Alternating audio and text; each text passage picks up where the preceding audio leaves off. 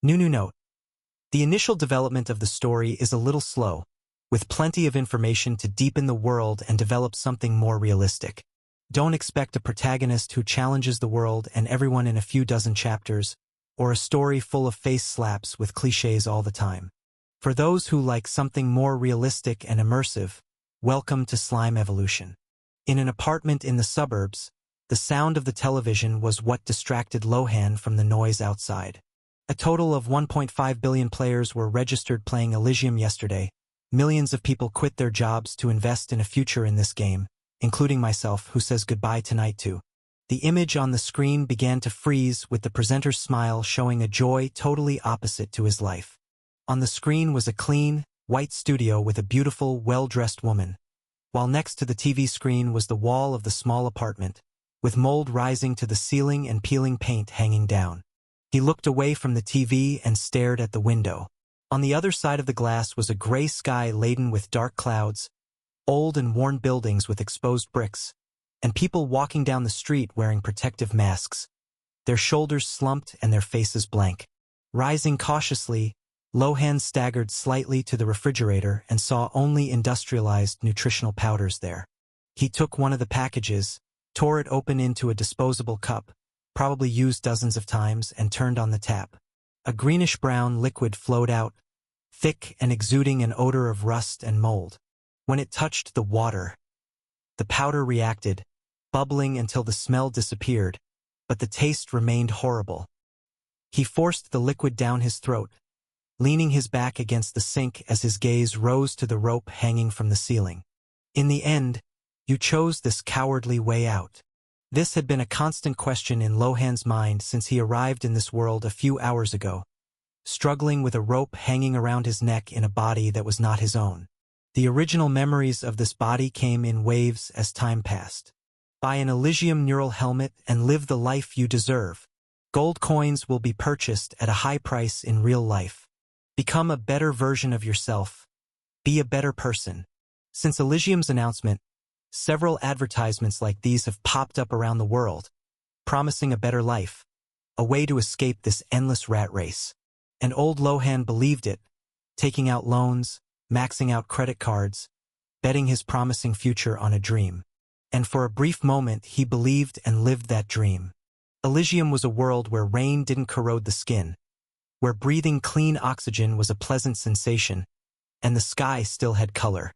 A virtual paradise that sold the poor a reason to keep working and the rich another way to get richer. But the dream collapsed the first time he opened the status screen. Name: Halon. Race: Slime, mythical. Class: Devourer, mythical. Level 01. Experience: 0/100. An eerie silence ensued after that. He had achieved his dream of becoming a mythical race.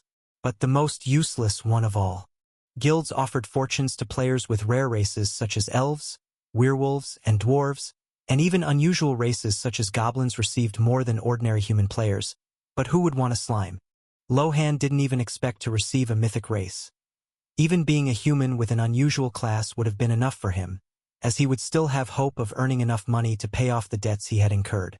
But as soon as he called the guilds offering himself as a mythical race player, when they heard the name of his race, he heard a click, or an "I'm sorry," and silence returned. In desperation, the former Lohan tried to fight it, looking for ways to change his class, his race, his luck. But in Eligium, just like in real life, his race and class were automatically generated when his account was created by an AI, and nothing could be redone. At some point, he gave up trying, and despair led him to the rope still hanging in front of him. But for this Lohan, it still seemed like a foolish choice. Having spent his entire life stuck in a hospital bed with constantly flashing screens, with tubes connected to his body, needing the help of machines even to breathe. Throughout his entire life, he had never been able to move even a finger. He felt like nothing more than a dead weight that others supported out of pity. Looking at his current hand, feeling the living muscles, the firm fingers holding that disposable cup, Lohan couldn't control himself and smiled. Even if this world is in ruins, here I can be someone, he thought. Ding, dong. The doorbell rang. Lohan froze. Through the intercom camera, He saw a fat man covered in gold jewelry and a hologram floating over his left eye. When he saw that man's face, memories came flooding back to him, and Lohan remembered who he was. Oscar, the owner of the apartment where he lived. Seeing the impatience on the man's face, Lohan quickly opened the door. "Finally, kid, I thought you were hiding," the man said rudely as he entered the worn apartment without bothering to be polite. "I was in the bathroom. I came as soon as the doorbell rang," Lohan replied, copying the calm and submissive tone from his memories of how this body acted. Looking around in disgust, Oscar frowned at the stench and projected a hologram in front of Lohan. "I don't care, the rent is late." Lohan looked at the hologram that read, "Rent payment due, $300. Taking a deep breath, he took the old cell phone from his pocket, something only poor people still used, and opened the bank account app. Atlas Bank. Account holder Lohan R. Hayes. Current balance, $30,132.84. Available loan limit, $368.00. Gulping at the sight of his negative balance, he still requested another $300 loan to pay the rent, leaving less than $68 of credit available for that month. New balance, $-30,432.84. Increasing my debt from $903 to $912 per month won't change much now, he thought with a sigh. Even though he owed more than $30,000, he didn't have to pay that money directly. As long as he paid the 3% monthly interest, the bank wouldn't charge him any loan amortization. The problem was that even if he paid that $912 monthly, the debt would never decrease. He would need to earn more than that to reduce the amount, and with his current income, that seemed impossible. Oscar clicked his tongue and commented as he left, "All right, kid. Next month's rent will be $310. Get your money ready."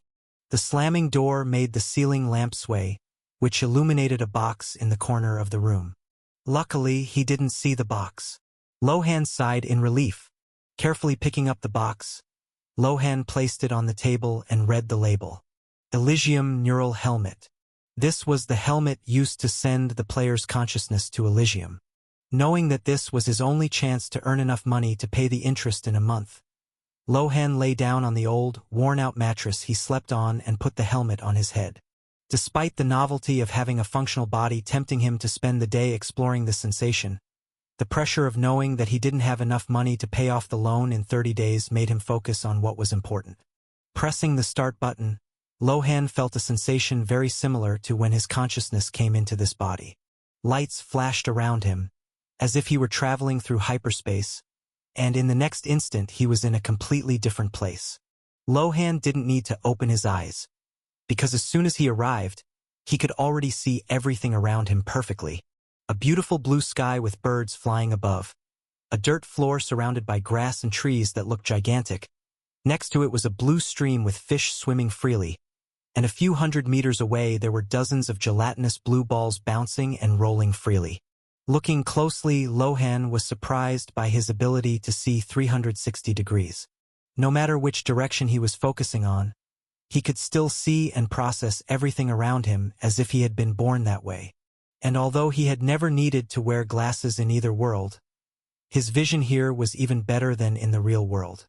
But it wasn't all roses. After a few seconds of adjustment, his 360-degree vision captured a curious scene. The gelatinous balls around him were other slimes just like him, but instead of jumping and rolling innocently as Lohan had imagined, those slimes were actually consuming all the grass in the area. That's why the place he was in was just dirt instead of grass like the terrain around him, probably where slimes had already devoured it.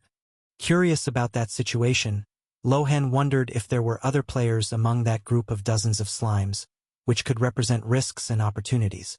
But after a few minutes of observation, he realized that this was very unlikely. The way they moved was not human at all. There was no pause, they just rolled, digested the grass, and rolled again instantly. If a human were controlling any of those bodies, the way they would act would be different, but that was a good thing for Lohan. Status, Lohan thought. Name, Halon. Race, slime, mythical. Class, Devourer, Mythical, Level 01. Experience 0/100. Looking at the status screen and his class, Lohan realized that Devourer really matched what the other slimes were doing. Deciding to test it out, he rolled to a corner where there were few slimes with an ease he didn't think he would have, and stood on top of a small tuft of grass.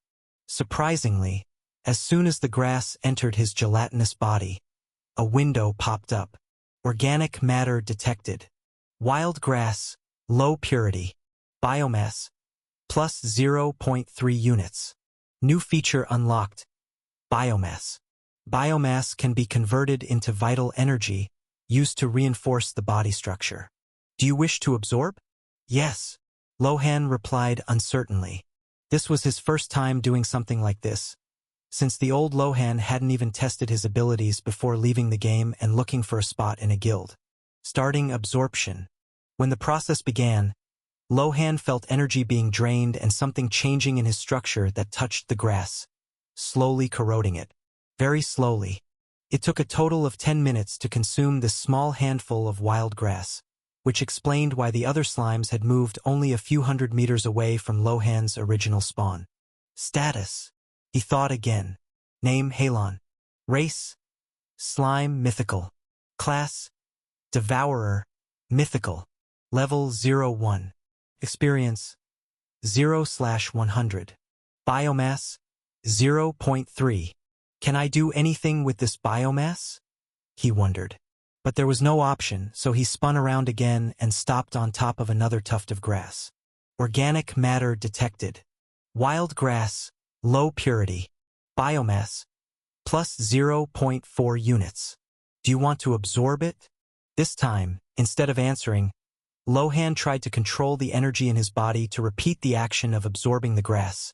And although it was a little more difficult, it worked. In 13 minutes, he completely consumed that tuft of grass and received an additional 0.4 units of biomass, increasing his total to 0.7. Excited, Lohan quickly rolled over to the next tuft of grass and started the process again. In a few minutes, he gained another 0.3 units, and his total rose to 1.0. When the last blade of grass was absorbed, a window popped up in front of him. Biological energy detected. Function. Organic evolution unlocked. Biological energy detected. Function. Organic evolution unlocked. A new function was unlocked when I accumulated 1 unit of biomass. Lohan realized.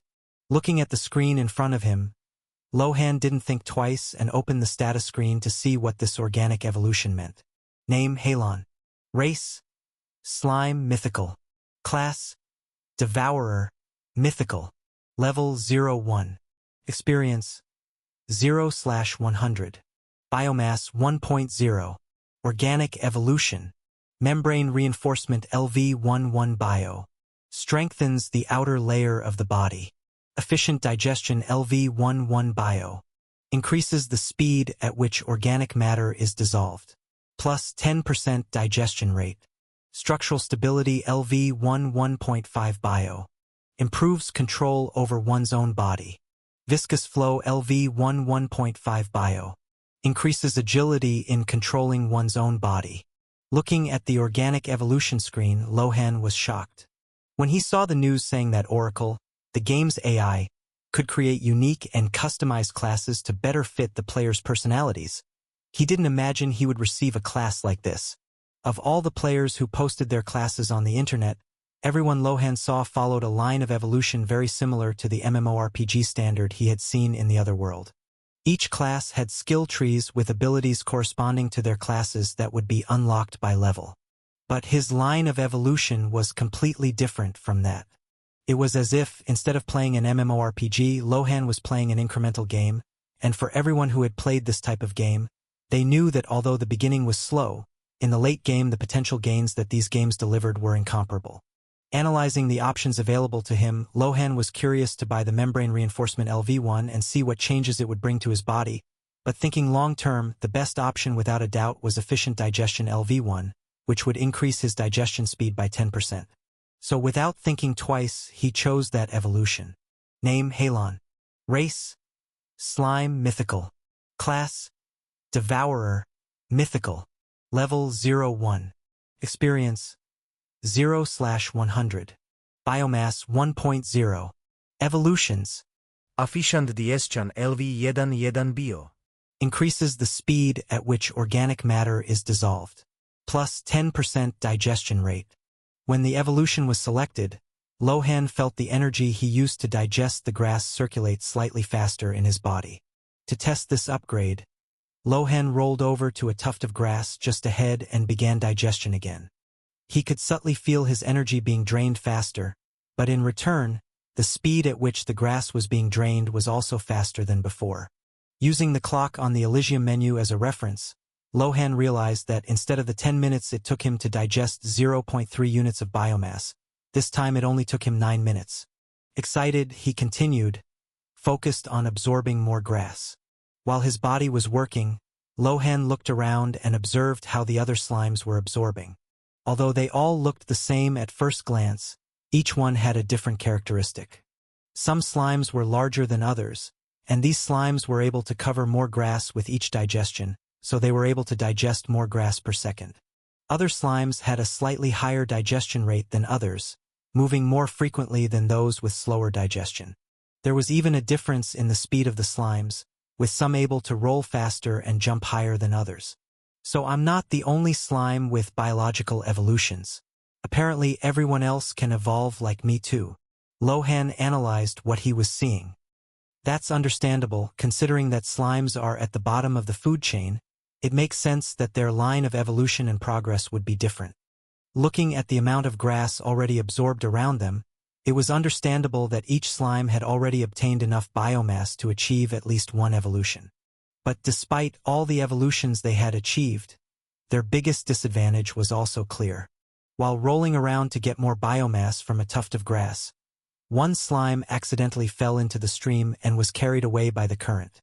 Another slime was simply jumping from side to side, and on one of its jumps, it landed on a sharp rock that pierced its gelatinous body and reached its inner core, causing the slime to spill out onto the ground, dead. Despite the immense evolutionary potential that the slimes had, there was apparently no upgrade on the list that improved the intelligence of these beings, so even if they became bigger, faster, or more resistant because they lacked intelligence, they still died in the most idiotic ways possible. Surprisingly, when Lohan was looking curiously at the slime core thrown on the ground, a battle began. Many of the slimes that were around apparently saw/sensed that core there and began to jump and roll desperately in that direction. Strangely, several slimes did not react to the core and just continued to digest grass, but dozens of others noticed it and rushed to try to absorb it. The first to reach the core was the smaller, faster slime that Lohan had noticed. Apparently, that slime used all of its biomass on speed, making it at least a third faster than the others. As soon as it covered the core with its body, it stood still, focused on digesting it. But that didn't stop the other slimes from continuing, even if they were slower. In a few seconds, a slightly larger slime arrived and, without worrying about anything, jumped on top of the smaller slime, and a grotesque scene began to unfold. With his enhanced vision, Lohan saw in detail the scene of the larger slime slowly digesting the smaller slime's body until it approached its core. But the battle didn't end there. The other slimes that were on their way also arrived, and they all began jumping on top of where the core was originally, causing these slimes to mix and a mess of mutual digestion to occur. The smaller slime that arrived first didn't even finish digesting the core it found when the larger slime digested its body and began to digest its core. After a few minutes, the core was completely digested by the second slime, giving it enough biomass to achieve another organic evolution and allowing it to begin to struggle. But just when Lohan thought he would evolve into something that could help in this carnage, the speed at which he was struggling increased slightly. He didn't use his biomass to increase his speed, right? The slime's carnage was in full swing, but Lohan knew that trying to join in on the mess would not end well, even if the potential reward was very good. So he contented himself with continuing to digest grass, and in 38 minutes he had accumulated another 1.5 units. Opening the store, Lohan looked at what he would buy next and quickly made a choice. Organic Evolution. Viscous Flow LV1 1.5 Bio. Increases agility in controlling one's own body by 10% of current agility and controls. When that choice was made, Lohan felt as if his body had become lighter, and the speed at which the gelatin around his core moved under his command increased. His estimate was that his speed had increased by 10%. If the trees around me are of normal size, I would say that my previous speed was 0.25 meters per second. Now it has increased to 0.275 m/s, meaning that instead of taking 4 seconds to roll 1 meter, now it will only take me 3.6 seconds. Lohan thought excitedly. And what excited him most about this was that this statistic scaled in percentage based on his previous speed. In other words, 10 levels in this evolution did not mean a 100% increase, but rather 160%. Among all the possibilities Lohan had to choose from, survival was the priority. The first slime in that battle only died because he was stupid enough to keep digesting the slime's core while others came to try to kill him. If he was fast enough to get to the core first, he also had enough speed to run away with that core, or at least run away alive. Just as if a predator appeared in that area, the slower slimes would surely be the first to die. If I'm alive, I can farm as much biomass as I want. But if I die, only God knows where I'll end up. With the mindset that he would prioritize staying alive, Lohan decided to focus on speed for his next evolutions, at least so he wouldn't become such an easy target in that group. For the next level of this skill, Lohan needed to accumulate biomass for 56 minutes, and his speed increased to 0.30 m/s. Viscous flow LV21.88 bio. In that last hour, the slimes just continued to consume grass while the battle for the dead slime's core was still going on. After another 1 hour and 10 minutes, Lohan accumulated 2.4 biomass and evolved viscous flow again, increasing his speed to 0.33 m/s. Viscous flow LV32.34 bio. With this improvement, Lohan felt that his speed was equal to that of the slime that first reached the core of the dead slime, probably the highest speed among the slimes so far, which gave him a sense of relief. As much as the feeling of progress was very enjoyable, with the time for each evolution increasing more and more, Lohan was almost falling asleep. Fortunately, something interesting happened. The mixture of dozens of slimes trying to devour the core of the unfortunate one who jumped on the rock finally showed a winner. Lohan didn't even know who had won, since at that point all the slimes had just mixed together, leaving a mess of cores there. But what happened next made Lohan worry. The speed at which the cores inside that monstrosity were being absorbed increased, and after a few minutes it increased again and again, until the size of that slime also increased. With the percentage increase it received, added to the already gigantic mass it had by absorbing dozens of other slimes, that creature was now at least 8 times Lohan's size. The slime that won that war was undergoing evolution after evolution with how much biomass it was absorbing from those cores. And for some reason, Lohan felt that this was not a good sign. A bigger slime means it has more gelatin to spin, which means a speed upgrade is more powerful on it, which means it will be much faster than a smaller slime with the same level of viscous flow, meaning even with my skill at level 3, I will still be easy prey for it, Lohan soon realized. And considering that that slime grew so much after digesting other cores, it's very likely that after tasting the sweetness of rapid evolution and seeing no worthy opponents, it will try to consume the other weaker slimes. Understanding that in a few hours or minutes, he would soon become the target of that monstrosity, Lohan didn't think twice and abandoned the tuft of grass he was digesting and began to roll away from there. The other slimes, oblivious to the fate that awaited them, continued to happily digest grass while enjoying the sweet sunlight under that blue sky. Lohan, on the other hand, rolled through the forest as if the big slime was rolling behind him. Even rolling forward, Lohan could see everything around him. The leaves breaking beneath him, insects fleeing underneath, and the sun's reflections fragmenting in the drops of his own jelly. Through the slime's vision, everything was more vivid, slower, closer. It was only after 30 minutes of rolling that Lohan felt minimally safe. With a pathetic speed of 0.33 meters per second, Lohan only managed to distance himself 600 meters, 656 yards, in those 30 minutes, which was not 100% safe, but considering that the slime's intelligence was not the highest, it was enough safety for Lohan. In those 30 minutes, he prioritized passing over grass and bushes to farm more biomass, gaining one more unit while fleeing, but some bushes had thorns, which caused his membrane to tear, and a strange cold ran through his body, as if his density was escaping through cracks. With the cut in the membrane that held the gelatin together, his body began to leak, and a feeling of weakness spread from the inside out. The pain spread through his body like a cold current, and the sensation of the liquid flowing out was so realistic that Lohan felt chills. "Am I going to die because of a bush?" he thought in fear. Wait, didn't the biomass description say I could use it to heal myself? System, help me heal myself, use my biomass for that. But nothing happened. In desperation, Lohan remembered the feeling he had when he controlled his body to digest grass, with the feeling of what it was like to use biomass to evolve, and tried to circulate the energy in his body while spending biomass. Surprisingly, the energy ran through the core and began to consume the biomass. His body glowed in soft shades of blue, pulsing slowly as the lost gelatin regenerated, drop by drop. For a few seconds, everything stopped. There was no sound of wind, of leaves, just the soft pulsing of the gelatin recomposing itself. Then, a wet, dragging noise came from behind. The noise was very low, as if whoever was approaching was deliberately trying to be quiet. Without eyes or ears, Lohan realized that seeing now was completely different from what he remembered as a human.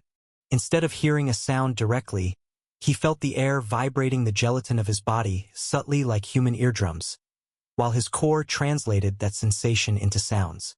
Similarly, he gradually realized the difference between his vision and human vision. Apparently, his core translated the lights reflected in the gelatin of his body as vision. Seeing and hearing this sound trying to be sneaky was scarier than if it were an open sound, since just by this attitude, he was sure that whoever was making this sound was not a slime.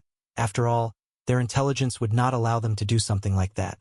To be on the safe side, now that the wound was closed, the first thing he did was to stop the gelatin recovery of the body so as not to waste biomass. Using his 360-degree vision, Lohan analyzed what he could sense around him, looking for any movement that could indicate the position of whoever was making that sound, until he noticed a slight movement in a leafy bush near him.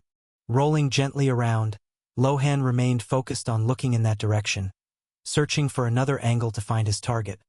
But no matter how hard he looked, he couldn't see anything from the distance he was at. Is this enemy some kind of small insect?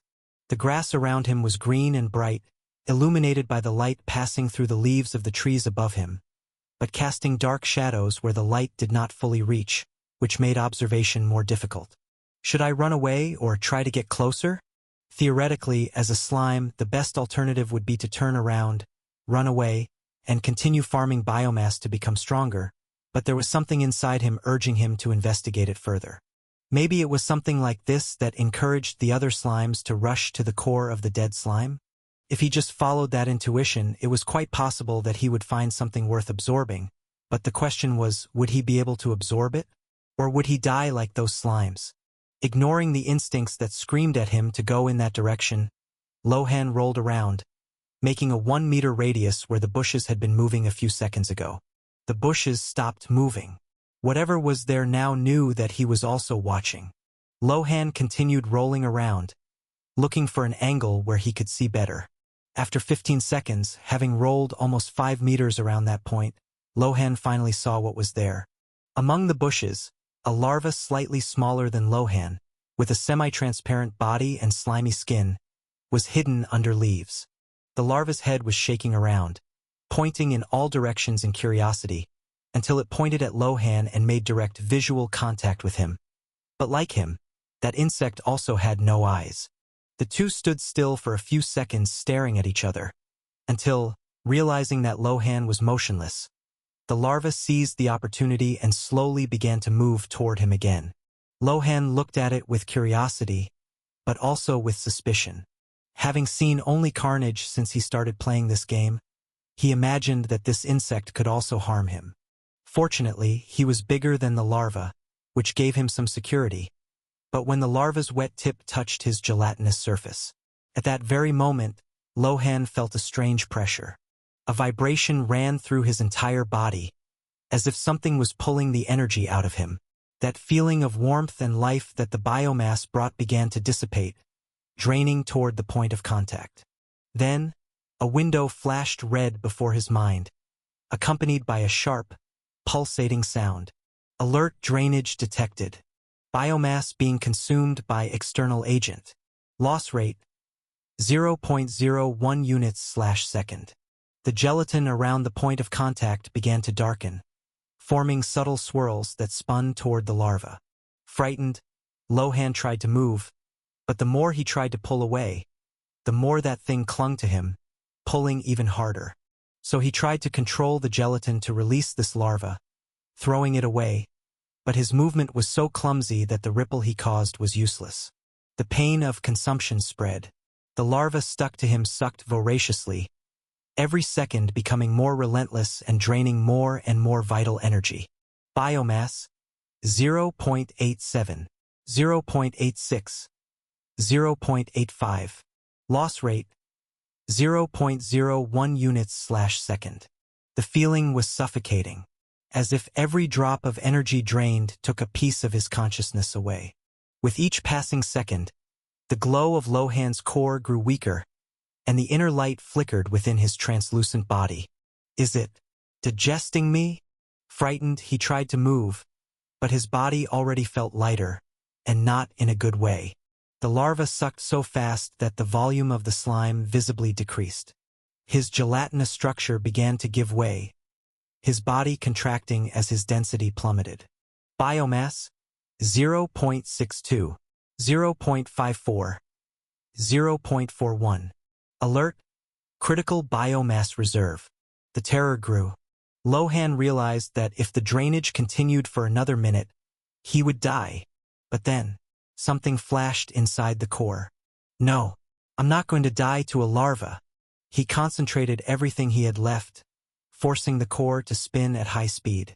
The vibration spread through the gelatin, creating internal microwaves that reversed the flow of energy. His body began to shake. But so did the larva. At first, he was still losing, the larva's rate was superior. But as the reversal stabilized, something began to change. The larva's body, unprepared for this reverse pressure, began to react. Forced absorption initiating. Hostile organic matter detected. Efficiency, plus 10% due to efficient digestion LV1. Lohan felt the biomass flow back.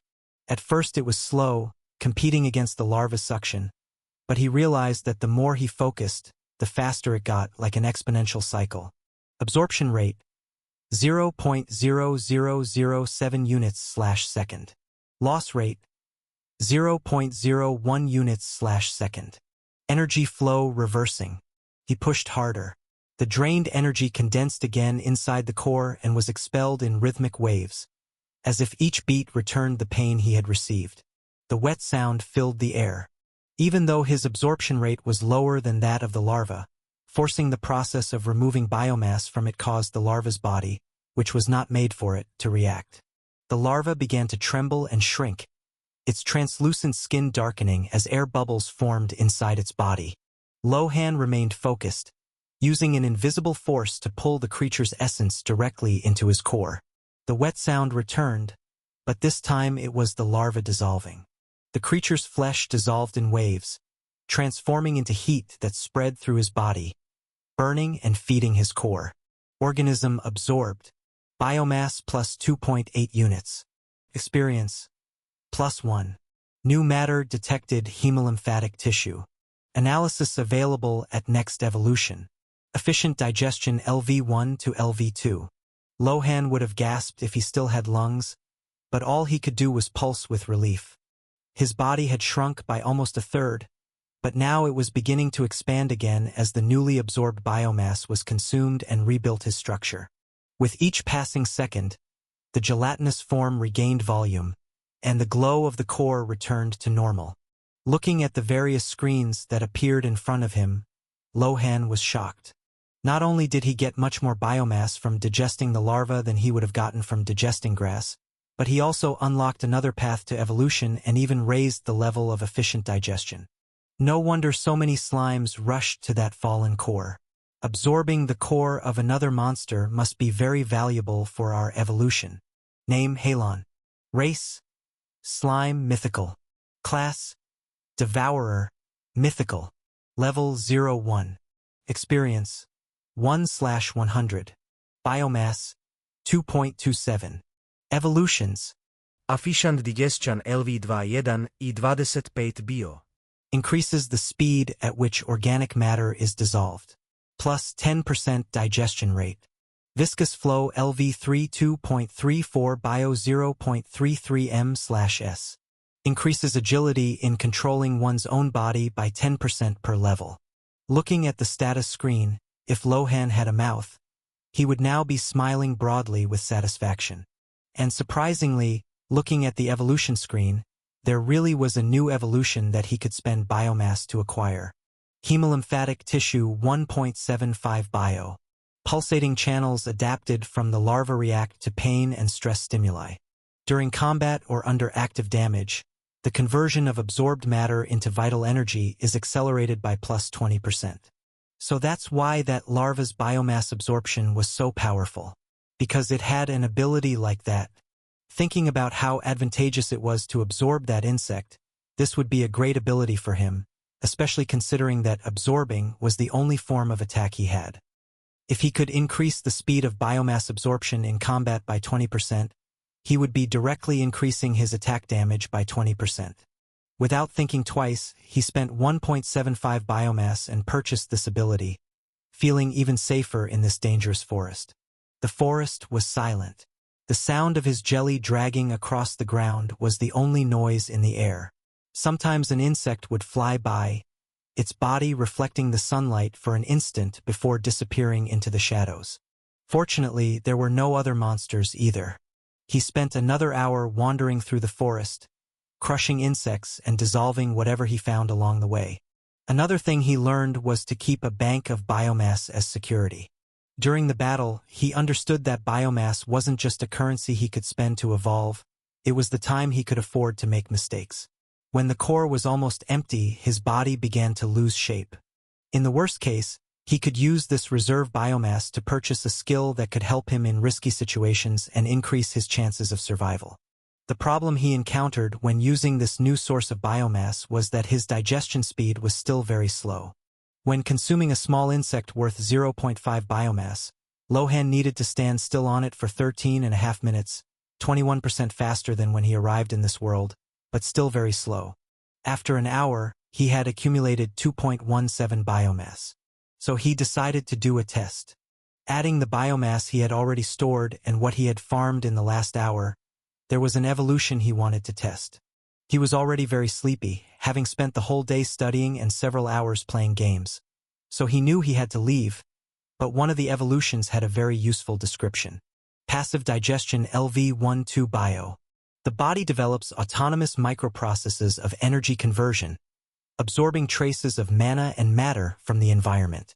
It slowly generates biomass even at rest. He didn't know what would happen to his body after he left the game, but according to the definition of this skill, theoretically, as long as his body still existed somewhere, and wasn't just removed from existence for a while, he would still be able to generate biomass on his own. So even if I'm not in the game, I'll still be able to earn biomass to spend when I come back, right?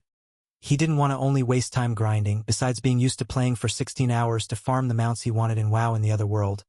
But in this world he had heavier responsibilities, and if he missed class, the university would have an excuse to cut costs and no longer pay for his assistance, even demanding a compensatory fine. So he could only sigh and buy this skill, hoping that these passive gains would offset his biomass expenditure. Upon purchasing evolution, a slight wave ran through his body. The gelatin around his core began to spin slowly, so slowly that if it weren't for his own body, he wouldn't even have noticed. But this slow movement was constantly generating biomass for him. A faint, warm flow crossed the core, as if the world around him was breathing through him. And little by little, the biomass bar began to rise. 0.0001, 0.0002, 0.0003.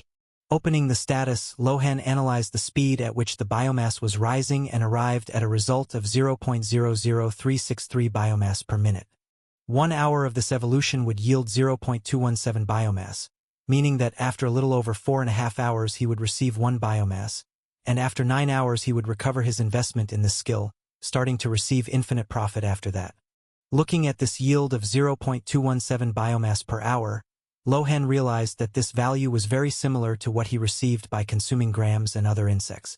Does efficient digestion also increase how much passive income passive digestion earns me?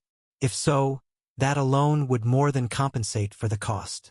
Seeing how profitable this was, he even considered focusing on this passive investment, but unfortunately, like the other skills, the upgrade price increased more than what it yielded. Even if the cost increases more than the income, if the 10% bonus per level of efficient digestion also applies to this evolution, investing in it would always be rel Lohant, especially since I won't have to do anything to receive it. Satisfied with this evolution, Lohan finally logged out of the game. Slowly, his consciousness traveled back from the game world to his body in the real world, with the helmet even providing a visual representation of him traveling through hyperspace. As his consciousness was pulled back, his body seemed to fragment into millions of particles before being sucked into a tunnel of light. The first sense to return was smell, bringing with it the unpleasant odor of mold and pollution. While in Eligium, he had even forgotten how unpleasant it was to breathe in the real world, with the impurities in the air almost tearing his lungs apart with every breath.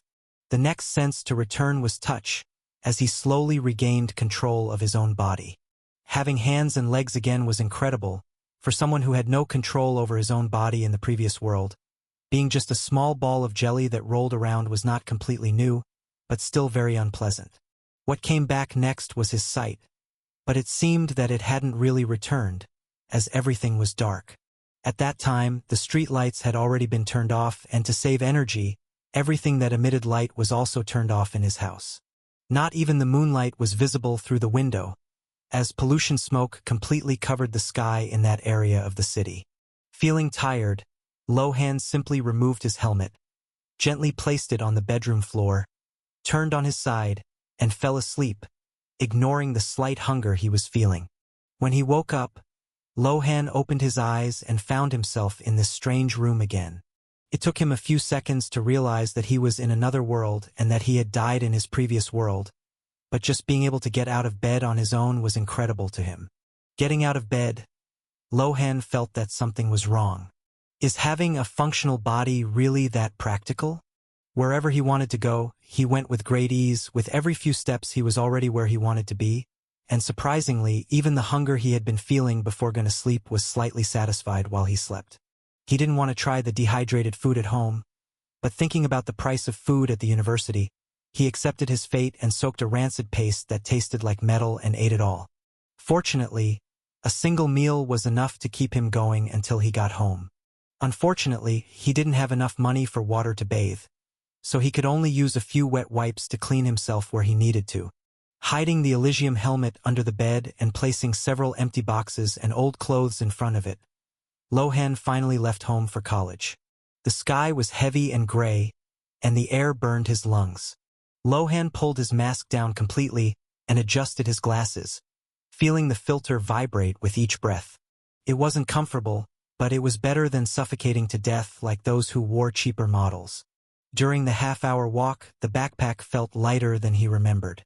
This is punishment from the gods for our sins. Repent and secure a place in heaven, a man shouted, raising a book and looking around.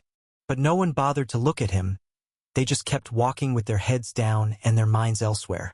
At the bus stop, the heat and the smell of rust from the asphalt made him sweat under his clothes. The crowd pushed slowly, everyone with their eyes down and wearing identical masks. He slipped in among them more easily than he had imagined, his body moving at the right pace. Taking a bus for the first time and relying only on his memories of this world as a basis, he thought this battle would be fiercer than it actually was.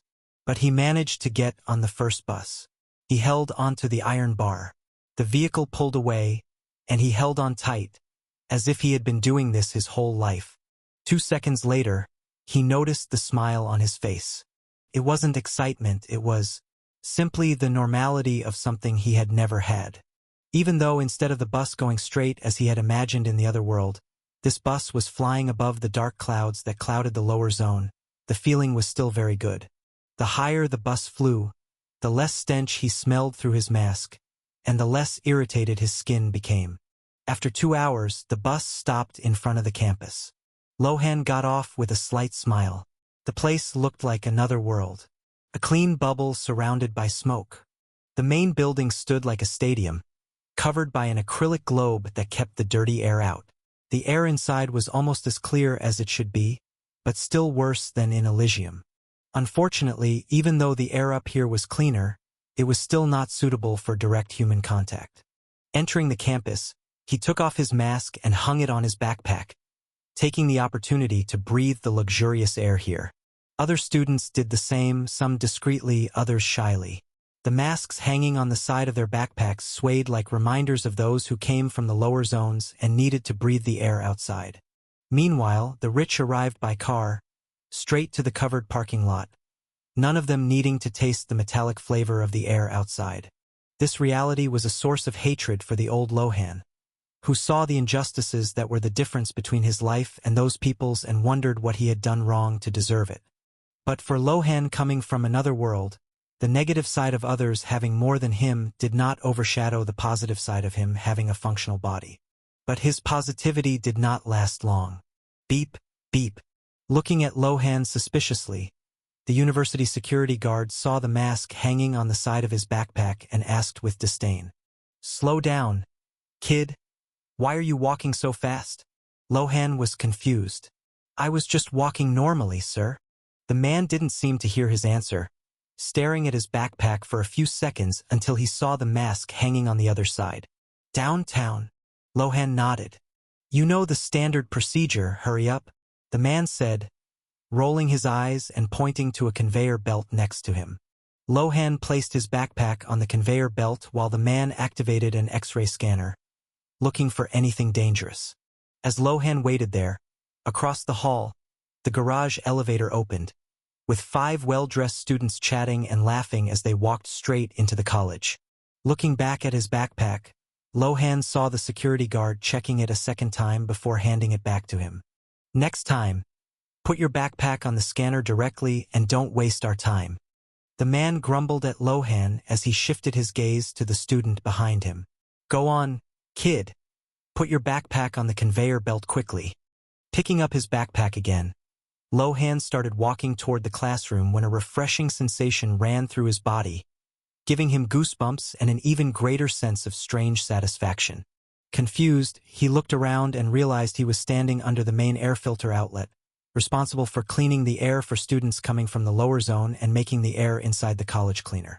As the university's main filter, the purest and most nutritious air was released there. The air coming from there was almost sweet. He closed his eyes for a second and just enjoyed the sensation, before hearing some laughter around him and walking again like everyone else.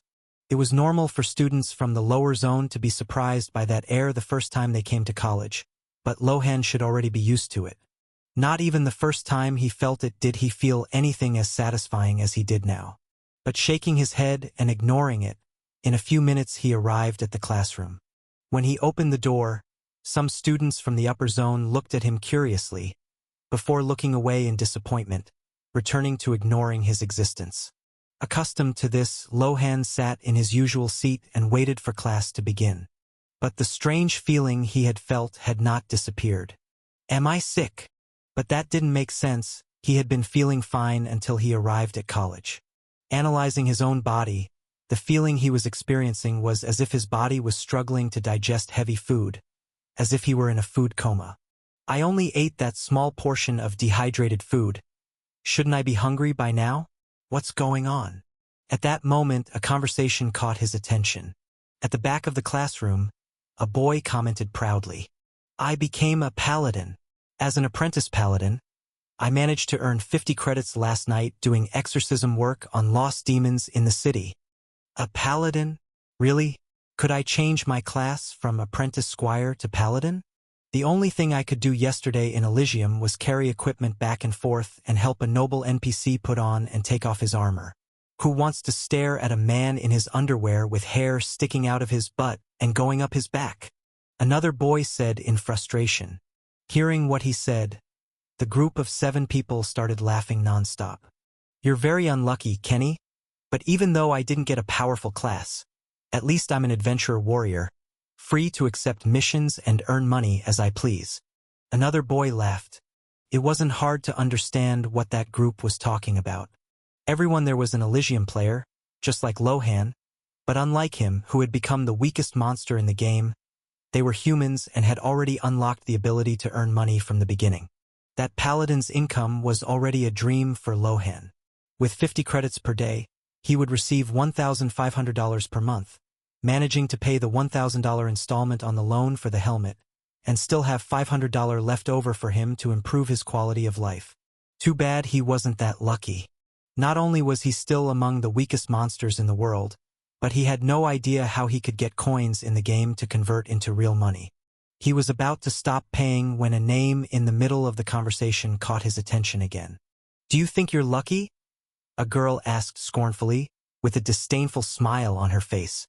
"Do any of you know what happened to Isabella?" Hearing that name, not only did the students in the group become curious, but even the other students around them fell silent to listen. So focused on their conversation and the gossip that had been thrown into the mix, the people in that group didn't notice the icy silence that fell over the classroom after that was said. The girl smoothed her hair and lowered her voice, very pleased to be the center of attention. "I thought I'd messed up when Oracle threw me as a common human rogue," she began, grimacing.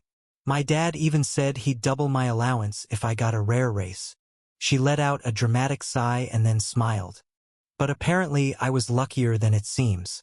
Rumor has it that there was a nasty fight at the Vance group last night. Really nasty. Like an argument about changing the air."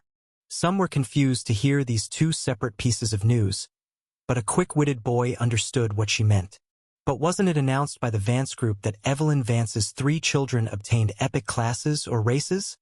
the boy asked, intrigued. Smiling, the girl nodded. "Yes, but none of their classes or races were revealed, and apparently not every epic race is that powerful." Hearing that, the eyes of the people in the group lit up. "But how do you know that Isabella was the one who was unlucky in the Oracle's race selection?" a boy asked stupidly. "Because SHE was the heir genius. Why else would they consider replacing the heir if it weren't because she has a worse race than her siblings?" Another boy slapped the back of the head of the boy who asked the stupid question. Suddenly, the classroom door opened with a slight noise from the air motor pulling the metal door, and all conversation ceased. The air seemed to have become thin.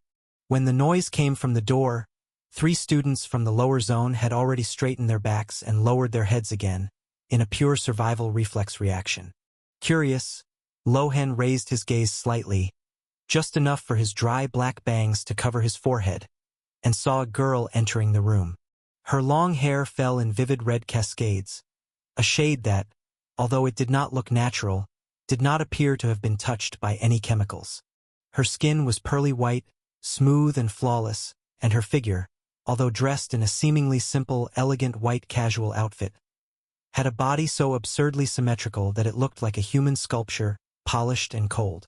When she entered, her name came to Lohan's mind, accompanied by a weight that froze the air. Isabella Vance, heiress to the Vance group, a group that not only ruled this planet, but also managed colonies on several others, had hundreds of its own satellites and hospitals that lived off their patents. This family had a level of power that Lohan didn't even know existed in the other world. And there was the heiress, entering his classroom with a cold and disinterested expression. Despite showing scorn when talking about the gossip the girl had shared a few minutes ago, it was as if it had never happened. As soon as Isabella appeared, the atmosphere changed. The group of people from the upper zone didn't think twice about getting up and sitting next to her, while students from the lower zone like Lohan knew they had no place near someone like her. So they just kept their heads down and waited for class to start. Although they sat close to Isabella, no one spoke to her directly. They just tried to talk about interesting topics that might catch her attention enough for her to want to participate. But based on the cold expression on her face, it was obvious that today she had no interest in any of these topics. While Lohan was lost in thought looking at this strange dynamic, a boy didn't like the look he was giving in that direction, especially noticing the angle Lohan was looking at Isabella, and shouted, "What are you looking at, trash? Look ahead." The words hit him before Lohan realized who they were for, and in the next instant, he was already looking at the table with his chin down and his gaze fixed blankly, and he didn't even think about turning back. Considering the difference in status, any student from the upper zone could say anything about someone from the lower zone to the college administration, and that student would be in trouble. That's why those from the lower zone knew how to act, keeping their eyes on the ground and walking in short steps. It wasn't education or respect, it was just survival instinct. "What a shitty feeling," Lohan muttered. He had already lived trapped in a metal and tube carcass, reduced to the indignity of an invalid who couldn't move a simple glass. But while his body disintegrated, his mind improved. Lohan had no mental weakness. He was a machine forged in stubbornness. He devoured university curricula through a screen, earned a degree on his own merit from institutions that didn't even know his name, and argued in virtual debates with doctors who enjoyed good health and status. Even with his life failing, his will never failed. Bending down was one thing. Breaking, that was not. But it wasn't as if he could react. Not there. Not now. So he took a deep breath, let his body sink into the seat, and waited for calm to return. Being in such a vulnerable situation, the only thing he could do was improve, using the only form of social climbing available to him to get out of this misery. Eligium. The class went by as usual, with the students from the lower zone being invisible, and the teachers and students from the upper zone acting as if only they were there. But the feeling was still interesting for Lohan. It was fun to sit in a chair while writing down the content the teacher was explaining on an electronic device. Even though he didn't see much use in learning planetary geography at that moment, the attention that even the students from the upper zone showed in this subject showed that it could really be useful. What surprised Lohan was that, during the lunch break, instead of the hunger he had to ignore every day, this time he hardly felt it. There was still a remnant of hunger that he had felt since leaving home, but strangely, his hunger had hardly increased at all, even though it had been more than 6 hours since he had eaten. Could it be the feeling of novelty from experiencing a normal routine for the first time? Sure, his hunger had increased slightly, but it was still not at the level where he needed to eat something urgently. But there was a change. Since he arrived at the bus stop to leave, his hunger began to grow slowly, to the point that when he arrived home 2 hours later, he finally felt that he needed to eat something. What's happening to me? The deeper the bus flew, descending from the upper zone to the lower zone, the hungrier Lohan became. Why is my hunger only returning now? But there was no answer. He couldn't identify why he felt less hungry today, but thinking that if it stayed at this level, he might not even need to eat another meal at his house today, he was happy. Not only because of the credits he saved, but also because he didn't have to taste that stuff so soon. After taking a disinfectant shower to wash the dirt of the outside world from his body, Lohan wasted no time and turned on the Eligium neural helmet. Slowly, his consciousness traveled back to the game world, with images of hyperspace passing before his eyes as if he were traveling light years in an instant. The first sensation he felt was that the air didn't stink. The second was the sun's rays illuminating and warming his body. It took a few seconds for him to get used to not having a human body again, but this time the adaptation was much faster. Remembering the skill he had purchased before going to sleep, Lohan was excited to see how much he had earned in those 17 hours disconnected from the game. Name: Halon. Race: Slime, mythical. Class: Devourer, mythical. Level 01. Experience: 1/100. Biomass: 0.17 to 3.87. Lohan was shocked to see the number. He knew he would earn a lot, since he had calculated how much he earned per hour, but seeing it now with his own eyes made him very excited. Even though he wasn't in the game, it was as if he had farmed for 1 hour and 40 minutes non-stop, which for someone who couldn't play all day, was a big help. Quickly opening the list of evolutions he could buy, Lohan was unsure what to spend his money on. Evolution. Membrane reinforcement LV0 to LV11 SAT bio. Strengthens the outer layer, increasing resistance to impacts and cuts. Efficient digestion LV2 to LV31 I 56 bio. Increases digestion speed and efficiency in converting matter. Plus 10% per level exponential. Structural stability LV0 to LV1 1.50 bio. Improves basic body control. Viscous flow LV3 to LV4 2.93 bio. Increases motor control and gelatinous mobility. 10% increase per level. Passive digestion LV1 to LV2 4 bio. Generates biomass slowly even when stationary. Hemolymphatic tissue LV1 to LV2 2.62 bio. During combat or under active damage, the conversion of absorbed matter into vital energy is accelerated by plus 20%. New. Instinctive perception LV0 to LV12 SATA bio. Detects nearby vibrations and movements. Mass expansion LV0 to LV1 2.50 bio. Increases the volume and maximum capacity of biomass. Stable metabolism LV0 to LV13 SATA bio. More constant metabolic rate, fewer digestive pauses. Partial division LV0 to LV1 5.00 bio. Consumes biomass to create a small extension to collect nearby matter. Looking at the list with so many evolutions, if Lohan had eyes, they would be shining right now. There are so many things I would like to buy right now. But considering my current situation, even if increasing my speed helps me escape, if something touches me, I would still be completely vulnerable. The image that came to his mind was of him controlling the jelly around his body to try to detach the larva from himself, but his control over himself was so weak that the ripple he caused had no effect. Not wanting to continue as just useless and uncontrollable jelly, Lohan chose his upgrade. Structural stability LV0 to LV1 1.50 bio. Improves basic body control. As soon as he purchased this evolution, a feeling of euphoria ran through his body, as if he had connected with this body for the first time. The feeling was warm and refreshing at the same time, unlike anything he had ever experienced before. But when he awoke, Lohan tried to control the jelly to push an invisible enemy, imagining the place where the larva had stuck to him, and instead of the soft and slow wave he had caused during the battle, now a more intense ripple arose in that place. I think that still wouldn't be enough to expel the larva. Taking advantage of the fact that he still had points, Lohan bought another evolution. Structural stability LV1 to LV21 88 bio. Improves basic body control. Spending another 1.88 biomass, Lohan was left with only 0.49, but the feeling of evolving again was as incredible as the first time. I wouldn't get addicted to this feeling, right? Feeling the control over his body gelatin even more precise, Lohan tried pushing the same spot again, and this time, instead of a slight ripple, what happened was a slight crackling of the gelatin in that spot. Surprised, Lohan tried again and realized that he managed to cause enough friction between one fold and another of the outer membrane of the gelatin for a fraction of a second, to the point that the friction caused a snap like someone snapping their fingers. Obviously, the force of this movement was nothing powerful compared to the attacks of other monsters. But remembering the force the larva used to cling to him, Lohan felt that this snap would be enough to release the insect.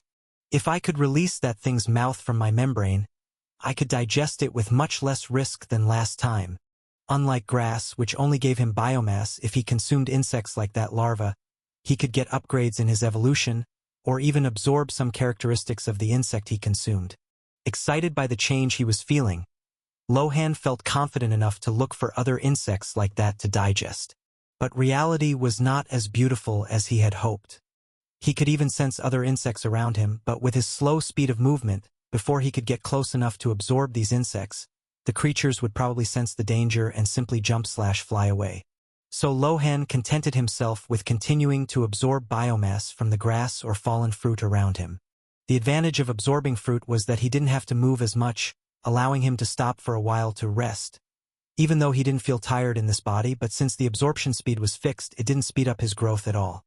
Another positive point was that he was still receiving the biomass from passive digestion, so instead of 2.17 biomass per hour, he was receiving 2.38. Looking at the list of available skills, Lohan didn't think twice about buying a great upgrade. Efficient Digestion LV2 to LV31 I 56 bio. Increases digestion speed and efficiency in converting matter. Plus 10% per level exponential. Now that he had basic methods to protect himself, Lohan decided to invest more in efficient digestion, which was currently the best cost-effective skill for him, after leaving just over 1 biomass in reserve for moments of danger. With the upgrade to efficient digestion LV3, his biomass gain rose from 2.38/H to 2.61/H. So the upgrade to efficient digestion really does increase biomass generation in passive digestion. He thought excitedly. It wasn't a very significant increase, but considering that it only took 1.95 more biomass to raise this skill to LV4, after 45 minutes he was able to buy another upgrade. Now his gain was 2.87/H. In another 51 minutes, he had already gathered enough biomass to evolve this skill to LV5, increasing his gain to 3.16/H. At this point, looking at the cost to raise the level of this skill, which rose to 3.05 biomass, and looking at the cost of passive digestion LV1 to LV2 for bio, he realized that it would be better to diversify his investments. So the biomass gained in the next hour and a half was allocated to evolve passive digestion. Curious to feel the increase? Lohan was excited to notice that the passive amount he was earning had doubled. From the 0.287/H he was earning before, 10% of the 2.87 he was earning per hour, the value now rose to 20% of that base, totaling 0.574/H. Adding to the base of 2.87, Lohan was now earning 3.44 biomass per hour. And thinking about how much he would earn AFK after disconnecting from the game, he became even more excited. Will I be able to evolve passive digestion to the point where I earn more passively than actively? Excited by this possibility, Lohan quickly opened the skill screen again and looked to see if this was possible, while still rolling through the forest digesting grass. But the number he saw shocked him. Passive Digestion LV2 to LV38 bio. Damn, the price is doubling. And since the skill doesn't say anything about exponential growth, it's possible that the yield will only increase by 10% per level, even if the price doubles. There go my plans to generate 1000% biomass passively.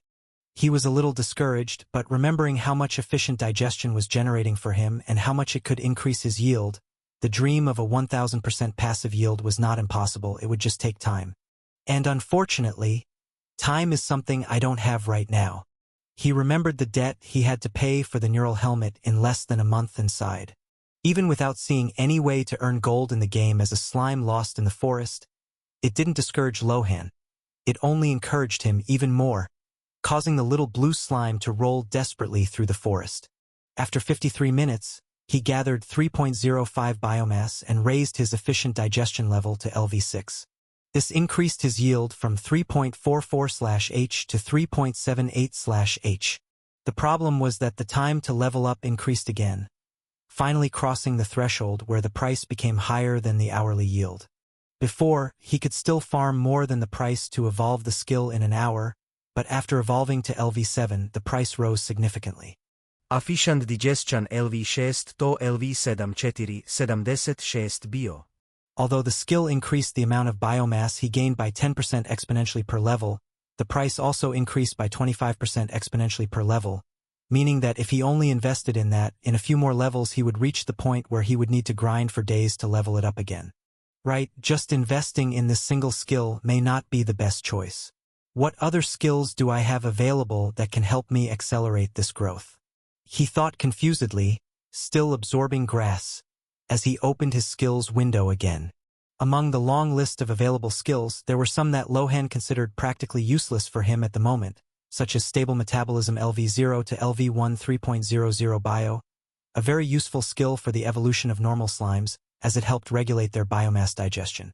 But since Lohan had a conscious and intelligent human mind, this process was easily done by him, minimizing the usefulness of this skill, at least at this point. So he looked at something even more interesting. mass expansion LV0 to LV12.50 bio, and partial division LV0 to LV15.00 bio. Two skills that could increase the contact area he had with the absorbed matter, potentially speeding up his digestion.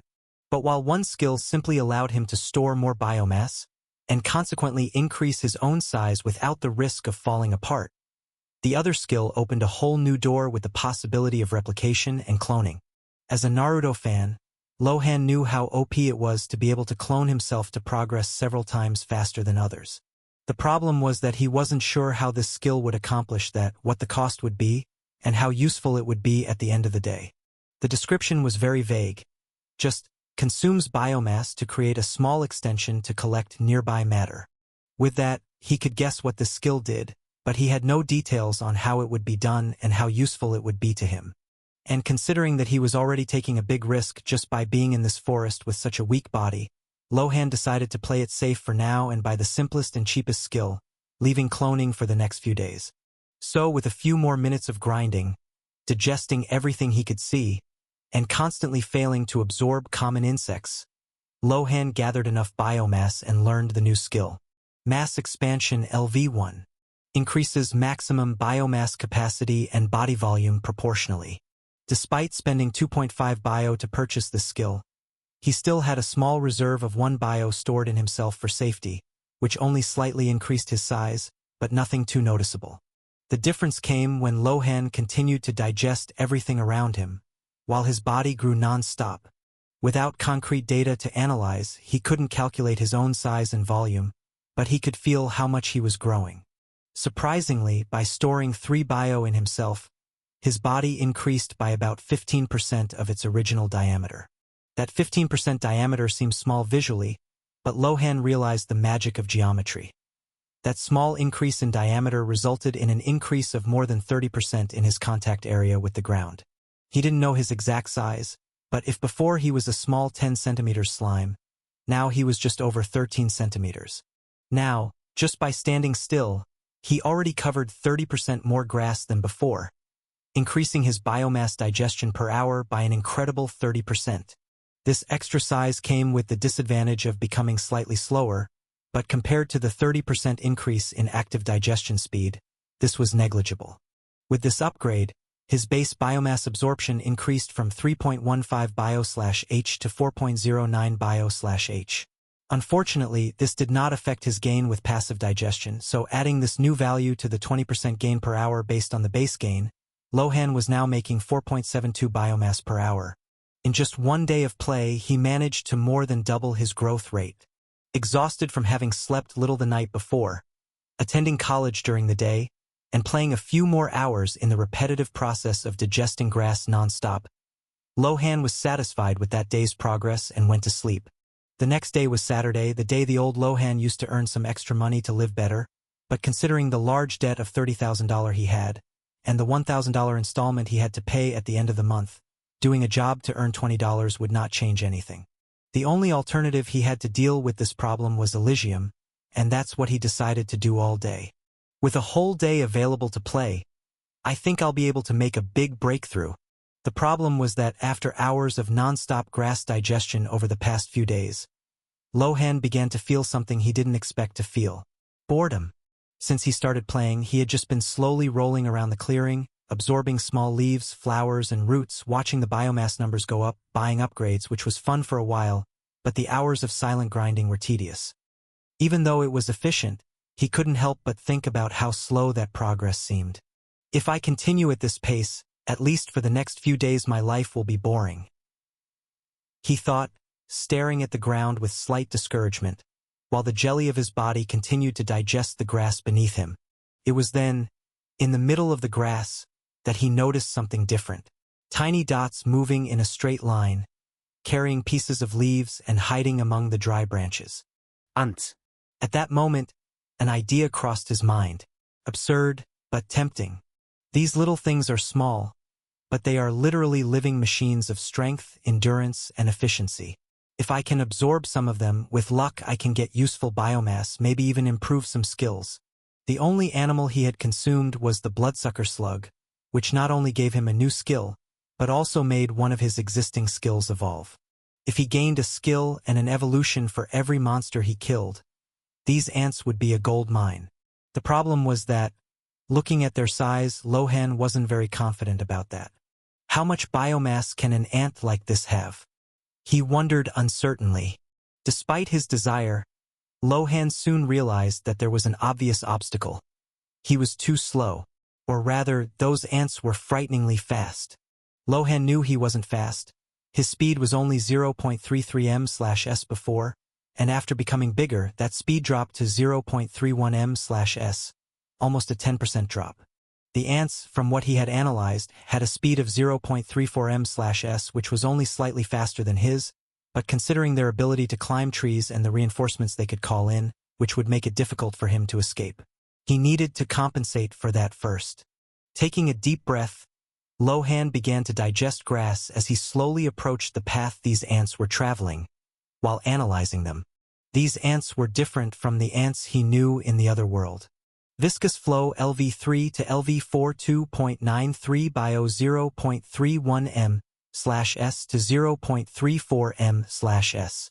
Increases agility in controlling one's own body by 10% per level. Unlike the ants in his previous world, these ants were much larger, perhaps as big as half a human finger. The larger size not only explained the greater speed of these ants, but also indicated greater strength and endurance.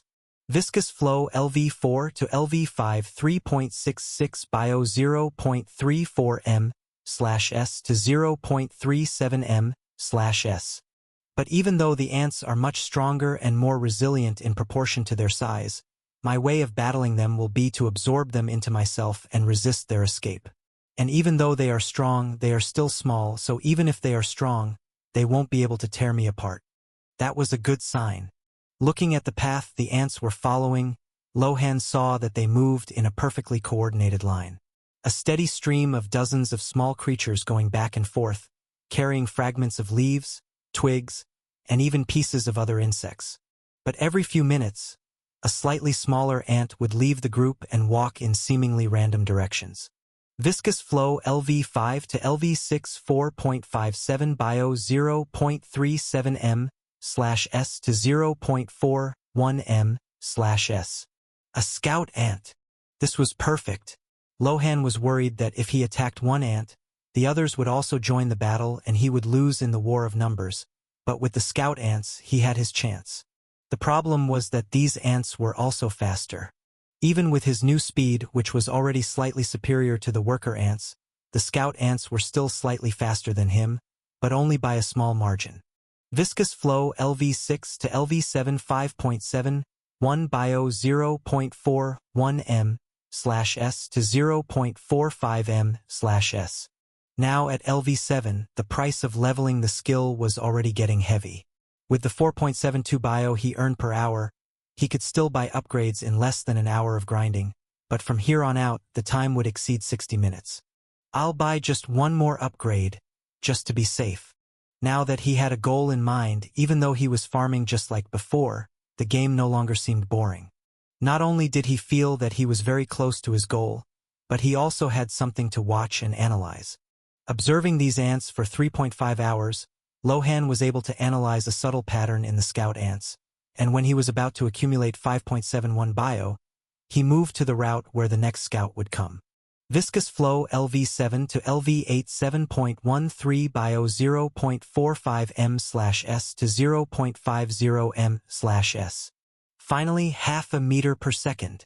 As he turned to move, if Lohan had a mouth, he would have had a huge smile on it right now. What wonderful freedom! He was still slower than a small human child, but currently twice as fast as ordinary slimes. And in his line of sight, a lone ant was finally coming. Ants see with terrible quality, seeing everything as mere blurry images, but their perception of movement is extremely high, as if they see the world in low resolution but at high FPS. To deal with this, Lohan stood completely still, letting the ant approach him on its own, curious and interested in what this thing was, and whether it could be nutritious for the colony.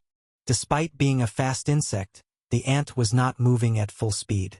As an explorer, its job was to understand everything around the colony and look for any useful information.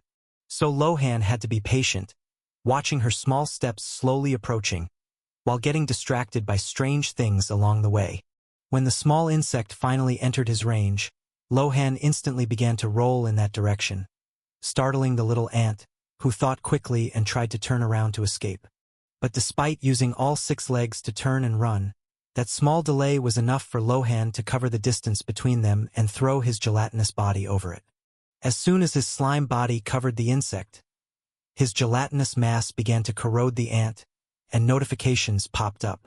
Forced absorption starting. Hostile organic matter detected. Efficiency plus 20% due to hemolymphatic tissue LV1. Hemolymphatic tissue LV1. During combat or under active damage, the conversion of absorbed matter into vital energy is accelerated by plus 20%. As soon as the notifications appeared, the ant, which was already being digested quickly, began to struggle even faster inside Lohan's gelatinous body. Despite having monstrous strength in proportion to its size, without a foothold or anything really solid for it to grab onto and attack, that strength was almost completely useless. In 1 minute, the ant's outer layer was pierced. In the next minute, the ant lost its life, and in less than 3 minutes its body was completely digested. Organism absorbed. Biomass plus 0.36 units. Experience plus 1. Looking at the 3 notification screens, Lohan waited a few more seconds, hoping another one would pop up, but nothing else appeared. What's going on? Why haven't I absorbed any abilities or characteristics? He wondered, confused. When he absorbed the larva the first time, right after finishing absorbing that insect, he immediately received the evolution feedback. But after consuming this ant, nothing changed. Maybe I didn't meet some criteria? With nothing to prove his theory, Lohan decided to continue lurking and try to eat a few more ants. After a few minutes, another scout ant left the nest, and Lohan positioned himself for another trap. Just like the first one, this second ant was also tricked by him and completely absorbed. Organism absorbed. Biomass plus 0.34 units. Experience plus 1. Again, no notification other than the standard one. I remember that the larva gave me more than 2 biomass after I absorbed it. Could this be related to this problem? After all, ants are much weaker and don't give me much biomass. To prove this point, Lohan waited for the third scout ant. And this time, perhaps sensing something was wrong, the ant that left the nest was at least 50% larger than the other scouts he had absorbed. With its larger size, its speed would also likely be greater. Lohan felt a rush of excitement run through his core when he saw the new target. The difference in size was striking. If the other scouts were just fast and fragile explorers, this one looked like a veteran of the colony. Her jaws were thicker, curved like blades, and her body was darker in color, almost metallic. This must be a scout leader, or a light soldier, he thought, watching cautiously. Her body moved differently, without the hesitation the others showed, without pauses, analyzing the terrain much more efficiently and expertly. Instinctively, Lohan knew that if he made a mistake, she would detect him immediately. He remained motionless, just watching. The ant walked in an irregular pattern, stopping, turning, touching the ground with its antennae. She already senses that something is out of place. But Lohan had an advantage. He didn't emit any scent. At least, not one that these insects could identify. Using maximum control over his slimy body, he flattened himself to the ground, expanding his contact area, almost camouflaging himself among the moss and damp earth. The insect approached slowly. 5 meters. 3. 1. The moment had come. Lohan threw his body forward with all his strength, extending a slimy tentacle to try to capture the insect as he rolled forward. But unlike the other ants, this one reacted instantly. With a sharp snap, its jaws closed tightly, cutting the tentacle in half. Alert. Mass integrity. Minus 0.08. The pain was sharp, as if a part of his body had been forcibly torn off. Damn, I don't think that was a good idea. Lohan didn't retreat, despite his surprise, as he tried to rebuild the lost mass, his large body still rolling forward. The ant, on the other hand, retreated in an aggressive stance, its jaws clacking, but it did not flee. For a second, Lohan swore she was staring at him. Damn, she's smarter too. He needed to think fast. Her body was tough, and a direct attack wouldn't work. But if he could completely envelop her at once, just as he had done with the others, his digestive acid was his trump card. Lohan tried to move in a zigzag pattern, his body oscillating between solid and liquid, controlling the viscosity to the limit. Each lunge was an attempt to distract the insect and find an opening.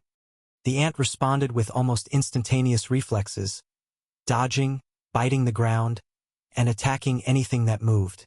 Is it predicting my movements? But every second that passed cost energy, and at any moment this ant could call for reinforcements. He needed to finish quickly. Suddenly, the ant advanced in a straight line, trying to bite him again. Lohan took advantage of the momentum. It was exactly what he wanted. When the jaws closed in a direct blow, he partially broke its cohesion, allowing the front part of the body to dissolve into liquid. The jaws passed right through, and before the ant realized its mistake, Lohan's body closed around it like a living trap, forced absorption initiating. The ant struggled violently. Its legs kicked, its jaws tried to cut through the gelatinous mass, but Lohan's body resisted, regenerating faster than it could destroy, consuming part of the biomass stockpile he had saved for battle. Until, after 2 minutes, the ant's body was penetrated, and after another minute, the ant stopped resisting, and from then on, Lohan was able to absorb the insect completely. Organism absorbed. Biomass plus 0.64 units. Experience +1. New digested matter reinforced exoskeleton. Evolution available. Finally, Lohan thought excitedly as he looked at the screen. So I really needed at least one bio to be able to analyze a skill. He quickly opened the menu and read the new skill he had received. Reinforced exoskeleton LV1. Consumes biomass to generate a resistant exoskeleton around the body. Yes, it's not as good as the proportional monstrous strength that ants have, but it's still a great feature of theirs. It was because of this exoskeleton that the ants were still able to stay alive under Lohan's digestive acid for 1 to 2 minutes, even though they were much smaller than him. Without thinking twice, Lohan activated the skill and felt his biomass slowly draining, flowing through his gelatinous body, passing through the core and converting into a completely new form. Upon leaving the core, this new form hardened quickly, until when it reached the outside of his body, it was as if a thin protective film coated a small part of his body. The process was painfully slow, taking 30 minutes just to cover his body with a thin film and consuming 4 bio in the process. But the result was incredible. Although movement was no longer as fluid, causing slight discomfort as he adapted to this layer that covered his entire body. After adapting, Lohan was able to roll through the forest much more easily, no longer cutting himself on bushes or other sharp objects along the way, and even becoming slightly faster when moving. Surprisingly, when he wanted to consume something to absorb biomass, he could control this exoskeleton to become more malleable and allow whatever he wanted to consume to pass through, just as he controlled the outer membrane that held his gelatin. This not only allowed him to choose what to absorb, but also allowed him to hold something inside himself more tightly, making it even more difficult to escape from his body while it was being corroded. Realizing that this skill required a lot of biomass, Lohan moved away from the ant nest and returned to digesting plants, fruits, and other harmless things, not being foolish enough to attack the ant nest with thousands, if not millions, of those insects inside. When the amount of biomass consumed reached 10 units, Lohan finally felt a bottleneck and realized that this was the limit of this skill at LV1. Testing the strength of this exoskeleton, he felt that it was no longer as fragile as a water balloon, but now as resistant as a chicken egg. He was still extremely fragile, but compared to other slimes, he was now on a completely different level. And that brought him an idea. Even if I'm not powerful enough to deal with other monsters, or even to fight thousands of ants, against other slimes now I'm probably almost invincible, right? He could continue trying to kill individual ants, but the arrival of this larger scout ant was already a sign that he might have sounded some alarm in the colony. It's better to leave the table while you're still winning than to insist out of greed and end up losing everything. So he didn't hesitate any longer and started rolling toward the clearing where he came from.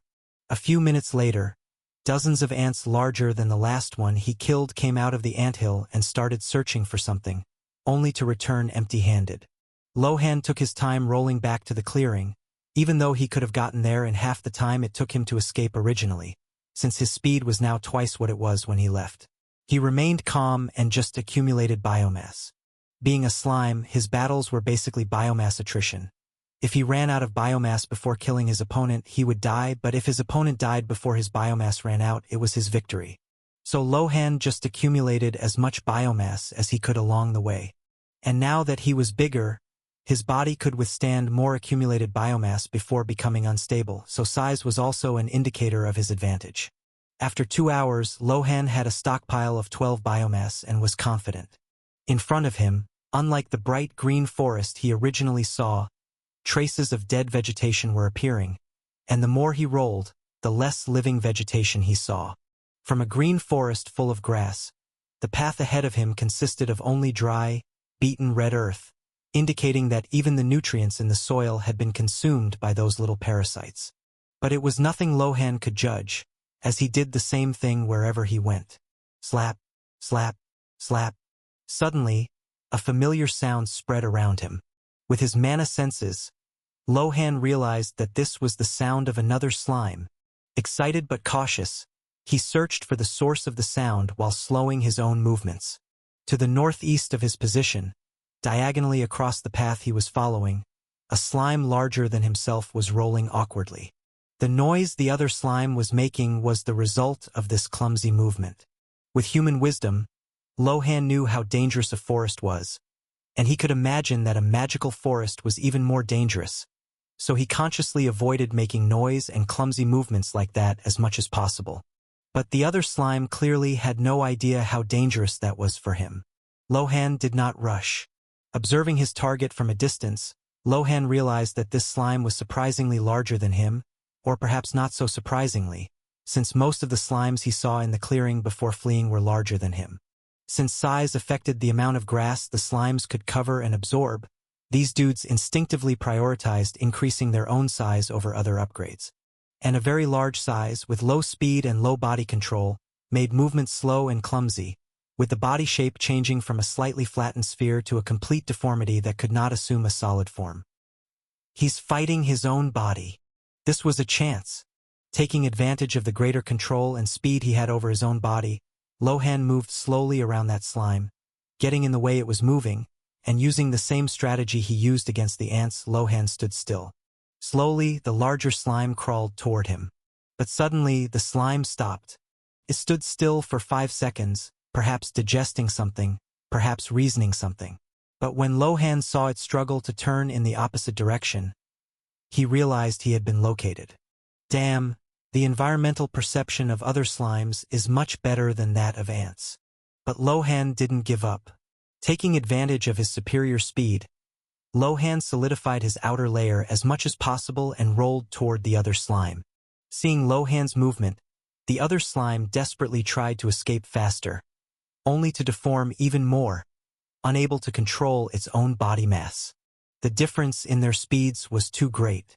While Lohan rolled at 0.50 m/s with ease, the other slime struggled tremendously to move at 0.22 m/s. In just a few seconds, Lohan had caught up to it, but Lohan didn't slow down. On the contrary, he tried to accelerate even more, taking advantage of the other slime's body deformity and how fragile and soft it was, and ran it over. Lohan's egg-hard body pierced through the other slime's jelly-like body, as if it were a stone in a lake, spreading the slime's internal liquid around as it opened a crack in the exoskeleton to swallow its core. Alert drainage detected. Biomass being consumed by external agent. Loss rate, 0.0001 units/second. Looking at that data, if Lohan had a mouth, he would be smiling. The other slime was controlling what remained of its jelly to try to corrode Lohan's exoskeleton, which closed after swallowing the core, to open a hole for its core to come out of Lohan. But if piercing his armor would already be difficult at maximum capacity, With control over the gelatin already weakened by being swallowed by Lohan's body, this task was impossible. Then, after a few seconds, other notifications appeared. Organism absorbed. Biomass plus 2.9 units. Experience +1. New matter detected. Instinctive perception LV1. Analysis available in the next evolution. Mass expansion LV1 to LV2. As soon as he absorbed the slime's core, Lohan was bombarded with notifications. And the sound of these notifications was like music to his ears. Not only did he receive almost 3 biomass, but he also received a new skill equivalent to 2 bio and an evolution in the skill he already had, which would cost 3.75 bio. In other words, defeating this slime gave him a profit of 8.15 bio. To receive this amount, even with his already high bio absorption rate, it would still take almost 2 hours. Curious, Lohan read the description of the skill he received. Instinctive perception LV1. Detects nearby vibrations and movements. I think it's because of this skill that he sensed me, even though I was trying to hide. It's a good skill. It won't speed up my growth, but it could save my life at any moment. Satisfied, Lohan assimilated this skill. Boom! It was as if a part of his brain had exploded, expanding his already powerful perception to a whole new level. Now not only could Lohan see 360 degrees around his own body, but he could also perceive every little movement around him as if alarms were sounding with everything he saw moving. It was a strange feeling, but something he quickly got used to. Another change was mass expansion, which rose from LV1 to LV2, and quickly began to suck up some of the biomass he had stored, increasing his size. Shit. Good thing I had biomass stored. Not only was mass expansion demanding more biomass, but reinforced exoskeleton was also demanding more biomass to cover and reinforce this larger body with the eggshell-level defense he had. That's why I was reluctant to put upgrades on multiple skills at the same time. Lohan was tempted to buy several cheaper LV1 upgrades when he started earning a lot of biomass per hour, but he was afraid that the skills would start interacting with each other and create problems for him, just as was happening now. Fortunately, this is still something within my control. With how much biomass I'm earning, controlling a few more skills won't overwhelm me that much. Not to mention that even though this initial investment is high, once his body finishes adapting, his base absorption will increase by another 30%, not exponentially, rising from 4.72 bio/H to 5.67 bio/H. Feeling this growth, Lohan got even more excited and didn't stop, rolling faster toward the clearing, while his body grew larger and more resistant, not caring in the least that he had killed and consumed another being of the same race as him in this game. Lohan's body needed a total of 8 biomass to increase its size by 30% and reinforce the exoskeleton around his body. His diameter, which was previously 13 centimeters, has now grown to 16 centimeters.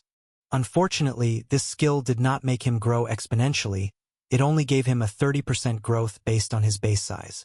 If he found another way to get bigger, this skill would also increase along with it, but if his original size remained at only 10 centimeters, each level of mass expansion would only increase his size by 3 centimeters. But Lohan wouldn't complain. 3 centimeters was nothing for his human body. But for a small slime, 3 centimeters more in diameter than its opponent was the same as 46% more volume. An overwhelming advantage. It is worth noting that the slime he killed was even bigger than his current size. If it weren't for his strategy, exoskeleton, greater speed, and better body control, Lohan would be at a great disadvantage against that slime. And that was no surprise, since it had been several days since Lohan's group of slimes was born. It was possible that the slime he devoured had already devoured several other slimes before, proving that it was an elite slime. Unfortunately for him, an elite slime was still just a silly slime. And luckily for Lohan, after an hour he spotted another slime. His body had already absorbed enough biomass to replenish what he had lost, while growing and reinforcing his exoskeleton. So he was ready for another fight. Suddenly, his instinctive perception picked up movement ahead. Among a relatively large bush, small vibrations occurred sporadically, causing the bush to vibrate and suddenly decrease in size. Stopping, Lohan tried his best to camouflage himself and observe. A few minutes later, in front of him was a slime the size of himself, that is, smaller than the previous slime he had killed. This could only mean one thing. That slime's strong point was some other skill. Observing that other slime, Lohan realized that despite being small, the speed at which that slime devoured the surrounding bushes was very fast. Maybe it has an efficient level 6 digestion like mine, or even level 7. Its speed is much faster than the previous slime, but still slower than mine. The resistance of its skin membrane is fragile.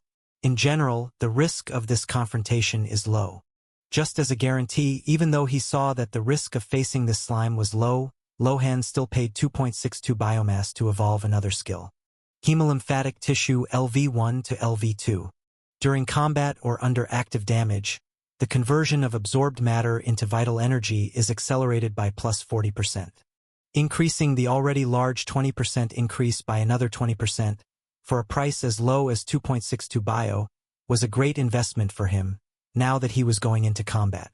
I should have bought this upgrade when I went to deal with the ants. But I already had so much to invest my biomass in that I didn't find any opportunities. Fortunately, the absorption of other living organisms was so lucrative that Lohan could finally focus on buying more upgrades like this.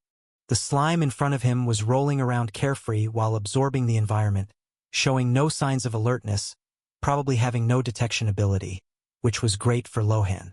In just a few minutes, the slime got close enough to him, and Lohan went on the attack.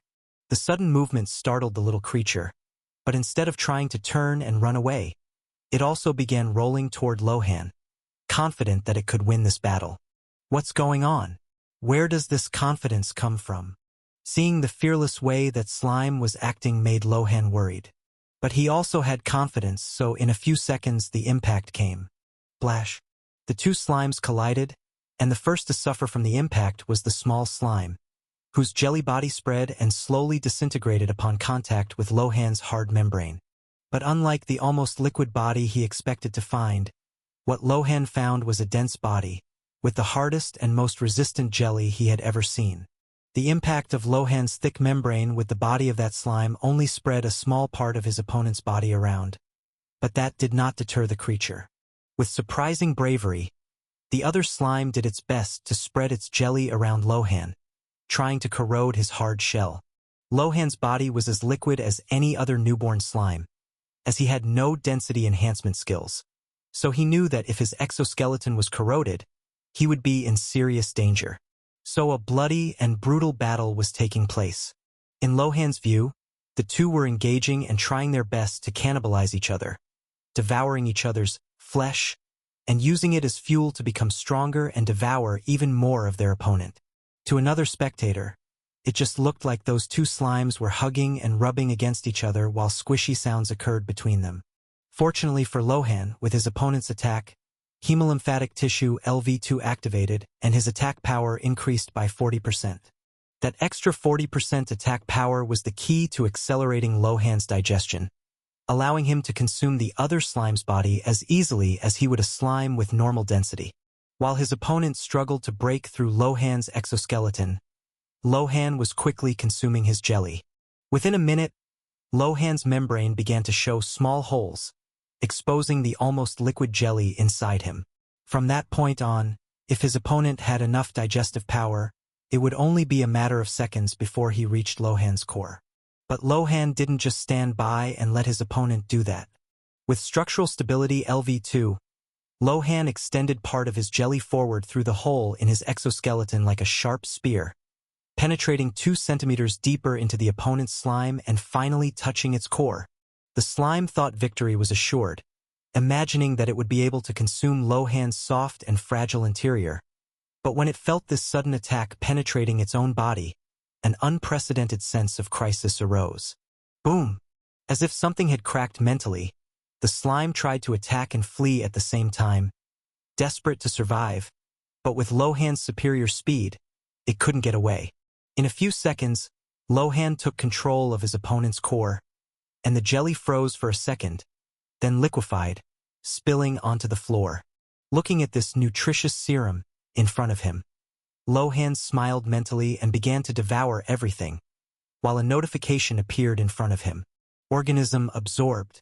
Biomass plus 4.7 units. Experience plus 1. New matter detected body density LV1. Analysis available at Next Evolution. Efficient digestion LV6 to LV7.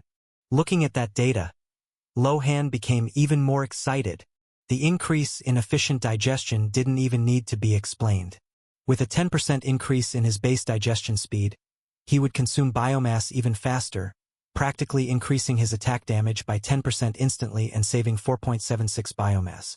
With this increase, his absorption rose from 3.15 bio/H to 3.46 bio/H. Adding in the bonuses from his other skills, his total absorption rose from 5.76 bio/H to 6.22 bio/H, an increase of 0.46 bio per hour from a single skill upgrade. Another advantage was the new skill he received.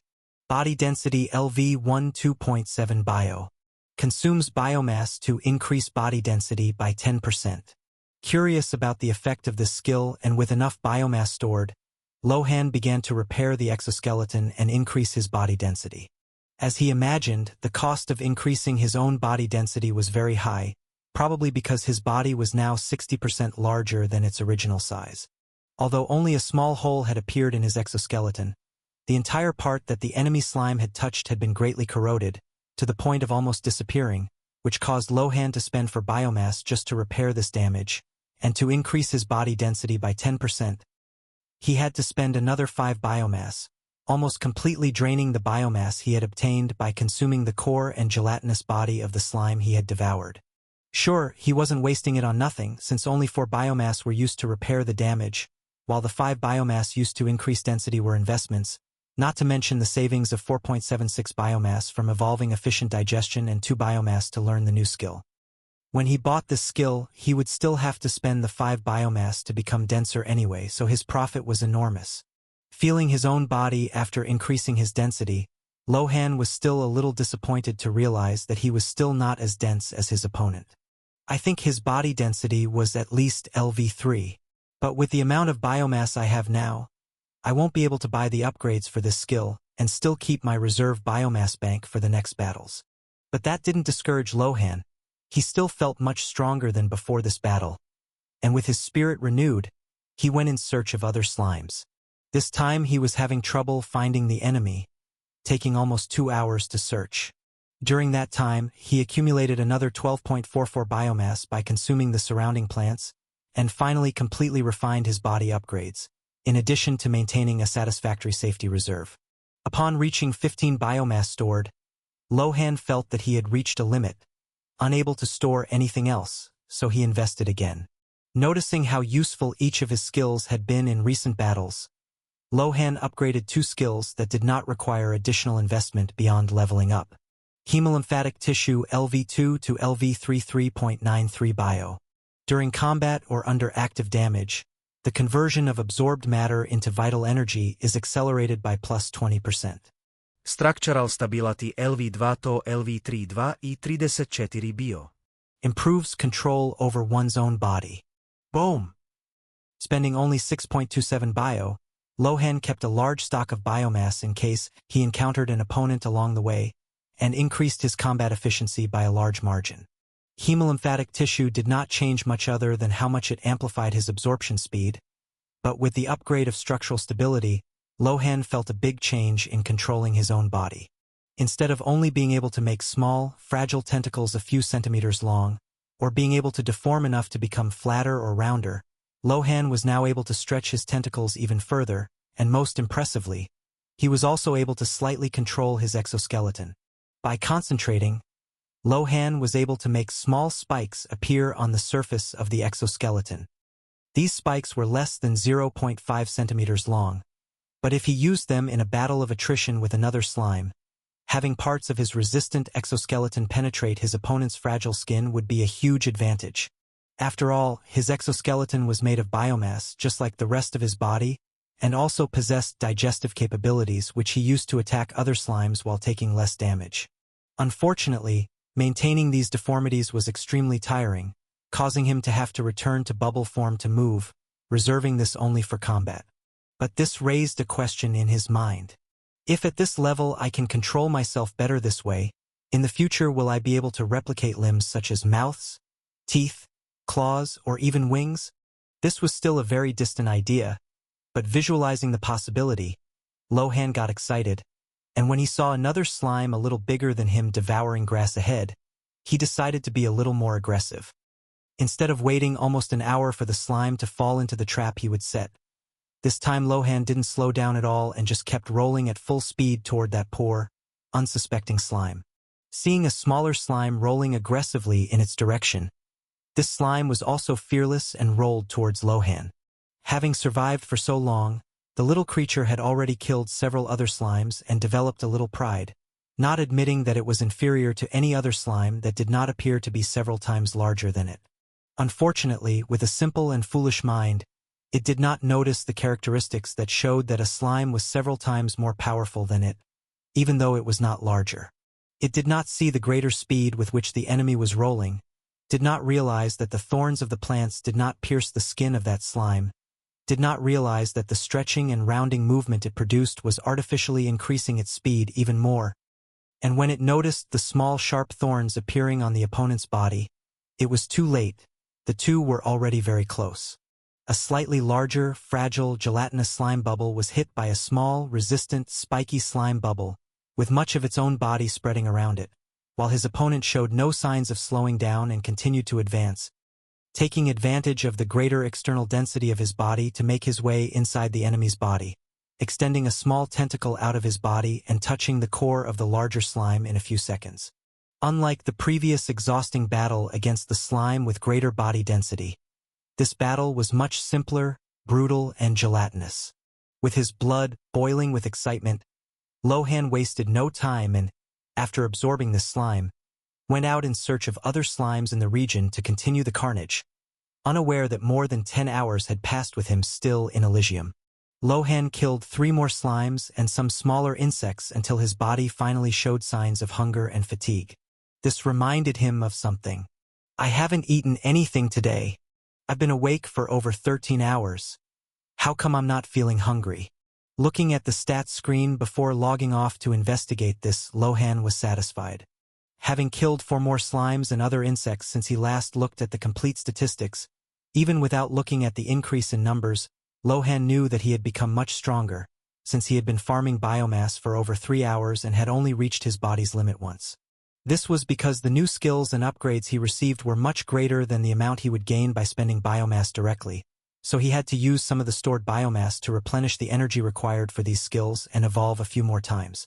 One of these upgrades came not from a slime, but from a beetle that was in the way and that Lohan rolled over at high speed, only realizing that he had absorbed a more powerful insect after feeling a slight pain from the beetle's powerful bites, and hearing the notification sound he received after a few seconds.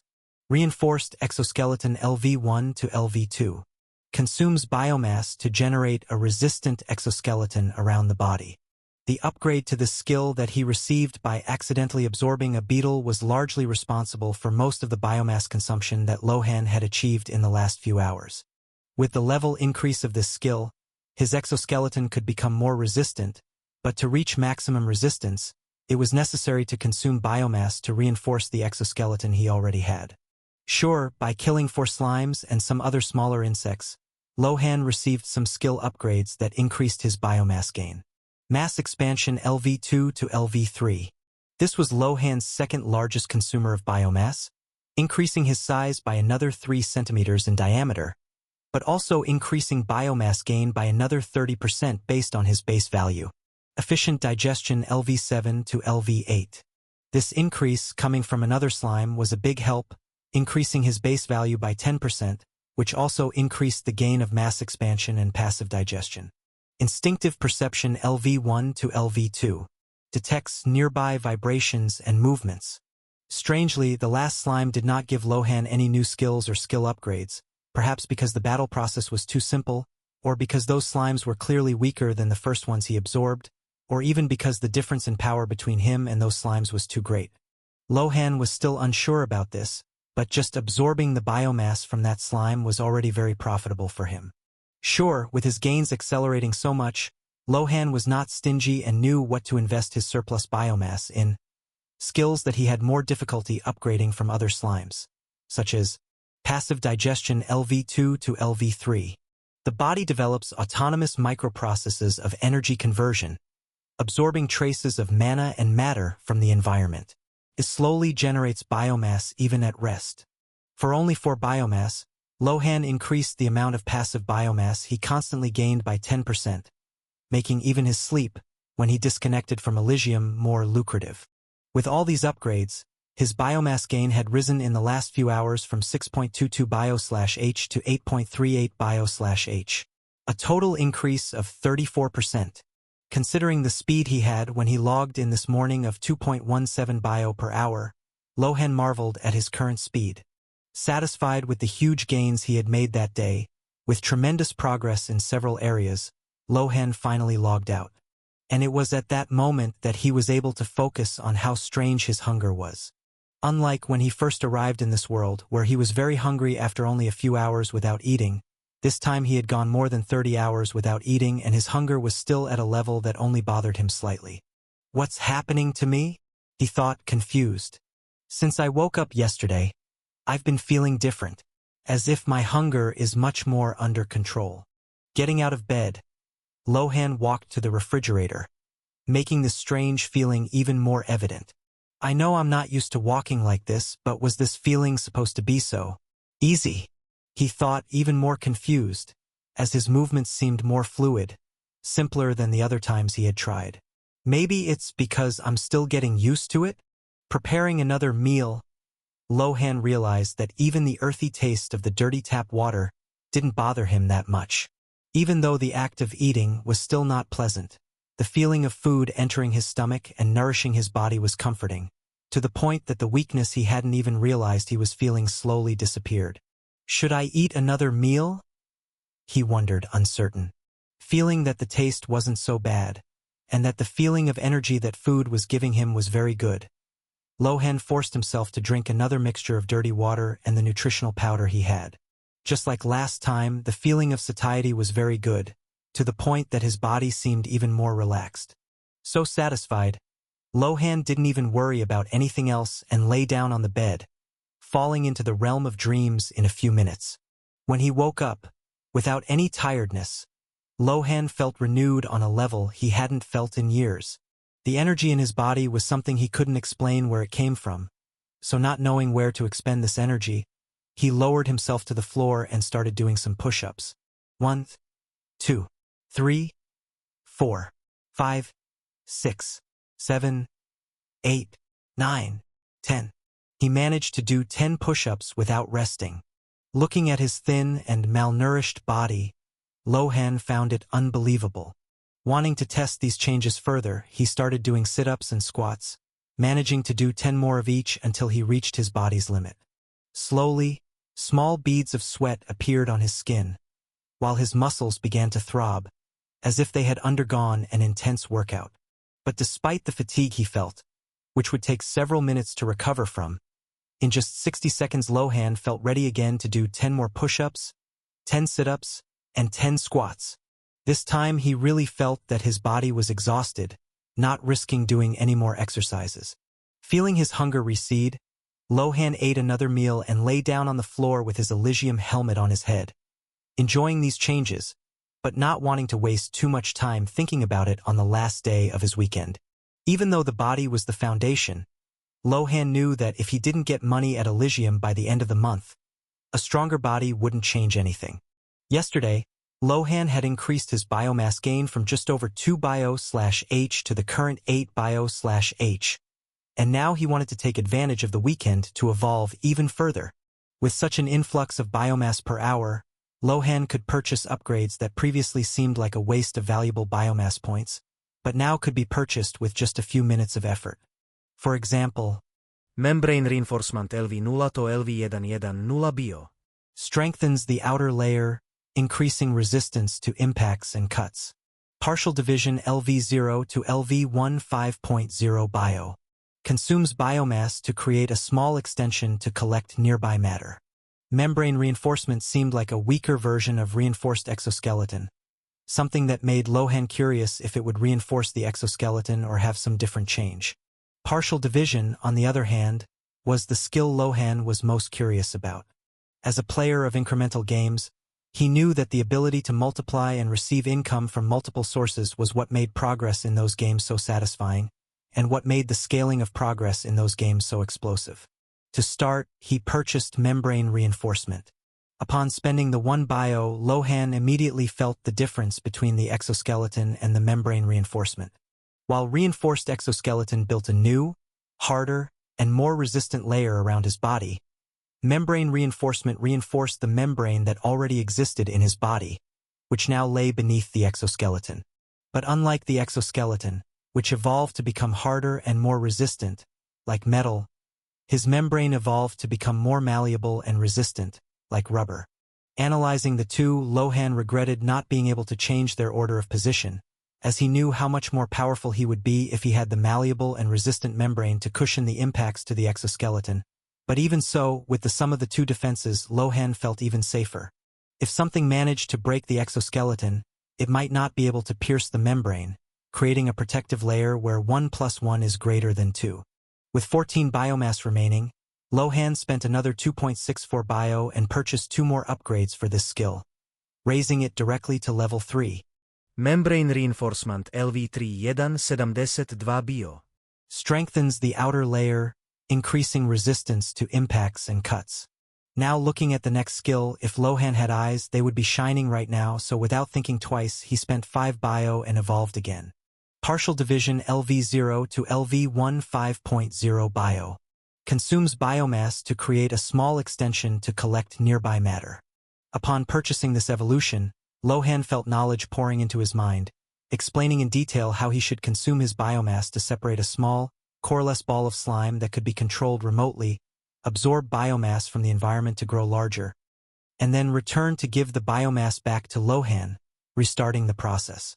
Following the instructions the skill gave him, Lohan began to expel his biomass-filled jelly while staying focused so as not to lose control of it. The feeling was very strange, as if a new hand had appeared in the middle of his back, but for someone who had lived as a slime for the last few days longer than as a human, Lohan adapted quickly. In a few minutes, a small blue ball was rolling around Lohan, absorbing the grass near him at the same speed as him. The only difference was that the slime ball he generated was still small, so the absorption speed was not that high because it did not have much contact surface to digest grass constantly, but the more biomass the small ball absorbed, the bigger it got. The feeling of controlling the second body was very strange to Lohan. That body was totally devoid of his sensations, as if he were just controlling a remote control car. The process of controlling the second body was not very difficult, but he still needed to pay constant attention to it to maintain maximum efficiency. Surprisingly, he felt that he could still make more divisions if he wanted to, but realizing how mentally exhausting it was to control another body, if he had to control more, his main body would be too exposed. After 2 hours of absorbing biomass, Lohan raised his reservoir back to a safe limit and purchased another upgrade for this skill, wanting to understand it better. Partial Division LV1 to LV2 7.5 bio. The second upgrade did not unlock any other abilities, nor did it make the process of generating other clones easier, but the process of controlling the second body became more natural. If before he felt like he was controlling a remote-controlled toy car, now it was as if the remote control had a camera on it, making the process of controlling it easier. After an hour, the clone's body finally reached its maximum size, 20% of Lohan's total size. From that point on, all absorbed biomass would be stored in the clone's body and transferred to Lohan through direct contact. Even while controlling that body, Lohan had no idea how much biomass was there. He only understood how many percent of the clone's body was complete. During that time, the stored biomass was spent on more upgrades for Lohan. Instinctive Perception LV2 to LV3 3.38 bio. Body Density LV2 to LV3 3.64 bio. Structural Stability LV3 to LV4 2.93 bio. With these 3 upgrades, not only was 9.95 bio consumed, but body density also consumed even more biomass to increase his body density. Fortunately, this skill also had an effect on the clone's body, allowing the clone to withstand even more biomass without having to increase its size. But after 2 hours of constant grinding without finding any other creatures to devour, Lohan completely filled his body density, and with the help of his clone, he received another biomass bonus. A total of 3.35 bio gained in 2 hours by the clone, or 1.67 bio/H, exactly 30% of his total gain. The clone wasn't full yet, so Lohan could leave it farming for a few more hours before receiving the biomass. But he was too eager to know how much he would receive per hour. And the result was very satisfying, as this was an extra value based on the total amount of biomass he received, not just a value based on Lohan's base gain per hour. Excited, Lohan continued to digest everything in his path, with the little slime spinning around becoming more and more pleasing to the eye. Suddenly, a delicate white fox appeared silently, looking confused at those two strange slimes rolling on the grass, where only she knew what she was thinking. When Lohan spawned in Eligium, he was surrounded by dozens, maybe even hundreds of slimes rolling around randomly. Gradually, those slimes absorbed the surrounding plants and other slimes, becoming more powerful, increasing their absorption speed, and causing them to move further and further away from the spawn to continue absorbing biomass. Since the slimes had no intelligence, they just rolled around randomly, spreading further and further into the forest, which made the task of finding other slimes more difficult with each passing minute. The day before, it took Lohan 1 hour to find each slime, but today it was taking him more than 2 hours to find each slime. However, the quality of the slimes he was finding was getting better and better, as the weaker slimes were constantly dying to weaker monsters or even other slimes. When he found his first slime of the day, the battle was much easier than the day before. Lohan commanded his clone to keep absorbing biomass around him, without bothering with the battle, and simply rolled aggressively toward the other slime. His speed was already much greater than that of most of the slimes he encountered, and with the upgrades to his exoskeleton, membrane, and control over his body, Lohan easily ran over the other slime, absorbing 6 biomass and receiving an upgrade to one of his skills. Structural stability LV4 to LV5. Improves control over one's own body. With the advancement of this skill, Lohan felt as if the jelly of his body had become even lighter and more fluid to control. Stopping for a second and thinking about extending a hand forward, a tentacle quickly emerged from his body and stretched forward, much thinner and with more precise movements than he could make before. Maybe this won't directly improve my combat level much, but it could be useful at some point. Satisfied with that, Lohan had his little clone approach him and continued rolling and exploring the forest. After an hour, Lohan had accumulated enough biomass to purchase another useful upgrade. Mass expansion LV3 to LV4. Increases biomass volume and maximum capacity by 30%. This was one of the best upgrades Lohan could buy, costing 5.6 bio and increasing the amount of biomass he absorbed by 30% based on his base absorption, bringing the total value to 9.5 bio/H. The problem with this upgrade was that not only did it slightly decrease Lohan's speed, but it also required a few dozen more biomass to increase his size and receive this 30% upgrade. But the advantage of this upgrade was that the upper limit of biomass that Lohan could store also increased by 30%, rising from 20 to 26, and that was an exponential value. With such a large stockpile, Lohan could now spend almost 3 hours accumulating biomass. And Lohan took advantage of this, storing as much biomass as possible to keep himself safe while exploring the forest. The more time passed, the harder it became to find other slimes, but Lohan didn't give up, since he wasn't losing biomass because of it, and he had nothing better to do. From time to time he would encounter some new insect, but with his current power, small insects no longer posed a threat to him. And with normal insects, he needed to absorb several to get a new skill, which was very difficult, so he just continued farming biomass. 2 hours later, Lohan noticed something strange. The trees around him had small marks on their trunks, marks made in approximately the same position on all the trees. Could there be a civilization around here? Lohan thought excitedly. Since he started playing Eligium, he hadn't encountered any other players. From what he had seen in the real world about the game, there were several NPCs throughout the game who exchanged gold for real money. These NPCs were located in human cities, but since Lohan spawned in a forest, he had never come across anything like that. Wait, I'm a slime, will they accept me? He was scared. He had heard several people comment that slimes were the weakest monsters in the game, the easiest monsters for beginners to kill and gain experience to level up easily. If he arrived in a human city, wouldn't the players just kill him? Thinking about this, Lohan became even more frightened. Knowing that he wasn't powerful enough to face a human right now, Lohan gave up on this opportunity and turned around, fleeing from that place. But then his instinctive perception LV3 noticed a strange movement in the leaves of the bush ahead. Knowing that there was no time to run away, Lohan did the best thing he could do, flattening himself and trying to camouflage himself in the grass, even stopping his digestion, which had not been paused at any time since he started playing. Despite having 360-degree vision, Lohan still needed a direct line of sight to see his target, and since he had crouched down, he could only feel the vibration of the ground and hear a slight noise accompanying the vibrations. These vibrations in the ground were rhythmic, with thumps on the ground that closely resembled the footsteps of a bipedal creature. I know that what is coming is bipedal, but I don't know if it's better that the cause of this is a human or a monster like a goblin. In a short time, but what seemed like an eternity to Lohan, the vibrations and the sound of footsteps slowed down, but became more intense, indicating that the cause was very close to him. Lohan looked around in fear, hoping not to be noticed, but with mass expansion LV4, his size had already reached 22 centimeters in diameter, almost the same size as a basketball.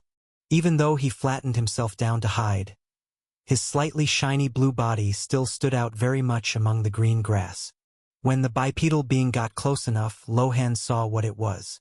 With thin white legs, dressed in a green outfit made of leaves, with straight, silky blonde hair, a wooden staff on her back, and a curious expression on her face that further emphasized her blue eyes, a girl of about 15 years old emerged from among the leaves.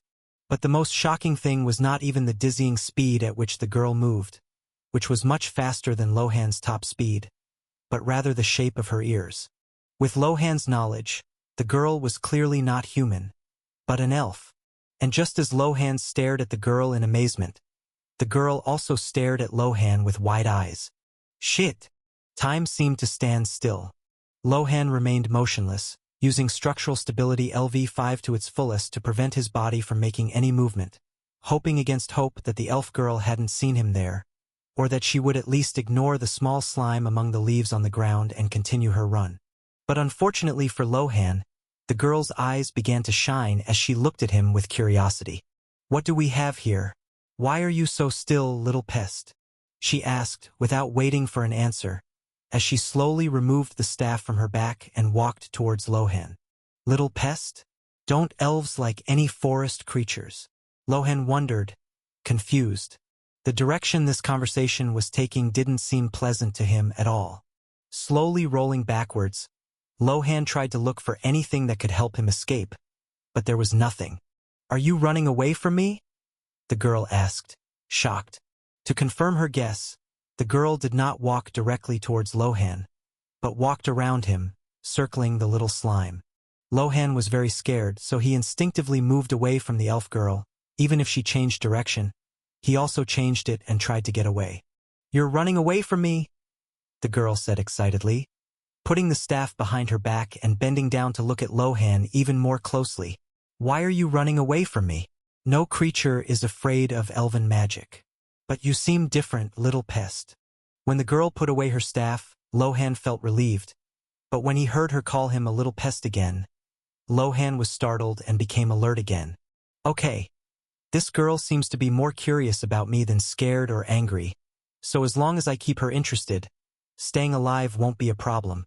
Eligium has severe penalties for deaths, with normal human players complaining about losing a portion of their experience, players of rarer classes and races receiving penalties such as losing skills or even receiving permanent debuffs, with the penalty becoming more severe the rarer the player's race or class. There was even a story of a player who completely lost their character with a unique race after dying, having to start from scratch and receiving only a common race after that. Coincidentally, Lohan had a unique race and class, which scared him with the possibility of dying. Not knowing how to interact with the elf girl, Lohan quickly thought of something. With structural stability at level 5, Lohan's control over his own body was far superior, and with the human mind controlling that small body, he was able to do much more advanced things than other slimes, such as pointing at the staff on the elf girl's back with a jelly tentacle. When Lohan's body began to vibrate, with a small tentacle extending toward her, the girl was a little startled, but she didn't move, without any fear of the damage a slime could cause her. Curiously, she saw the creature, which should have had no intelligence, point at her staff as if it wanted to say something with it. You mean the reason you're afraid of me is because I picked up my staff? The girl asked incredulously. Previously, she had spoken to the slime only because she was used to talking to all the creatures and plants in the forest, not imagining that the slime would actually respond. To her shock, the slime's tentacle began to tremble as it readjusted itself, as if under a lot of stress, but slowly the shape of a small hand, like a baby's, appeared, with 4 fingers closed and only the thumb raised. Is that a yes? You understood me and are responding to me? The slime did not undo its hand and just waved it forward. Oh my myriath! Did I really find an intelligent slime? This can only be a miracle, the girl said in shock, quickly approaching Lohan. Little pest, are the other slimes as intelligent as you? Lohan didn't like that she kept calling him a little pest, but looking at the path he had come from, with the ground cleared of any kind of life and a clean trail of death and destruction of vegetation where he had passed, he realized that that definition was perhaps not far from the truth. So he controlled his tentacle to close his thumb, open his index finger, and shake his hand from side to side in denial. Looking at that hand, the girl was even more shocked. This little slime really understood her question and managed to answer negatively as well. Excited, she looked to the side and pointed in a certain direction, where a small blue body was crouched down just like the slime in front of her.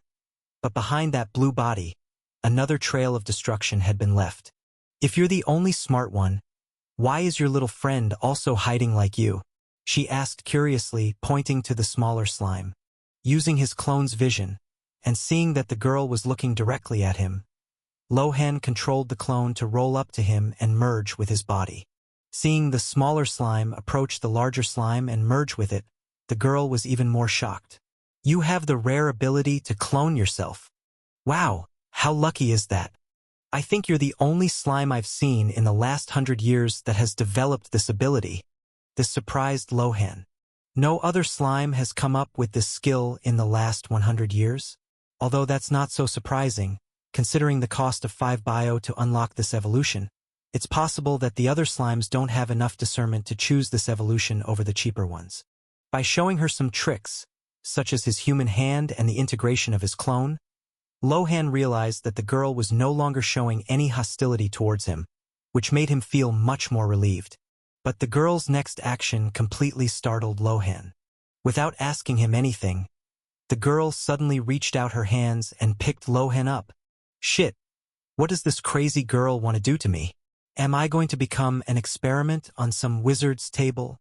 Although he was afraid and didn't know what this girl would do to him, Lohan knew that he was still too weak to resist, and a battle now had a high chance of resulting in his death, so he didn't even use his digestion on the girl, leaving her leaf clothes completely intact.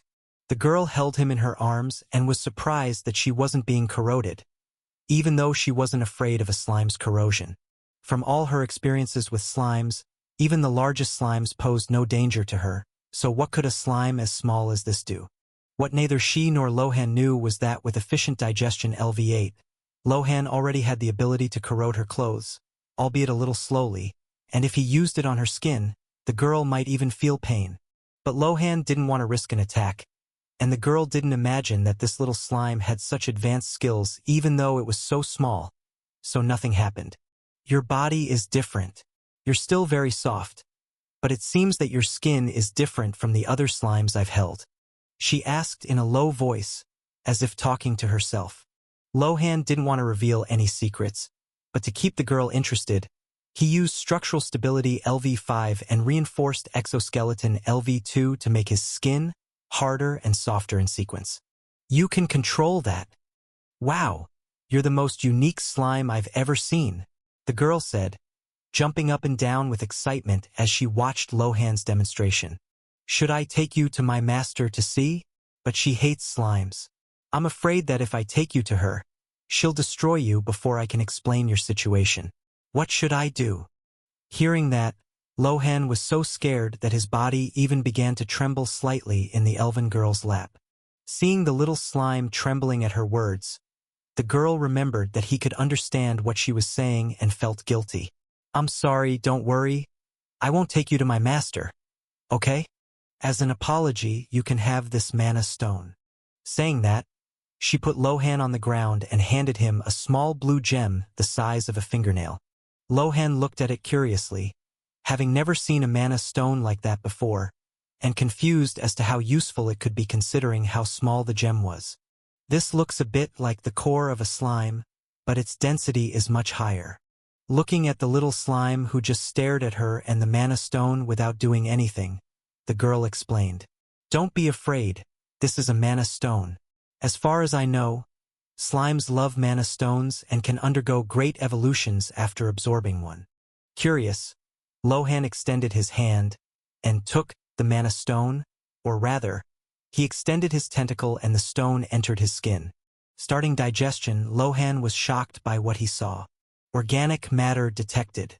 Mana stone, low purity. Biomass, 98 units. Do you want to absorb it? Looking at the window that appeared, Lohan was shocked. 98 units of biomass in just this tiny little mana stone. Yes, of course I want to absorb it. Starting the absorption, Lohan's jelly began to bubble and the mana stone inside his body slowly began to be digested. The amount of biomass in that gem was so great that Lohan had to focus completely on digesting it, ignoring the grass beneath him and focusing his digestion solely on the mana stone. Seeing the little slime digesting it, the elf girl smiled excitedly. "Very well, I don't know how much this can help you, but even the big slimes go crazy for mana stones when they see them. If you like it, I can bring you more tomorrow, little girl." Hearing that, if Lohan had eyes, they would be shining right now.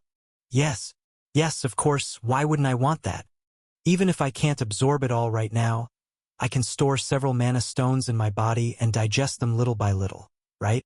Excited by the proposal, Lohan gave a thumbs up with his hand and continued digesting. Smiling, the girl reached out and stroked Lohan's round head, or body. "Very well, then hide well and develop yourself better. In a little while, my master will come looking for me, and if she sees you, something bad might happen, so try to find me here again tomorrow." Hearing that her master could come at any moment, Lohan waved goodbye to the girl and rolled away at full speed, not corroding anything on the ground to leave no trace of where he went as he focused on digesting the mana stone itself. Even though she's small, this little girl is really fast. Wait, is this slime a boy or a girl? I guess she could be either, right? If I'm not mistaken, slimes don't have a gender, so she shouldn't mind me treating her like a little girl, right? The girl thought contentedly, remembering how cute that little slime had been. Lohan, who was a few dozen meters away after a few minutes of rolling at full speed, had no idea that he had become a little girl in the eyes of that teenage elf. Being at a safe distance, Lohan summoned his clone again and let the clone continue to consume the grass around him while he focused entirely on consuming the mana stone. With so much biomass in this mana stone, I should be able to improve my efficiency several times over, even if the cost of upgrading this skill is high, right? Efficient digestion LV8 was Lohan's favorite investment, but the current upgrade cost was already at 7.43 biomass, and with each level the skill rose, the cost increased by 25%. Even though he always wanted to buy upgrades for this skill, he was always very economical, focusing on other skills to upgrade before this one. But now, with a mana stone like this, Lohan decided to spoil himself a little and improve the skill a few times. Since he didn't need to focus on completely digesting the grass while walking, Lohan could explore the forest he was in much more while rolling at almost full speed. While exploring, Lohan finally found other low-level creatures that he could face in the future. The monsters that are usually present at the beginning of the multiplayer adventure in various games. Goblins. Looking at their structure, Lohan realized that the battle would now possibly be quite dangerous, especially without knowing how resistant these goblins were to his corrosion. So he decided to wait for his mana stone to be completely digested, and with the 98 biomass from that, plus the biomass he received from his other skills, he would have so many upgrades that he would be safer to face these goblins. Great. Now I just need to be patient and enjoy my gains. Even with the mana stone, Lohan did not stop absorbing the grass. He would clear an area, stop, change position, and start the process again at a new spot. This back and forth lasted all day, with him and the clone working tirelessly, focused on accumulating every gram of biomass they could find. The mana stone ended up being used up faster than he expected. As Lohan used the biomass he earned to buy various upgrades during the day, his body began to demand more energy, accelerating the consumption of the stone. When he finally stopped, the stone was already reduced to less than half. The effort, however, took a heavy toll on his mind. Spending so many hours coordinating two bodies completely exhausted Lohan. At 10 p.m., he could no longer process anything. He simply disconnected from Eligium and went straight to bed, falling asleep as soon as his head hit the pillow. The next day, a Monday, Lohan woke up refreshed. Although yesterday had been an exhausting day, Lohan was very pleased with the progress he had made. Surprisingly, despite only eating yesterday morning, Lohan was still not hungry at all, even slightly full and with a lot of energy in his body. Looking at his reflection in the mirror, Lohan saw his new body, which looked more natural every day. A 19-year-old, thin, very thin, with dry patches on his skin where he had scratched himself during the night, straight black hair slightly longer than a buzz cut, the result of having to clean himself with low-quality products and dirty water. But despite the body showing signs of hardship, his blue eyes sparkled with excitement and unwavering determination. Unlike the dead, detached eyes that this body had in his memories, Lohan now saw a path for himself and a promising future that he could follow, making his eyes shine.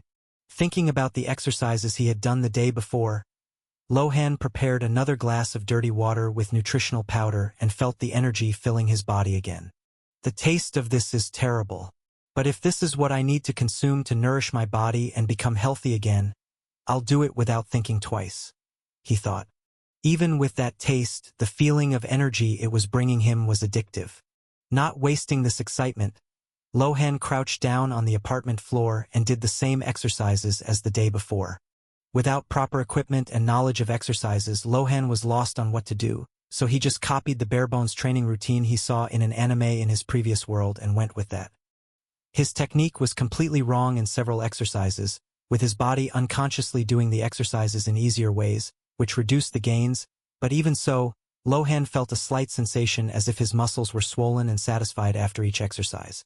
Excited and a little tired, Lohan even allowed himself the luxury of taking a real shower, with dirty water and cheap hygiene products provided by the government.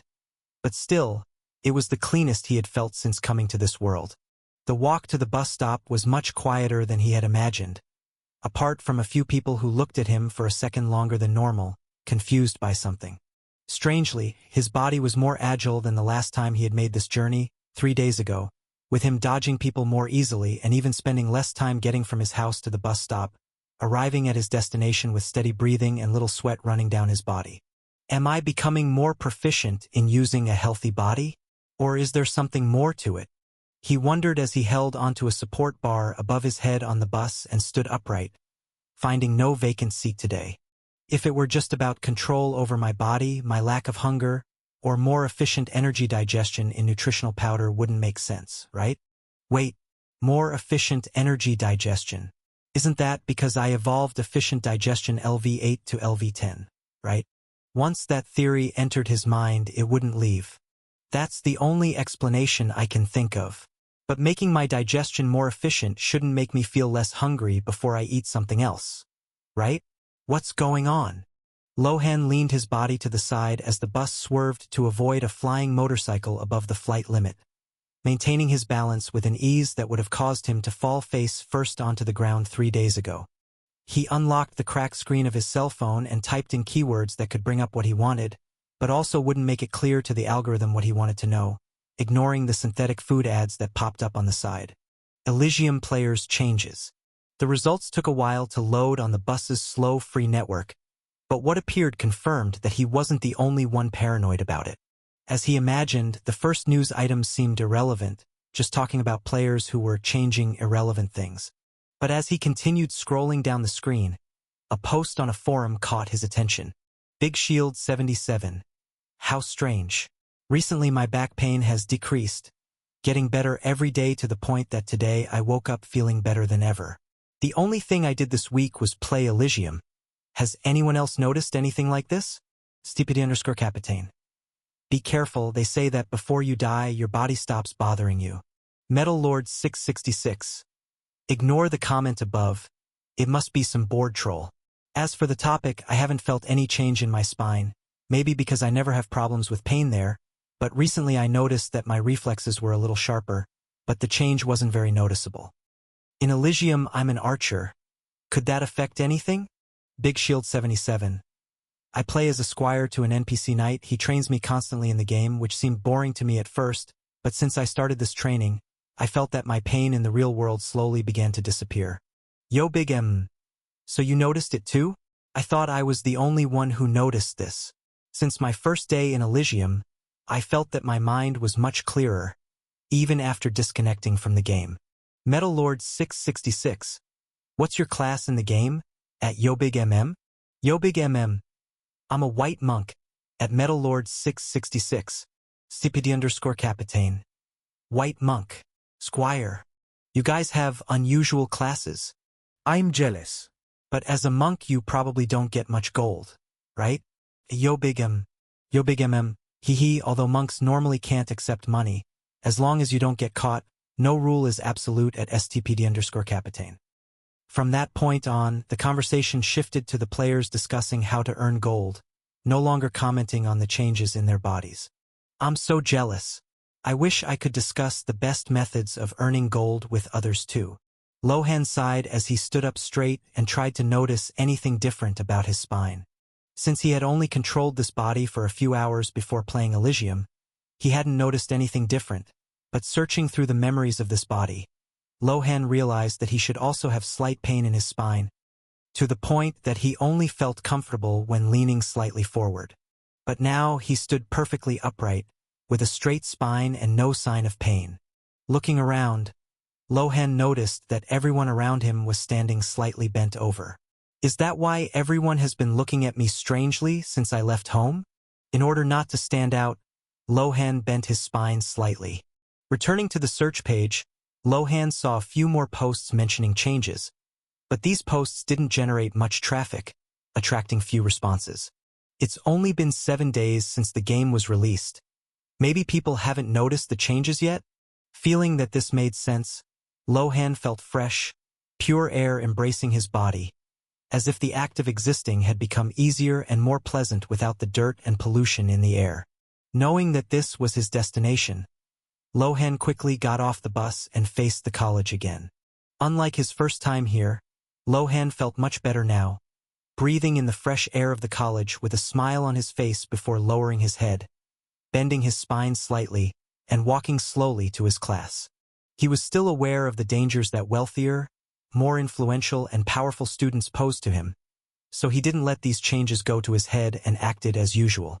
Bro, you won't believe the loot I got from killing an elite goblin, a boy said excitedly to his friend. You killed an elite goblin? Crap. The group I formed died yesterday to a group of 7 common goblins. I lost an entire level of experience, setting me back to level 4. His friend said enviously.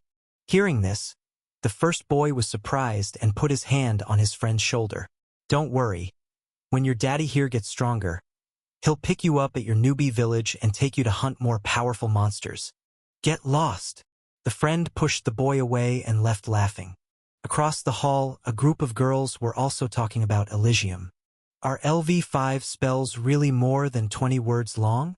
One girl asked another girl in the group in shock as she applied lipstick and looked at herself in the mirror.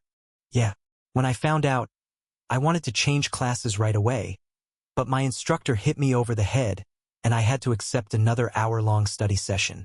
Her friend replied, rolling her eyes. That's too bad. Another girl laughed at her friend's misfortune. Don't even tell me, If I had known that a wizard needs to memorize 20 words just to cast a slightly more powerful fireball spell, I would have switched to another class without thinking twice. Isn't it enough to memorize the content of Anatomy 2 class? Now I also have to memorize magic books in a stupid game. The girl complained. If it weren't for my father insisting so much, I would have thrown that stupid helmet away already. Hee hee. I'm actually having fun in the game. Hearing that conversation, Lohan was surprised by the complexity of the game. Did even a player have to memorize long chant phrases to cast spells? The game was more realistic than he had imagined. With nothing interesting to do until class started, Lohan walked through the college hallways listening to interesting conversations about Eligium and the experiences of other students. From what he understood, when connecting to the game for the first time, not only was each player's race and class random, but the player spawn location was also random. With millions of people playing Eligium on this planet alone, putting everyone in a single starting village would completely overload the game. To deal with this, players were distributed among any of the thousands of starting villages scattered around the world. No one is commenting on spawning in a forest like me. Is this something exclusive to monster races? The more he listened, the more useful information he learned. Apparently, other players also knew about slimes, but monsters like these were so weak that only level 1 players bothered with them. The only useful thing slimes had were their cores, which were worth several times less than the mana stones of weak monsters like goblins. So it was a relief to know that if he encountered other players, the danger he would face might not be so high, since he had nothing of value to them. Sure, if he encountered someone cruel or just wanted some EXP, he would be screwed. To understand how screwed he would be, he paid attention to the discussions about their power levels. Players from level 1 to level 4 were basically normal people, with the average physical strength of an ordinary adult and their skills still being very common. Only from level 5 onwards did players unlock more powerful skills and receive enough stat points to rise above the average normal human and unlock more superhuman skills, such as mages' fireballs that had the force of small bombs, accurate shots from archers that rivaled professionals in accuracy, power and cadence and other things at that level. Although there were some people with classes and races above the ordinary, apparently no one noticed any physical changes like Lohan. Seeing that class was about to start and already satisfied with the information he had gathered so far, Lohan quickly moved to the classroom and sat down with his head bowed in his usual place. Just as the students in the hallway were talking about Eligium, this was also the topic of conversation among the students from the upper zone in the class. Really? Could you get me a spot in your father's guild? The girl who had gossiped about Isabella Vance the day before asked a boy with glasses as she spoke sweetly and grabbed the boy's arm. The boy smiled lewdly as he rubbed his arm between the girl's breasts and replied proudly, "No problem. Even if your class and race are common, I can still get you treated like a player with an uncommon class. How about it?" Hearing that, the girl's eyes sparkled and she winked suggestively at him. "Yes, I think I'll have to thank you properly later, Malcolm." Malcolm smiled even more upon hearing that, but controlled himself to maintain his composure and turned to the other students in the upper zone. "You are also invited if you wish. Just know that my father's guild has even rejected a player with a mythical race." Boom! Upon hearing that, the room fell completely silent, with everyone quieting down upon hearing the words, mythical race. You're joking, right, Malcolm? Isn't mythic race the highest level in the game? With the total number of players with a mythic race or class being less than 1 in 10 million. One boy was so shocked that he stood up awkwardly from his chair and asked again to confirm. He had heard perfectly well, the entire upper zone group had heard perfectly well what Malcolm had said. Even the lower zone students sitting further away had heard perfectly well, but no one believed they had heard correctly. So when the boy asked again, even the boldest lower zone students looked at Malcolm surreptitiously to make sure they weren't hearing things. No one knew how big the difference was between a common race and a mythical race, but knowing how rare it was and already knowing how big the difference was between a common race and a rare race, one could imagine the power of a mythical race. Satisfied with the attention everyone was giving him, Malcolm smiled even more, not caring that the poor people from the lower zone were also listening. To make it easier for them, he even raised his voice, showing off to the fullest. "Ha ha ha. Actually, we're not even sure if it was really a mythical. In the end, it became a joke in my father's guild. He continued talking, completely ignoring the sound of the room door opening behind him. My sister was visiting my father and heard the call through the secretary. The poor secretary was as shocked as you were at first, but after hearing the idiot's explanation, she was just disappointed. Following my sister's suggestion, she hung up on him. The girl, still clinging to Malcolm's arm, rubbed her breasts against his arm again and asked in a flirtatious voice, "Why did she hang up on a mythic race player?" "Because the idiot said his race was slime." Ha ha ha ha. Malcolm burst into uncontrollable laughter, finding the situation hilarious. The room was still in shock, but the mood changed abruptly. In the midst of his laughter, an extremely cold female voice cut through the noise. "You said that a player claimed to be a slime and that his race was mythical?" The air in the room seemed to freeze at that moment. Malcolm stopped laughing and felt a chill run down his spine. He turned slowly, forcing the girl to let go of his arm, and came face to face with the owner of the voice. "Isabella? Isabella?" Malcolm asked, shocked. "Don't call me Isabella. We're not that close. Just answer me. You were saying that a mythic race player called your guild and that his race was that of a slime." Isabella asked indifferently. Malcolm remembered the rumor that Isabella was a player with an epic race, but that her race wasn't that good. Saying that he refused a player with a mythic race wasn't the same as saying that he would also reject Isabella Vance. At that point, Malcolm's mind began to work at high speed, desperately searching for a solution to this situation. But unable to think of any excuse, he just admitted it honestly. "Yes, Lady Vance, but I think he was lying. No one thinks that a useless race like a slime could be a mythical race. If that were the case, I would have killed hundreds of mythical races already. Ha ha ha," he said, forcing a laugh. Isabella just stared at him for a few more seconds, analyzing whether he was really telling the truth, until she nodded and went to sit down, ignoring Malcolm completely. Seeing how she acted, Malcolm clenched his hand tightly, his nails slightly piercing his skin, but feeling the pain, he quickly loosened his grip and forced a smile as he turned to his friends, talking distractedly about other things. But after a few seconds, Lohan heard the girl clinging to Malcolm say in a low voice, "Who does she think she is? Acting all arrogant like that. Shut up, woman." Malcolm quickly silenced the girl and pretended he hadn't heard anything, but his hand under the table began to caress the girl's leg. Lohan raised his eyebrow in surprise when he heard that. Although the girl's voice was very low, Lohan's senses were much sharper today, allowing him to see much more clearly and hear everything around him in much greater detail. Unconsciously, he looked at Isabella Vance, who had her back to Malcolm and the girl, and noticed her rolling her eyes. Wait, did she roll her eyes because she also heard what the girl said? Lohan wondered in surprise. But he didn't dwell on it, even though the subject of the conversation was him, or rather, the former Lohan who owned this body. The conversations and interactions between students from the upper zone were of no concern to someone from the lower zone like him. So he just looked ahead again and waited for class to start, enjoying the feeling of breathing clean air like this.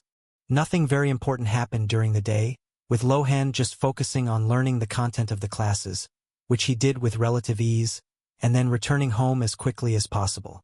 As time passed in college with nothing to do, Lohan took the opportunity to observe the changes that had occurred in him. What was shocking was that he realized that these changes were slightly related to the skills he had as a slime. The improvement in absorbing nutrients from nutritional powder could be explained by efficient digestion LV10. The increase in agility, flexibility, and better posture could be attributed to viscous flow LV8. Even the prolonged satiety after each meal or the feeling of less hunger at college than at home could be explained by passive digestion LV4, which allowed him to passively absorb nutrients around him. Since the air at college in the upper zone was cleaner and purer, the nutritional value he could absorb per hour was much higher than what he absorbed at home in the lower zone, which had the dirtiest and most impure air in the city. Every abnormality he noticed during the day could be explained by a different evolution he had obtained as a slime. He just couldn't understand why he was the only one who was noticing these changes so clearly. But when he got home, Lohan stopped thinking about it and ran to Eligium. He even thought about taking another nutritional powder to exercise again, but not only was he not hungry, he needed to save it until the end of the month. Otherwise he would have nothing to eat and no money to buy anything else. It would be tragic to waste his potential because he starved to death out of greed for more nutritional powder. As soon as the little slime appeared in the forest, its surroundings also became clear to Lohan's mind, who enjoyed the feeling of air even fresher than that of the college, as he looked at his status screen. Name: Halon. Race: Slime, mythical. Class: Devourer, mythical. Level 01. Experience: 17/100. Evolutions: Efficient digestion LV 8 to 10. Increases digestion speed and efficiency in converting matter. Plus 10% per level exponential. Viscous flow LV 8 to LV 9. Increases agility in controlling one's own body by 10% per level. Hemolymphatic tissue LV 3 to LV 4. During combat or under active damage, the conversion of absorbed matter into vital energy is accelerated by plus 20%. Passive digestion LV 3 to 4. The body develops autonomous microprocesses of energy conversion, absorbing traces of mana and matter from the environment. Slowly generates biomass even at rest. Structural stability LV 5 to LV 6. Improves control over one's own body. Mass expansion LV 4 to LV 5. Increases biomass volume and maximum capacity by 30%. Reinforced exoskeleton LV 2 to LV 4. Consumes biomass to generate a resistant exoskeleton around the body. Instinctive perception LV 3 to LV 4. Detects nearby vibrations and movements. Body density LV 3 to LV 4. Consumes biomass to increase body density by 10%. Membrane reinforcement LV 3 to LV 6. Strengthens the outer layer, increasing resistance to impacts and cuts. In total, Lohan had purchased 14 evolutions yesterday, and considering that the price increased with each evolution, the total amount of biomass he consumed was absurd. With all these advantages, his biomass absorption speed rose from 9.5 bio/H to 13.2 bio/H. Adding up with his clone, Lohan was devouring 15.84 bio/H. Although he hadn't even doubled his biomass production in a day, with so many upgrades, Lohan's combat power had grown tremendously, so he smiled, or rather, imagined himself smiling. With the mana stone inside him almost gone, he was curious about what would happen when it was completely digested. Damn! It's getting harder and harder to find other monsters to kill and absorb. What's going on? Shouldn't forests in games be the most dangerous places possible? Lohan wondered in frustration. He had been playing for 2 hours and hadn't found any creatures worth killing. In addition to the vegetation he was devouring, Lohan also found small insects that weren't even worth 0.1 bio, which he was devouring just for variety, but so far he hadn't received any new skills from them. Fortunately, after 1 hour of absorbing biomass, he accumulated enough biomass for another upgrade in efficient digestion. Strangely, instead of just increasing his total efficiency by 10% as it always had, another window popped up. After 10 minor evolutions, efficient digestion is undergoing a qualitative evolution. New feature obtained: digestive filter. Efficient digestion LV 10 to LV 11. Increases digestion speed and efficiency in converting matter. Plus 10% per level exponential. Features digestive filter. The organism is now able to identify and isolate specific components during molecular breakdown. It can choose not to digest certain parts of an object or creature, keeping them intact inside its body or expelling them after cleaning. Reading this description, Lohan was confused. It didn't seem like a bad option. It was obviously something good and that would be useful to him at some point, but at that moment, would it change anything for him? Sure, leveling up the skill made Lohan's efficiency in absorbing biomass increase even more, rising from the 15.84 bio/H he gained with the clone to the current 17.56 bio/H, an increase of 1.72 bio/H in just one upgrade of this skill. This was the snowball effect that Lohan had been hoping this skill would bring him. From small decimal upgrades when he entered the game, to now each upgrade increasing the amount he received per hour by a huge amount, and this was a value that would only grow more and more from now on. But the issue of the digestive filter was still somewhat confusing. Paying attention to his insides, to the objects being digested, he saw a mess. Small pieces of rocks, small balls of dirt and dust, leaves from different plants, petals from various flowers, even the remains of insects he found along the way floated inside him, around the mana stone he received from the elf girl. Since some things were digested faster than others, in the last few days Lohan absorbed various things and let his body absorb different things at its own pace, without worrying about wasting or absorbing insufficient biomass, since his absorption speed was constant, regardless of what he was absorbing. Since there was no difference in absorption speed based on the quality of what he absorbed, Lohan just absorbed everything. But wanting to test the filter, Lohan decided to explore this peculiarity. With a thought, he managed to pause the absorption of everything inside him, reducing his biomass gain to 0.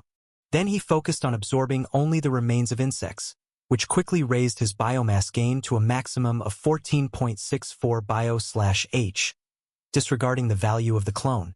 At such a high rate, the few insects inside him disappeared in a few seconds, being consumed at an alarming speed. Surprised, Lohan began to absorb the flower petals, and a little slower than the insects, the petals were digested, followed by plant leaves, then roots and other plant matter. After a few minutes, Lohan had digested everything inside him, leaving only the mana stone, and with these tests he discovered something very interesting about the digestive filter. With this feature, not only could he choose between several objects what he wanted to consume, but he also had complete control over what to digest in the same object. He could control the acid inside him to digest only the dead parts of plants, only certain parts of an insect's body, or even digest only the most nutritious parts scattered on the ground, ignoring the useless parts with little biomass value. In these tests, Lohan also discovered that he was getting in his own way by absorbing everything that appeared in front of him. Instead of wasting internal space to carry soil and stones, which had very low biomass value, losing some bodily control to keep these things inside him being slowly digested, it would be better to absorb only things rich in biomass and carry several of these small things, just as he carried the mana stone. Carrying less stuff but more biomass would allow him to maintain a large stock of biomass and not sacrifice so much of his own mobility. Not to mention that Lohan finally had an idea of how to get gold in Eligium with this race. If he found something precious, such as valuable ores trapped in rocks, or valuable botanical items with structural problems, he could absorb the defective parts and sell only the completely clean valuable parts, which would probably make those things more valuable than their original value, generating even more profit for him. Sure, I still don't know where to find something valuable like that, or even where to sell those things, but maybe I have an idea about the second point. With that in mind, Lohan decided to take a little risk again. Even though he was still a weak and fragile slime, a week had already passed since he took out the loan to play Eligium, and he only had 3 more weeks to get $912 to avoid being arrested. So he desperately needed to find a source of income, preferably something stable and useful for his development. And he had seen a possibility of that in the encounter he had yesterday. The problem was looking up at the sky and realizing that it was starting to get dark. Nighttime had never been a problem for him as slime, since his vision remained as good as it was during the day, and as such a strange life form, his slime body also didn't need rest or sleep. But an elf might be different. I just hope she's there. After a few minutes rolling at full speed, Lohan returned to the place where he had found the elf girl yesterday. Unfortunately, the place was empty. Some parts of the surrounding grass were completely devoured, while others remained intact, a destruction that he had not caused. Curious, Lohan began to look around, searching for the cause of this.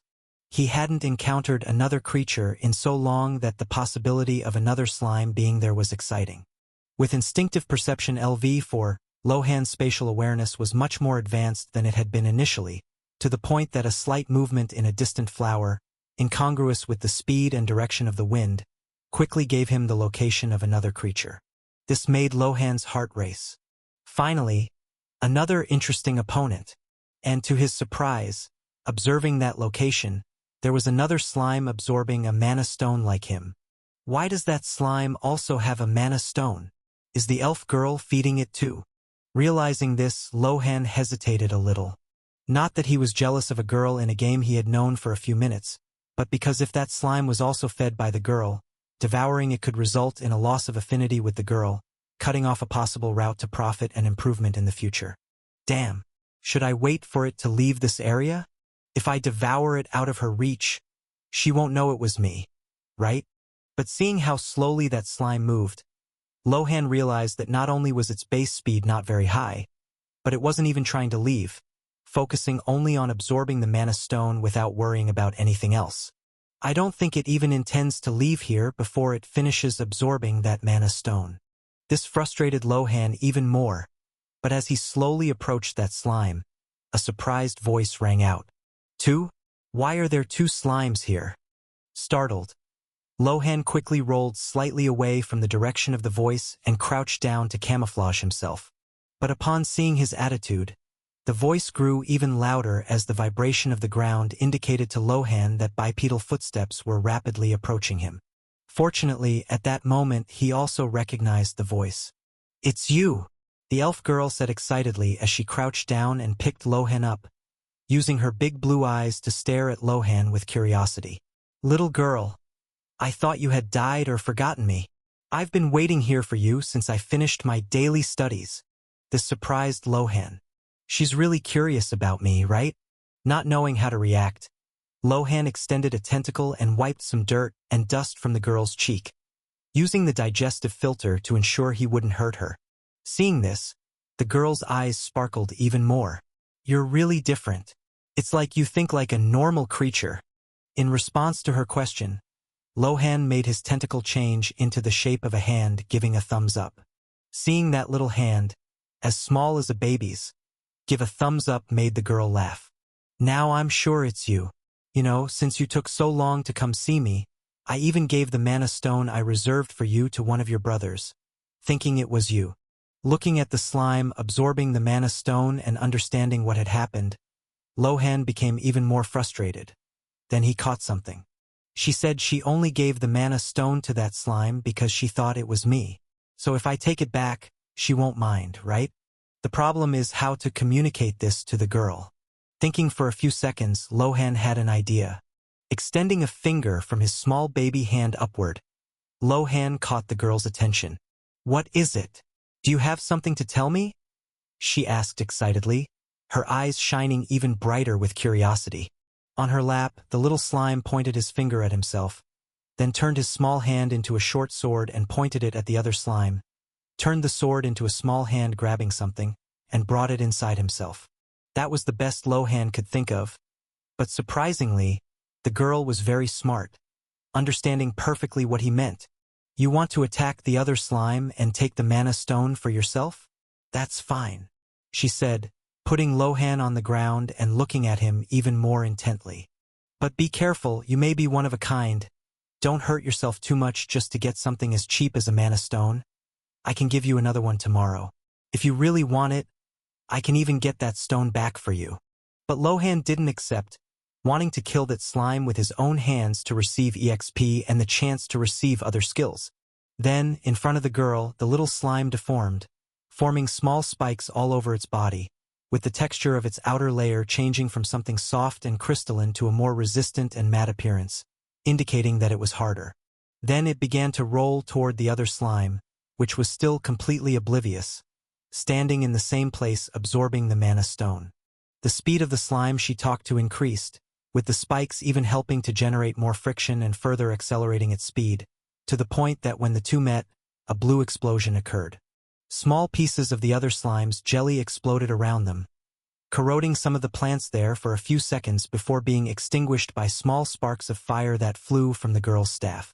Lohan controlled himself as much as possible to absorb what he could from the other slime's jelly, while quickly grabbing a transparent stone in its center, his opponent's core and mana stone, and bringing it inside himself, causing his interior to have 2 cores and 2 mana stones. The 2 cores were not very different, looking almost identical, but the mana stones were quite different, with one being much larger than the other. Seeing that scene, the elf girl was very shocked. Shouldn't slime battles be bloody, gelatinous, and very exhausting, with them trying their best to digest each other until someone digests the opponent's core? What kind of battle was that? My little slime just ran over her opponent like a carriage runs over a pumpkin. And seeing Lohan using her little hands to pick up the core and mana stone of the other slime, she was even more certain that this little slime was special, since in her 159 years of life, she had never encountered such a unique slime. My master will go crazy when she finds out about this little slime. But knowing her master, Aliana knew how dangerous it would be for her new friend.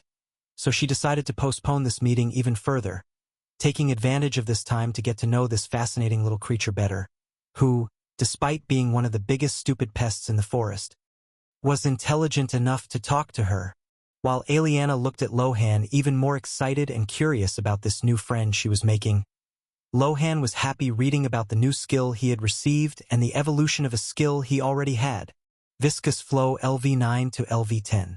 New. Memory Resonance LV1. By absorbing another creature's brain or core, memory fragments and the creature's instincts can be absorbed. As soon as Lohan learned the skill, the core of the slime he had just stolen reacted, transmitting part of the creature's memories, as well as instincts it had developed during its lifetime. Fortunately, absorbing these instincts and memories did not negatively affect Lohan. Instead of incorporating these instincts into himself, as if he had merged with the creature he absorbed, it was as if he were watching a video on his cell phone. The memories passed across the screen, the instincts were explained, but it was up to him to train those instincts and make them permanent, or ignore them and let them eventually be forgotten. This is amazing. If I absorb a creature with special knowledge or instincts, I can absorb everything that is useful to me. But will I become a brain-eating zombie? I don't think a creature like that would be well received in society. In the worst case, I can just use it in secret, right? No one needs to know that I can absorb the memories and instincts of those I devour. The memories and instincts he received from the slime were useless. Just shallow memories about where it came from and where it could find tasty food were in the creature's mind, and its instincts were even more disappointing. But what to expect from a creature that digested something nutritious and stood still foolishly waiting to die? The upgrade to Viscous Flow was also very useful, increasing his speed again from 0.47 m/s to 0.51 m/s. Whenever he increases his size, his speed also decreases, so evolving this skill from time to time is great, not to mention that saving 7.5 biomass for it was even better. Testing the new speed, Lohan moved from side to side with agility and was satisfied.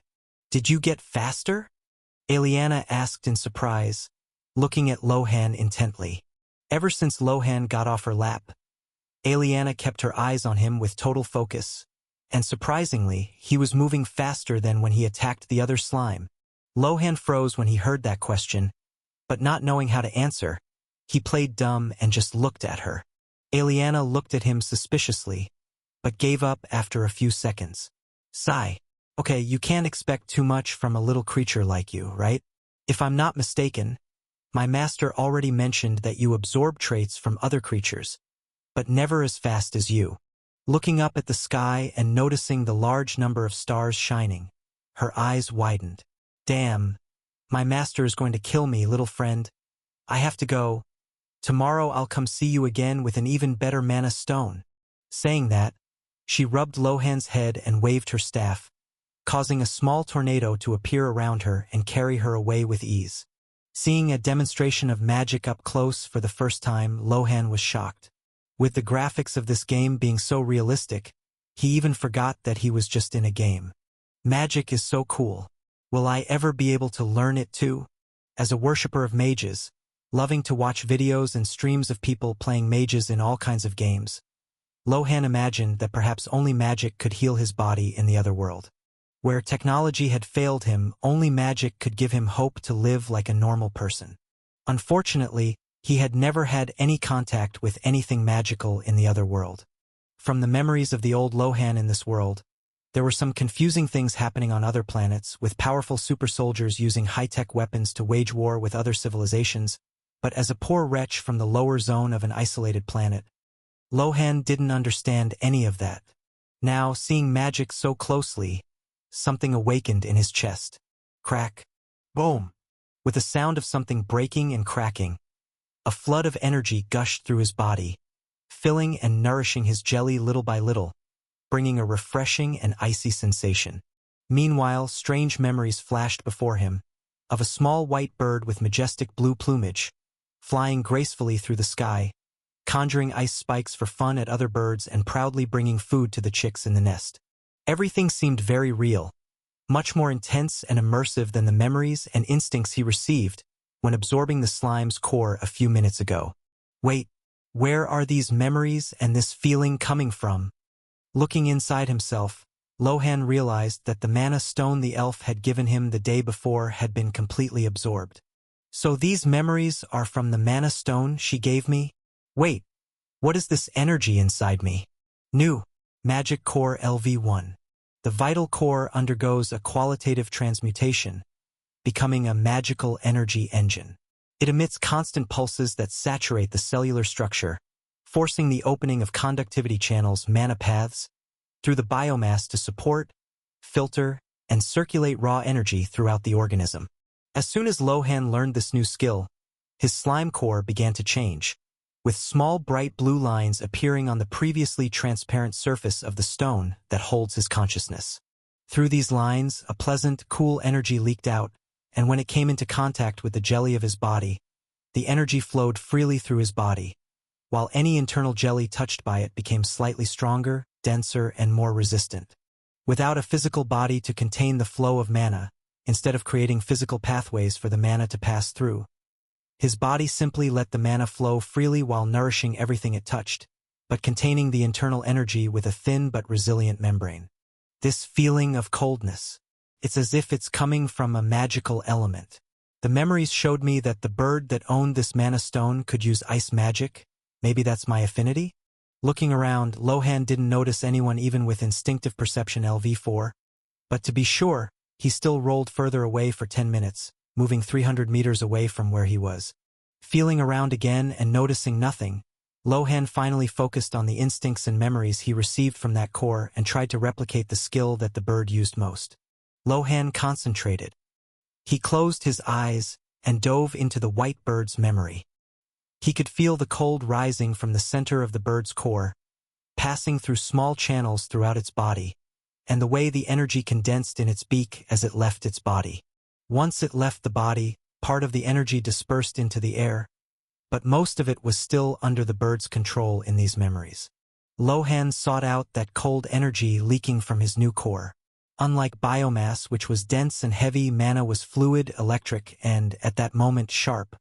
He felt the flow run through the new blue lines of his core and spread through the jelly of his body. Where the mana passed, his temperature dropped dramatically. He felt no pain, only an invigorating numbness. Gradually, he forced the jelly at the front of his body to mold itself.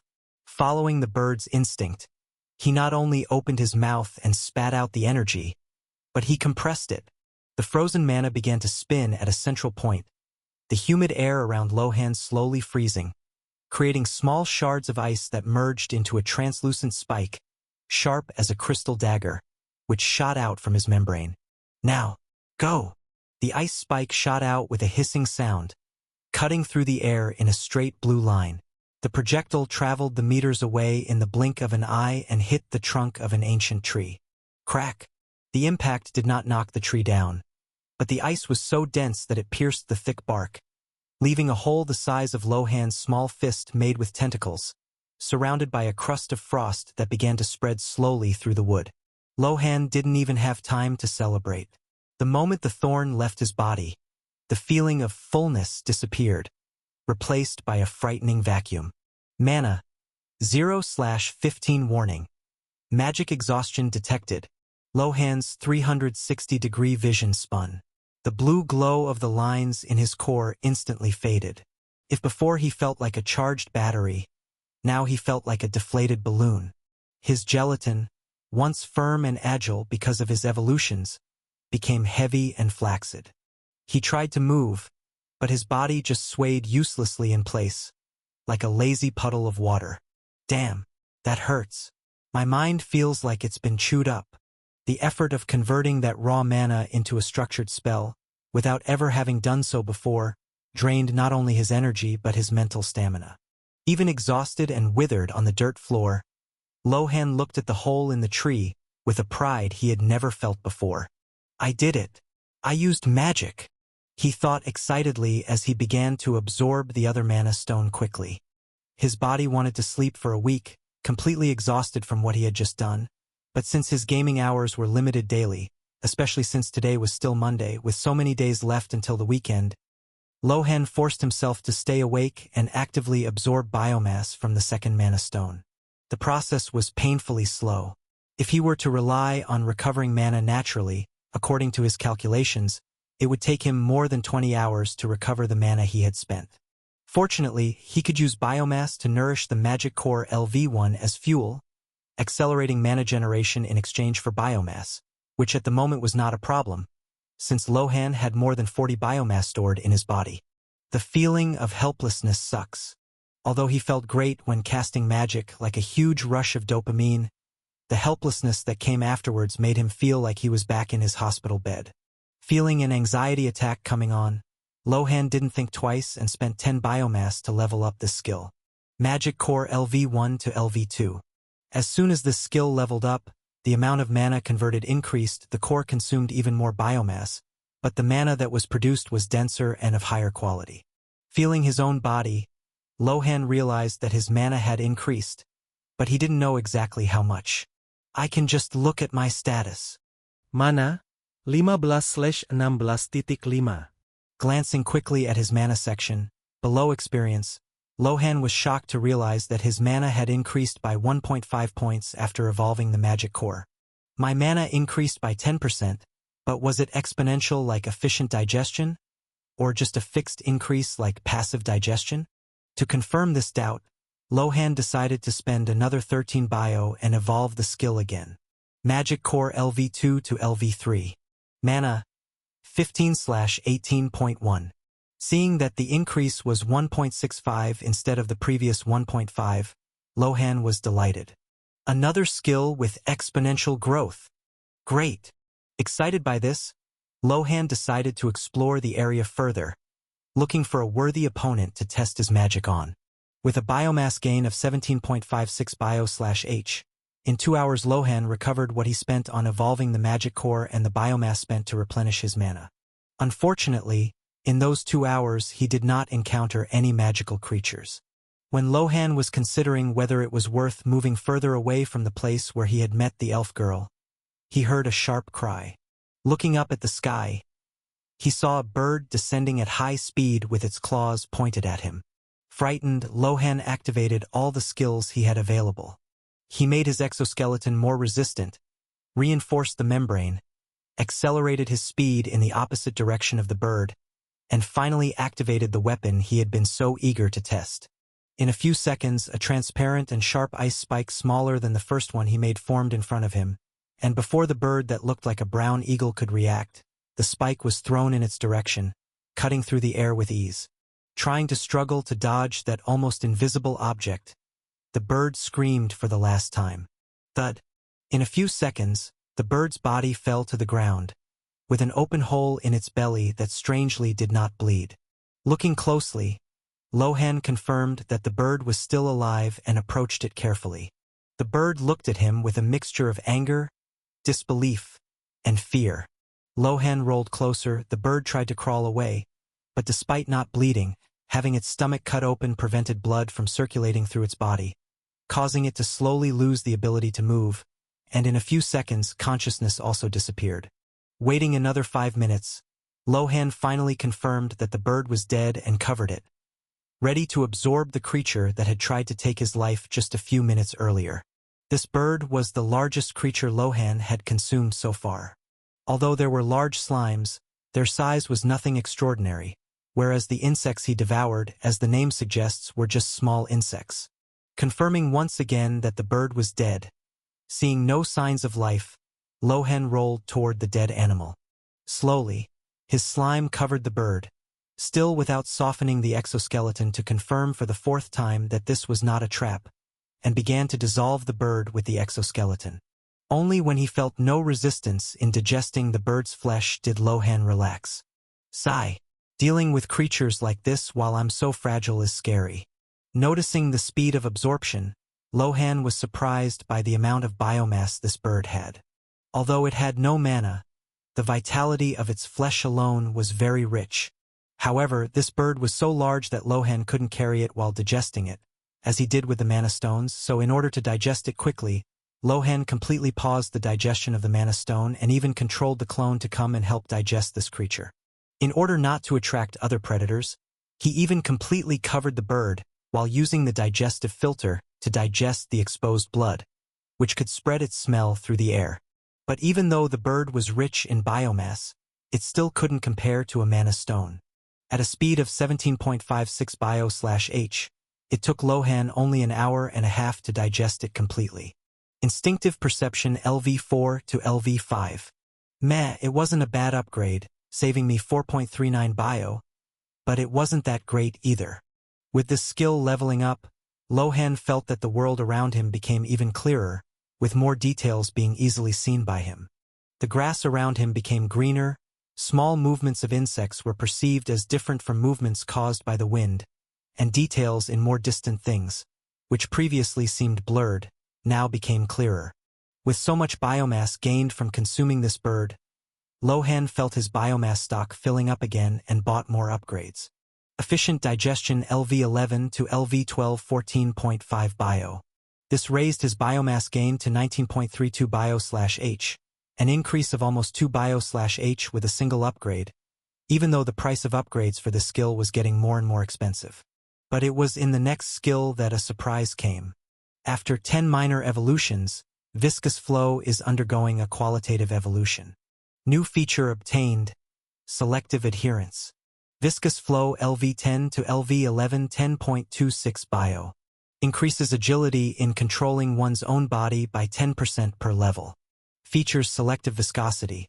The organism can now alter the viscosity of the part of the body in contact with the ground to become perfectly slippery or extremely adhesive at will. Reading the description of this new characteristic, Lohan's eyes lit up. Not only did his speed increase from 0.51 m/s to 0.56 m/s, but now he could make his body as sticky as glue or as slippery as wet soap. Understanding this characteristic, a bold idea popped into his mind. Extending a tentacle upward, Lohan grabbed the side bark of a tree and tried to swing forward, like a certain web-headed creature. His heart was excited by the sensation of swinging like that, but as soon as he rolled forward, generating the kinetic force necessary to launch himself, a tremendous pain arose in his tentacle.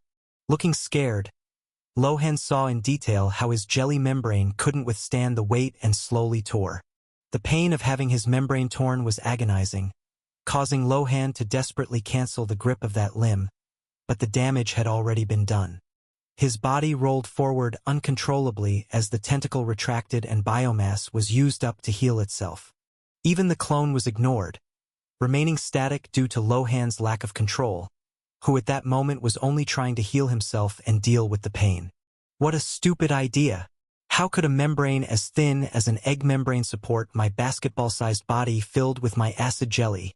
Frustrated, Lohan spent biomass to heal himself and went back to diligently digesting grass and small insects, focused only on accumulating biomass and buying new upgrades. When his biomass stock reached its maximum, Lohan would buy another evolution and continue the process. His focus was on buying upgrades that improved the efficiency of biomass digestion, but in order not to be limited to the space he could cover so as not to stray too far from the elf's location, Lohan bought a few more upgrades in speed, while discreetly spending a few units of biomass to buy upgrades in membrane resistance. This process of grinding after a failure was good for his mindset, which was already starting to get bored. What he didn't know was that while he was dealing with failure and buying several evolutions at a speed that no other slime could match, even with an infinite supply of biomass, a pair of curious eyes was analyzing him. The same white fox that saw Lohan learning to control the clone the previous morning now looked at that silly slime with even more suspicion. The fox's small eyes looked between the slime and the tree he had attached himself to a few seconds ago, and a very human expression of suspicion appeared on her face. Lohan had no idea that the reason he couldn't find any other slimes, magical animals, or insects wasn't because the slimes had spread out too far, or because it was too safe near the elf girl, but because there was another predator like him desperately killing monsters. The little fox, still with the white fur of its mouth slightly stained with blood, kept its distance and watched uncertainly, not knowing whether to approach or not. Despite instinctive perception LV5, Lohan didn't notice the white fox watching him, farming peacefully until the end of the day. The day's gains were very rewarding, even though they could have been better if he had encountered more formidable enemies, as he would have been able to get better upgrades for his skills or even more powerful new skills. But he was already grateful for what he had achieved. When he logged off, Lohan spent all the biomass he had stored, leaving the new passive digestion LV5 to accumulate biomass for him again while he slept or was at college. His current total biomass accumulation speed was 28.54 bio/H, with passive digestion accounting for 3.05 bio/H of that total, which may seem small, but considering that he would be offline for around 17 hours, that would still be 51.85 biomass stored AFK. The next day, Lohan woke up feeling even better. His body, which had previously been pale, thin, and malnourished, was slowly regaining a healthy color, softness, and muscle tone. Even though he was only eating the nutrient solution, his body was absorbing these nutrients even better. It seems that increasing the levels of efficient digestion and passive digestion really makes a big difference in my nutrition. Looking in the mirror, Lohan was surprised to see muscles forming on his body. Because he had very little body fat, now that his body was absorbing the best nutrients from what he ate, and perhaps even from the air around him, he was slowly becoming more defined. Muscle lines were appearing all over his body in a very harmonious way. His belly, which had always been flabby, both due to extreme poverty in this world and his inability to exercise in the other world, was now developing a discreet six-pack abs, with signs that an eight-pack was on the way. His arms, once thin and weak, could now support his body weight for short moments during training, showing a great improvement. Satisfied with this progress, Lohan smiled before throwing a black hoodie over his body, covering his head, putting on a protective mask for the toxic outside air, and leaving the house, completely hiding the changes. The walk to the bus stop was even smoother, his body moving with much more lightness, firmness, and control. Unfortunately, in this world, he was still just a survivor from the lower zone, a nobody to people like him, and even more so to people above. So he just took advantage of his time in college to hear news and gossip from Eligium, something he didn't do very often since he spent most of his time playing games, while trying his best to minimize his own presence. Fortunately, his work in this regard was practically perfect. No one came to talk to him during class. The students from the lower zone were too busy hiding from the students from the upper zone to approach him, while the students from the upper zone were too busy living their own lives to worry about a nobody like him. If it were just that, Lohan's day would have been as normal as ever. But there was one small detail that confused him. I know that my passive digestion works better in college, since the air here is purer and more nutritious, but why has it become more powerful now? Class was about to begin when suddenly the group of students from the upper zone returned to the classroom, passing close to Lohan and causing this strange feeling. Strangely, this strange situation became even more intense when another person passed by him, Isabella Vance. He felt as if before, passive digestion LV5 was absorbing only 0.5 bio/H, but when the other students entered the room, the absorption rose to 1.0 bio/H. But when Isabella entered the room and passed by him, that value skyrocketed to 2.0 bio/H. How did she alone manage to increase the nutrition in the air? As much as he wanted to look at her and search for something different, he knew the harm it could cause and forced himself to keep his head down. But his mind was working at high speed, processing everything that had happened. During class, Lohan remained discreet, but with each person who passed by him, he analyzed the air nutrition, how much biomass he absorbed from the person's presence, and he managed to gather some data. Apparently, of the 30 students in the upper class, 20 increased their biomass gain from 0.5 to 0.6 bio/H. He didn't hear many conversations, but coincidentally or not, everyone in this group who talked about their classes in Eligium were common class players. Another 6 students in this group increased their gain by 0.2 bio/H, twice that of the previous group. From this group, he only heard 2 people talking about Eligium, and coincidentally or not, these two people commented on their uncommon classes in Eligium. Due to a lack of data, Lohan could only assume that the other 4 students also had uncommon races like the 2 he heard, something to note and pay attention to in the future. For other students, increased Lohan's bio gain by 0.4 bio/H. Of these students, only 1 commented that his class was rare. As for Isabella, even though she didn't get up at any point during class, when class was over, Lohan specifically stayed seated a little longer, waiting for Isabella to pass by him, and confirmed that she increased his bio gain by 1.0 bio/H. Despite being close to these people, his bio gain had increased. And this was the real world. What in the world could change a person to the point that they exude biomass in the real world? Just like me, they are also undergoing changes and evolutions because of the game, right? But if you noticed, adding Isabella, the total number of students who awakened a change in Lohan was 31. But there are only 30 students from the upper zone in Lohan's class. Among the group of 4 students that Lohan assumed had rare classes or races, only 3 were from the upper zone, with the last one being a quiet boy who was also part of the lower zone, like Lohan. Surprised by this discovery, Lohan quickly got up from his seat and ran to the bus stop. Some students from the upper zone saw this poor boy running with a gas mask hanging from his backpack, and although they frowned, they didn't pay much attention to it. Seeing his target at the bus stop, waiting for transportation to the lower zone, Lohan sighed in relief, adjusted the mask on his face, and blended into the crowd, watching the boy with curiosity but with no intention of approaching him for the time being. During the trip from college to the lower zone, Lohan kept his distance from the boy, close enough to observe him, but far enough away that he, someone who had no idea he was being watched, couldn't notice. Surprisingly, the boy got off at a bus stop before Lohan's, closer than he had imagined. Lohan was even tempted to get off the bus and strike up a conversation with the boy. Perhaps connecting with another kid from the lower zone with a rare class would be useful to him, not to mention that he had been alone for a week in this world without talking to anyone. Seeing someone else in a situation so similar to his own aroused his sympathy. But thinking that it was still risky and uncertain, since he didn't know the boy or anything about his past, Lohan gave up on the idea and stayed on the bus. Tomorrow I can try to talk to him at college. For someone with a slime race, getting gold was still uncertain. Considering that his new life would be over if he didn't get money in 3 weeks, befriending someone who could help him with that would be useful. Not because he was thinking of asking the boy for money, but just having a guide or someone who could help him resell items would be very useful. And between getting that help from someone like him from the lower zone, or relying on someone from the upper zone for that, Lohan would choose the former without thinking twice.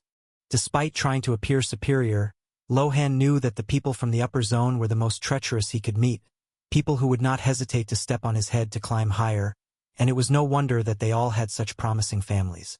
Back home, Lohan was a little mentally tired from his classes, which weren't that difficult for him since in another world he used to argue with doctors while still a student. But as soon as he opened the door, he took off his clothes and started exercising. Although the scene of Lohan exercising completely naked in the living room of his apartment was strange, it was the only alternative he found to avoid spending even more money. Exercising itself was free, but washing clothes was not. And in a world like this, where humanity extracted everything it could from the planet in pursuit of profit, without concern for sustainability, decontaminated water was extremely expensive. Even his showers had to be rationed throughout the week, let alone wasting water to wash clothes every day.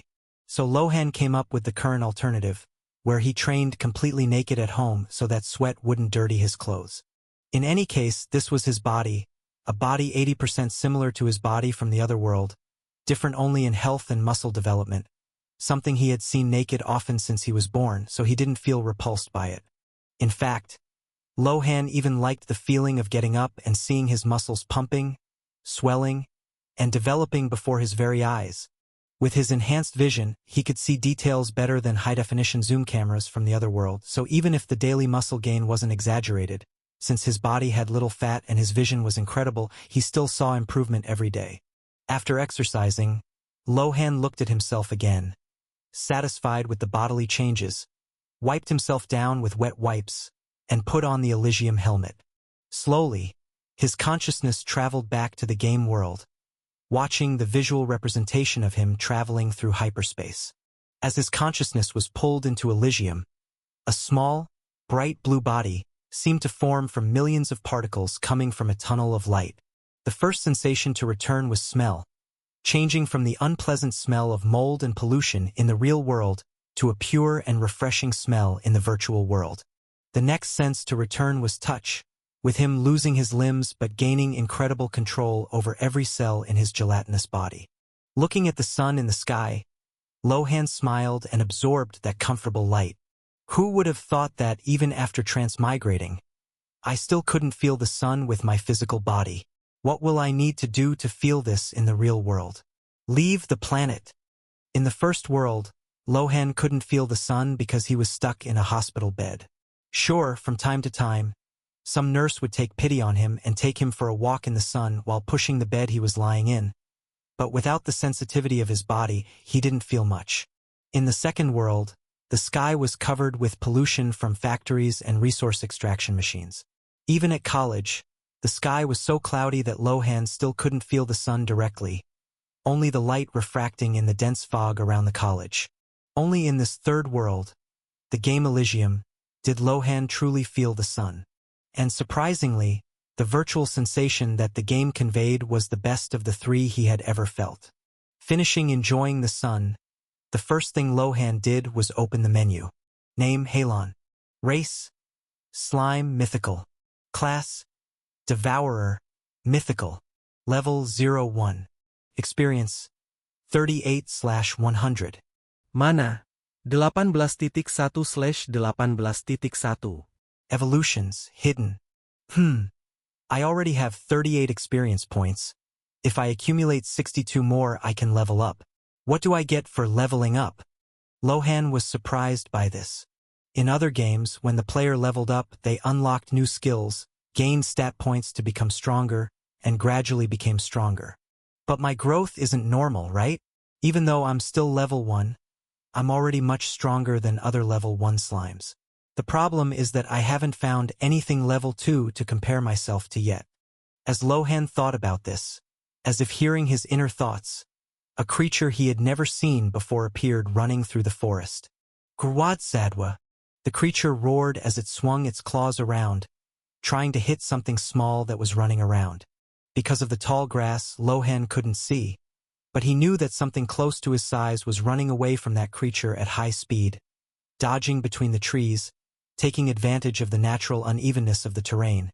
But the creature didn't let up on its target.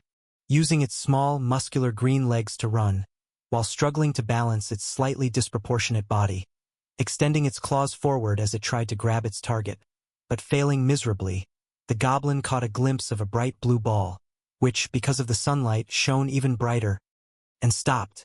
When that goblin's gaze focused on Lohan, he froze. Shit. Damn. Why did a goblin appear out of nowhere in this forest?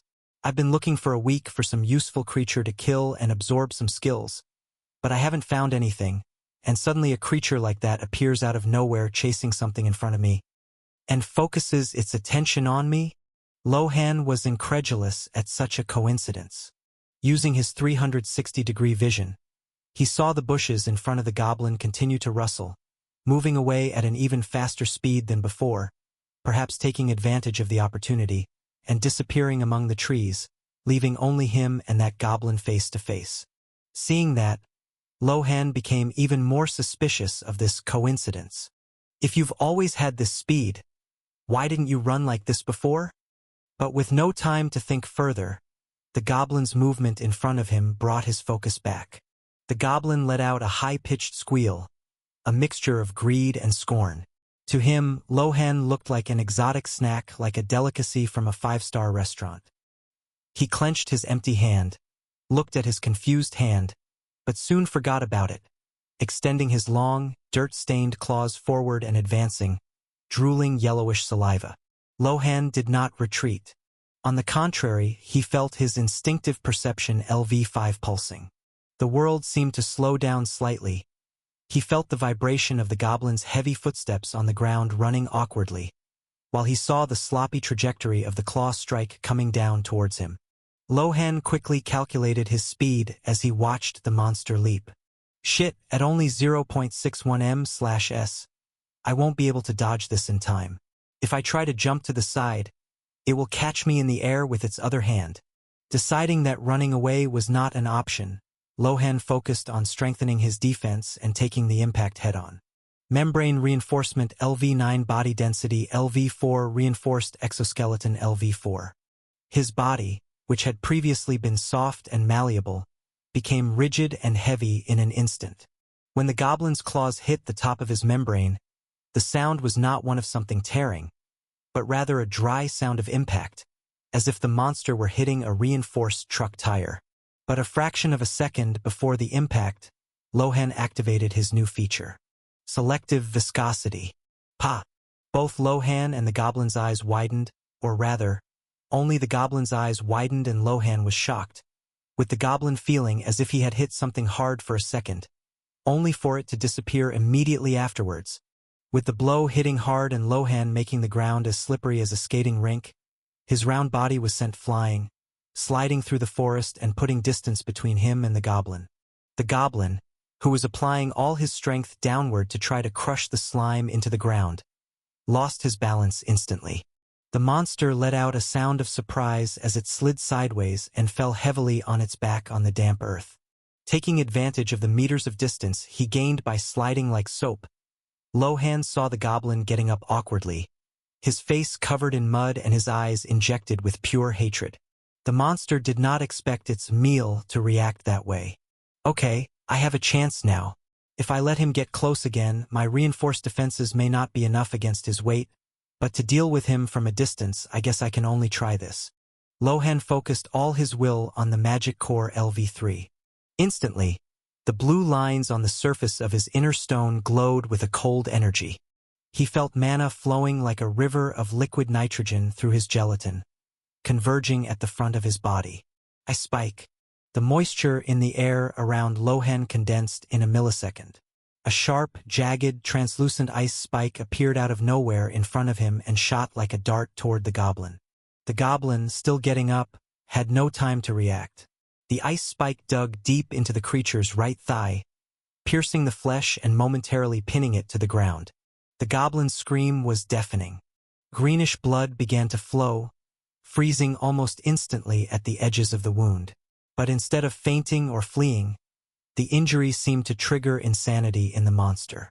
With a violent movement, the goblin tore its own leg from the ice spike, tearing the flesh even further, and began to strike the air chaotically as it staggered forward.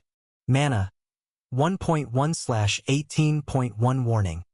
Critical mana reserves. Damn. My head feels like it's going to explode. One shot and I'm already in the red. This thing consumes too much energy. Lohan felt an overwhelming dizziness. His 360-degree vision began to waver and he felt his body lose its steadiness. He wouldn't have mana for another shot, and the goblin was now an uncontrolled hurricane of claws and teeth, advancing regardless of the pain. Think, Lohan. If you don't have magic and you're not fast, you have to be dirty. The goblin was only 3 meters away, moving in an erratic pattern, lashing out with its claws at nothing, destroying bushes and digging furrows in the ground in its frenzy. Lohan realized that, in its current state, the monster was no longer hunting. It was just trying to destroy whatever was in front of it. I can't make a sword shape with my body, or anything like that for very long. But I can be a trap, right? Lohan deactivated the reinforced exoskeleton to save biomass and focused everything on selective viscosity. As the goblin approached for the final blow, Lohan did not slide away.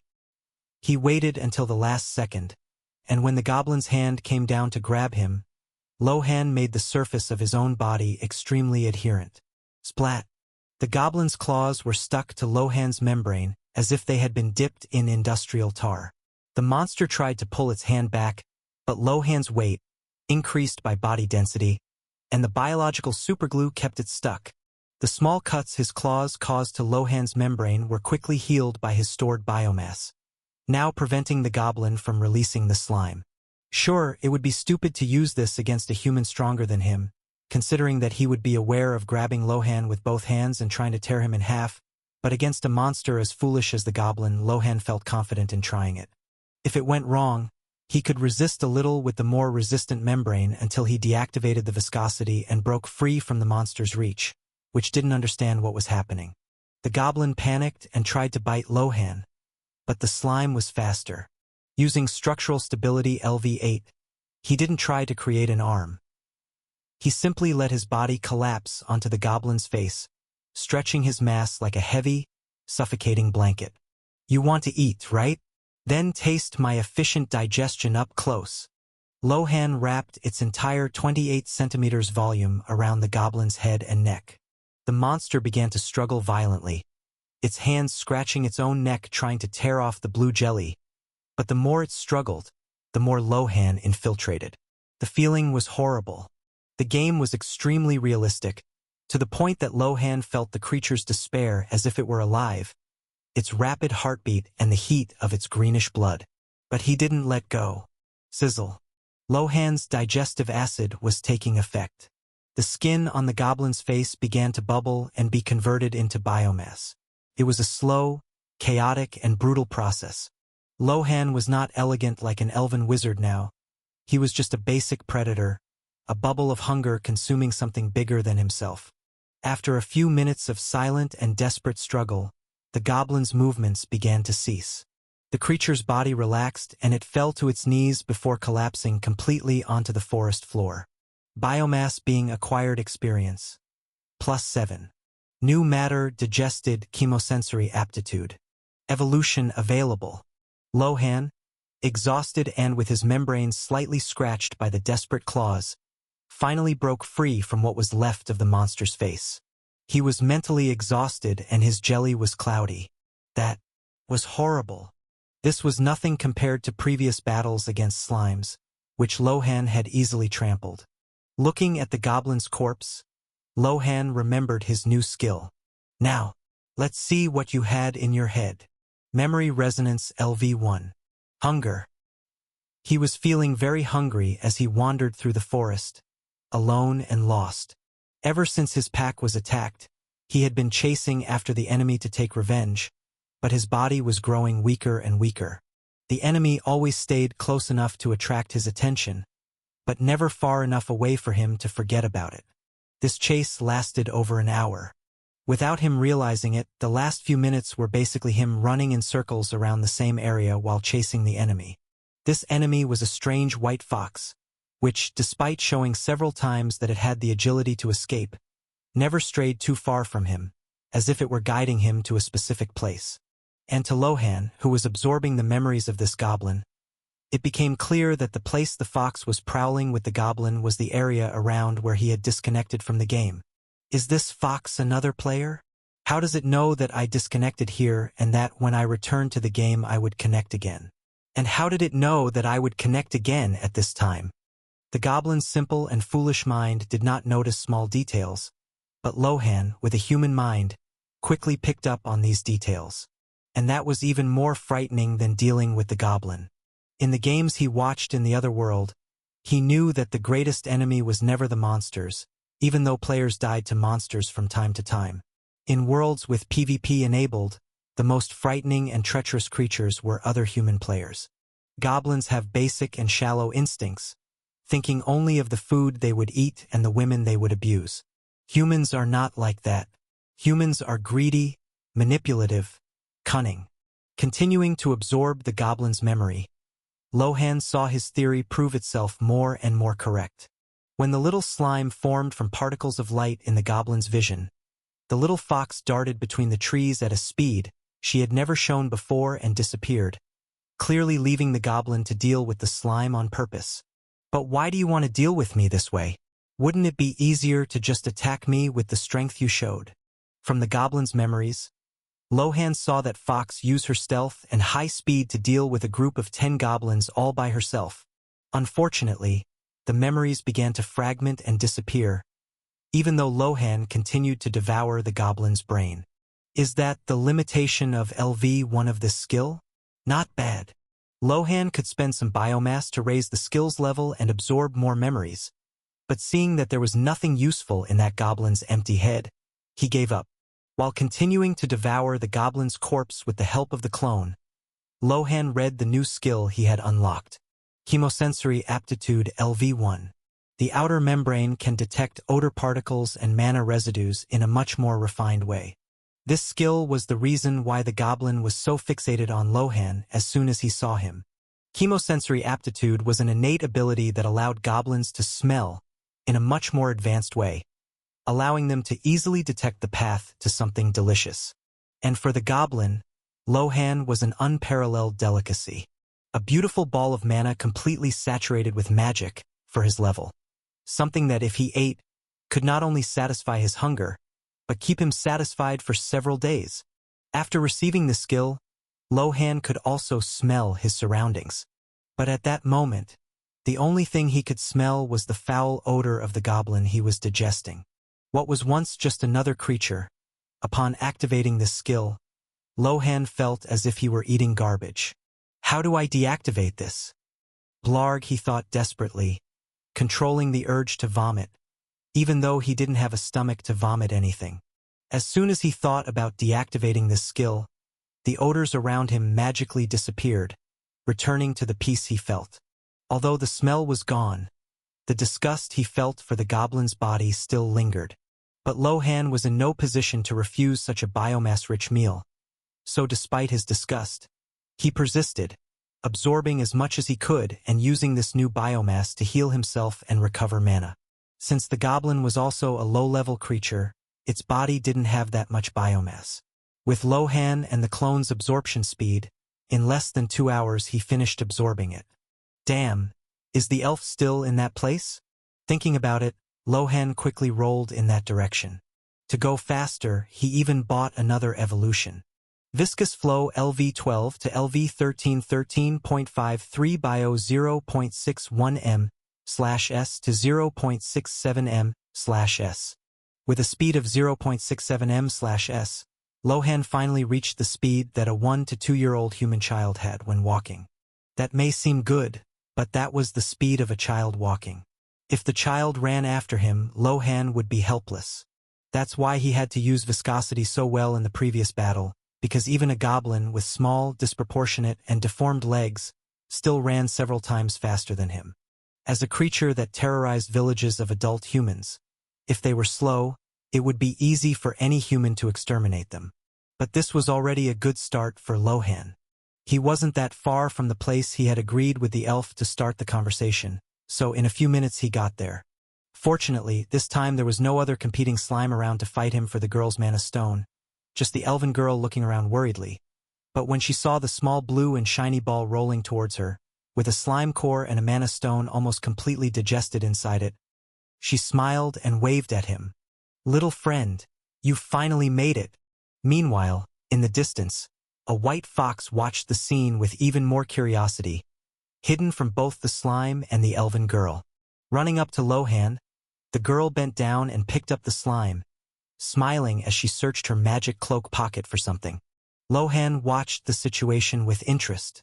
If before he felt that the girl could be a good bridge between him and a possible civilization, now he felt that she was essential to his development. If it weren't for the ice spike he learned from the mana stone she gave him, he would most likely have died fighting that goblin. Damn. I've been playing for a week and I'm still weaker than a LV1 monster. No wonder no guild believed me when I said my race was mythical, even though I'm a slime. Lohan thought frustratedly. Suddenly, Aliana found what she was looking for and stood up to show it to Lohan with pride. "Look, my little friend. Look how beautiful this mana stone is," Aliana said with a huge smile on her face as she brought the stone closer to Lohan so he could see it better. Lohan didn't even need her to bring it that close. With his enhanced vision, he could see the mana stone perfectly, and from what he could see, this stone seemed to be of a higher grade than the stones she had given him before. Curious, Lohan even activated chemosensory aptitude to understand it better, but that was a terrible idea. As soon as the skill was activated, the best smell he had ever smelled in his life invaded his consciousness, almost like cocaine, and instantly energized his mind. Shocked, Lohan looked at the stone in the elf's hand and tried to understand it better. From the goblin's memories, the smell I'm sensing is several times better than the smell he sensed from me. Approaching the mana stone, Lohan tried to extend a tentacle to grab it, only for Aliana to push the stone away, like a child playing with a small animal. Despite being tempted by the scent, Lohan felt a bitter taste that did not come from the stone. The girl's playfulness acted like a bucket of cold water on him, like the dynamic of an owner with his dog, and at that moment he was the dog. Even though it could greatly benefit him, his pride was hurt by this action. I already had a shitty life in the first world. In the second world I'm part of the lowest social class, and now in Eligium I'm also going to become just someone else's pet? Do I really need to submit to these things just for power? Wasn't this game supposed to be fun for a hero's journey like everyone else? Disappointed, Lohan deactivated chemosensory aptitude so he wouldn't be so tempted by that mana stone, and selective viscosity to slip out of the girl's arm, much to her surprise. Although he knew it was a foolish idea, that he would reap a great benefit just by pretending to be a dog for a few seconds, Lohan had his pride and did not intend to submit himself like that to please someone's ego in exchange for a few handouts. Upon reaching the ground, Lohan turned and began to roll away, not bothering to stay any longer. Even the fox, who had been watching all this in silence, raised an eyebrow in astonishment, surprised by Slime's resolute attitude. Aliana was the only one lost in that situation, not understanding what had happened. Walking up to Lohan in confusion, she bent down and spoke to him. "Little friend? Did I do something wrong?" she asked, her voice faltering. The euphoria of before was gone, replaced by an expression of someone who had just realized they had unintentionally hurt a friend. "I just wanted to see you happy with the gift. If you want, I'll get another one, but don't treat me like a stranger." Seeing her sadness, still not understanding why he had acted that way, Lohan also felt guilty. Analyzing the situation from the elf's perspective, Lohan really did seem like a pet slightly more intelligent than a cat, but he also didn't know how to explain the situation and resolve it. "Damn it, Lohan. Look what you're doing. She's an elf. She's probably lived for decades or centuries dealing with cute creatures in the forest that are actually considered pets. And I'm here expecting her to treat me with human ethics and social etiquette even though I've never given her any reason to?" Lohan turned slowly. Aliana was still crouched down, the high-quality mana stone shining between her fingers, but the sparkle of excitement in her eyes had been replaced by a haze of guilt. Lohan knew that rolling away would only make him look even more like a temperamental pet. He needed to refresh her memory, to show her that he wasn't just an irrational pet, but someone truly conscious and thinking, with enough intelligence to be treated as an equal. Focusing on his structural stability LV8, Lohan felt the mass of his body vibrate. Unlike the first time, when forming that baby hand seemed like a Herculean effort that almost made him faint, now he had more control. The bluish gelatin condensed on top of him, stretching with a firmness he didn't have days ago. Aliana's eyes widened when she saw the slime change. She remembered their last encounters where her little friend controlled its own body to form a hand to interact and talk with her. Lohan forced the mass to divide into 5 thin extensions, creating a central palm, and then articulating what appeared to be fingers. In a few seconds, a small hand, the size of a baby's, but perfectly formed and translucent, emerged from the top of the slime. The hand Lohan formed was more shaky than the first time, with well-defined fingers that opened in a clear stop sign. Lohan didn't stop there. He used the little hand to point first at the mana stone in her hand and then made a horizontal gesture, as if cutting the air. A clear sign of disapproval for the game of hiding the stone. The silence in the clearing became heavy. Aliana froze, her hand holding the stone paralyzed in midair. She looked at the small gelatinous hand, then at Lohan's glowing core, and finally it dawned on her. You didn't find it funny, did you?" she whispered, her voice losing its childish tone. "You were offended because I treated you like I treat animals." Lohan kept his hand raised for a few more seconds, making sure the point was delivered. Then he relaxed his form, letting his fingers melt back into his spherical body, but remained upright, staring directly at her. The elf sighed deeply, dropping her playful stance and placing the mana stone gently on the ground, right in front of Lohan. She didn't try to pick it up again. Instead, she sat down on the grass, crossing her legs respectfully, staying at the same eye level as him. "I'm sorry, little friend," she said, giving a sad but sincere smile. "I'm really sorry. I got more excited than I should have when dealing with you. I was so excited about your return, and you took longer than the day before, so when you appeared I was so euphoric that I embarrassed myself. This is a stone from a level 11 weaver spider." She pushed the stone closer to him, her fingers trembling slightly. "I took it secretly from my master's warehouse. I could be expelled for this, but I thought you deserved the best to grow strong." Lohan looked at the stone and then at the girl who had risked herself for a creature that had just given her the cold shoulder. The pride that had seemed so important seconds ago now seemed like selfishness. "She risked herself for me, and I treated the only person who cared about me like an enemy because of a whim of ego. Is being isolated from human interaction for so long taking away my humanity?" A small hand formed again above the slime's body. Slowly, the jelly on Lohan's body moved, and 5 little fingers appeared in front of Aliana. The small hand moved forward toward the stone, but instead of bending down and picking up the stone, the hand continued straight, extending to an uncomfortable limit for Lohan, but he stood firm and placed his hand under the elf's hand. Aliana was sitting in Siza with her hands resting on her leg.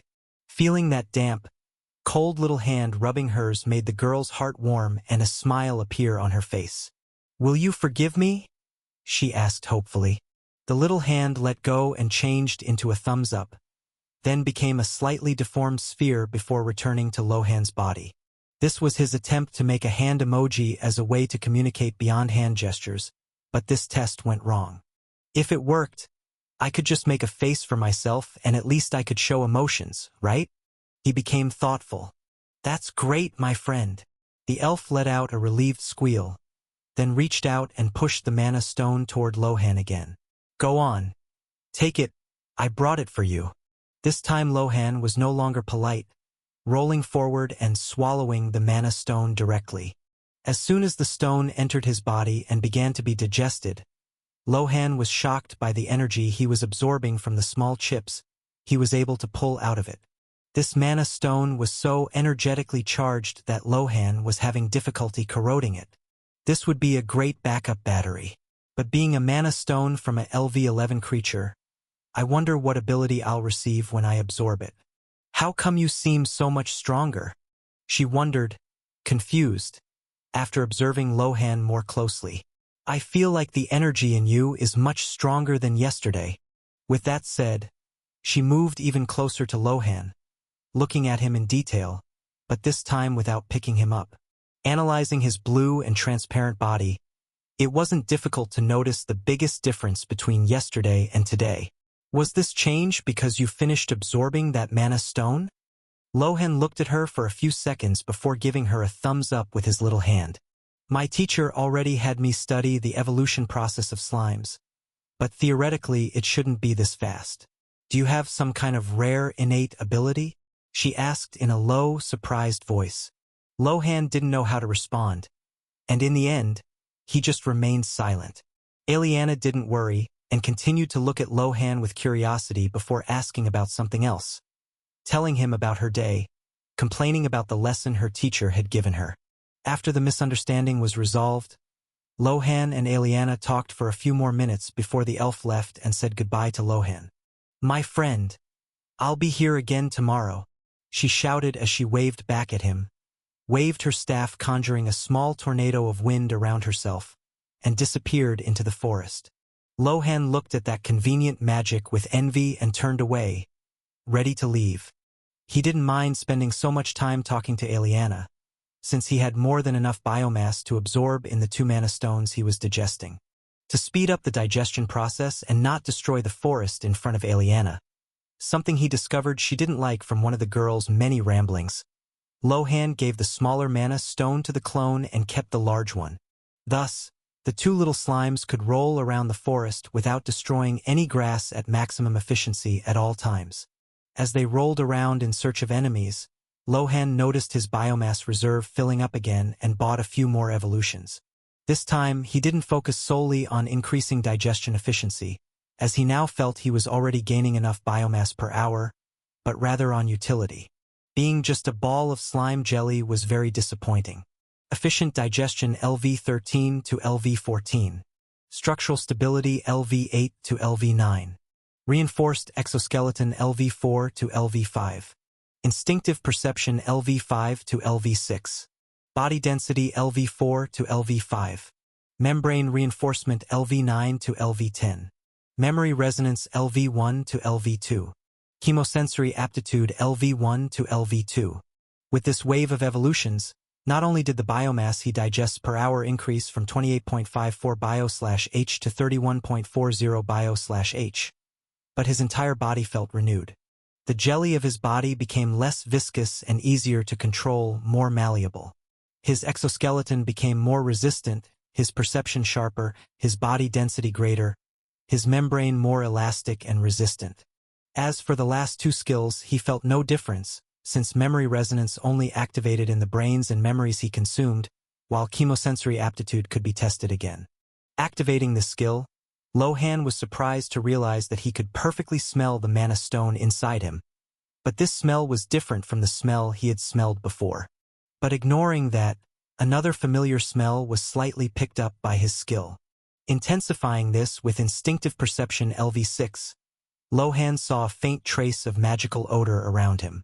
This odor was unfamiliar to Lohan's own memory, as he had not smelled it personally until now.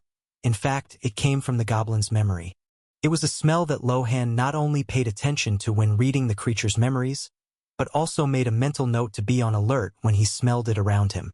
Although it did not change the way he moved at all, Lohan's 360-degree vision was working at full speed as instinctive perception LV6 analyzed everything around him like a scanner searching for the source of that smell. "Very well, you cunning fox. Let's see if you can escape me now," Lohan thought as he planned how to deal with that fox even though its speed was much faster than his. A faint red smoke floated through the forest, tracing a path through the trees to the little slime. This smoke was not something anyone could see, only those with chemosensory aptitude could sense it. And Lohan looked at them intently. "Should I follow this trail? If I find that fox, what do I do? If they try to do something to me, maybe I can defend myself, but if I have to rely on my slow speed to do something to them, maybe I can only shoot an ice spike and run out of mana right after." He thought doubtfully. If he did nothing, it was possible that the fox would do something to him that would put him at risk again. But if he went after it to get revenge, he also had nothing to do against it. Fortunately or unfortunately, he didn't have to decide on that. The red smoke that had seemed so sparse before gradually became denser. Lohan looked at them a little confused, but when he felt that smoke, he understood. The smell was stronger. "Shit! I haven't even decided what to do, and they're getting closer?" With no time to lose, Lohan used all of his stored biomass to recover to peak condition, controlled the small clone to merge with him again, and faced the direction from which the smell was approaching. The seconds dragged on much longer than normal. A minute waiting for the fox to approach seemed like hours to Lohan, who was on edge, prepared for the worst. But surprisingly, when a small white head appeared from behind a large, thick tree, Lohan controlled himself so as not to shoot an ice spike directly at that creature. With no means of communication, Lohan just stared at the fox, analyzing for the 10th time whether his position was bad or if he should move to a better place. Unlike him, the fox walked calmly and confidently, without a hint of fear as it looked at Lohan with curiosity. Tap. Top. Top. The steps of the surprising little fox made no sound other than the ground being touched. Although the ground was covered with dry leaves and broken branches, her paws did not touch anything undesirable. Finally face to face with that curious slime, the fox also looked at the creature with curiosity. She noticed that unlike when the slime was facing the elf girl, where its membrane was soft and relaxed, now in front of her, the creature had entered attack mode. With a hard and resistant exoskeleton formed above the surface of its body, with a matte and reinforced membrane underneath, and its body perfectly tense to jump away from her at any moment. It seems they're not an idiot, she thought with an internal smile, but outwardly showed only indifference. Confirming the advanced thought process of the monster in front of her, the fox was almost 100% sure that she was facing another player, like herself. With a little caution and surprisingly relief, she used one of her innate abilities. "Hello, slime," a young, graceful female voice sounded in his mind. If it weren't for the immensely stressful situation Lohan was under, it would have been a very pleasant voice. But upon hearing it, Lohan was shocked. With his 360-degree vision, he was sure there was no one else nearby who could speak to him. And the strangest thing was that he didn't see the fox move its mouth. Frightened, the slime rolled backward at full speed to distance itself, trying to keep itself safe by distance. "This is my innate ability, telepathy." The voice sounded again in his mind, a feeling so strange that Lohan was ready to cast an ice spike at it. Even more so after hearing the explanation. Shit, did she say telepathy? Is she reading my memory? He was startled, worried that this was somehow real. Although he had seen videos and live streams of other games in the other world, he had never heard of a game that allowed telepathy, let alone something involving the real mind. This feeling was so strange that Lohan felt as if her voice was sounding in his real mind. Not the slime's. Then the voice sounded again, surprisingly patient despite Lohan's outburst. "Calm down. I can only read your shallow thoughts, just your shallow thoughts. If you want me to lose access to your mind, you just have to try a little harder." He was suspicious, but having no other choice, he mentally focused on denying anyone any kind of access to his mind. At first, nothing changed, but after a few more attempts, he finally felt as if something had left his mind. Damn, I didn't even feel that get in there. Since when has she been reading my mind? He wondered in shock. "Okay, now can we talk?" she asked as she snuggled into the grass beneath her and lay down, looking at the slime with a playful expression. Lohan looked at her for a few seconds. Seeing that she showed no hostility, he tried to answer. "Yes. Great, you're really a very interesting slime. How did you manage to survive the brutal first day as this race? Didn't that wave of monsters find you?" she asked curiously, looking him up and down. Although Lohan always considered himself small, his body was already about 30 centimeters in diameter, which meant he was a sphere about 30 centimeters high and 30 centimeters wide. The white fox in front of him was just under 30 centimeters tall, slightly smaller than him, and when lying down she was even smaller. But on the other hand, she was thinner and longer than Lohan. It was what she said that confused him. "Wave of monsters? What's that?" At his response, the fox looked at him, also confused. The monster wave on the first day. Most players with rare non-human races died before the first night because of this monster wave. How did you survive it with such a fragile body? Lohan became even more confused. Wave of monsters? I have no idea what she's talking about. But as far as I remember, after entering Eligium for the first time, the old Lohan didn't stay online for more than 5 minutes before disconnecting and going to look for a good guild.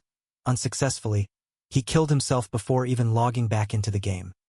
Analyzing the small changes in slime and realizing that he was as confused as she was, the fox asked incredulously, "Don't tell me you were one of the lucky ones who wasn't in the game during the monster wave? Can I call a rope around my neck luck?" Lohan thought to himself.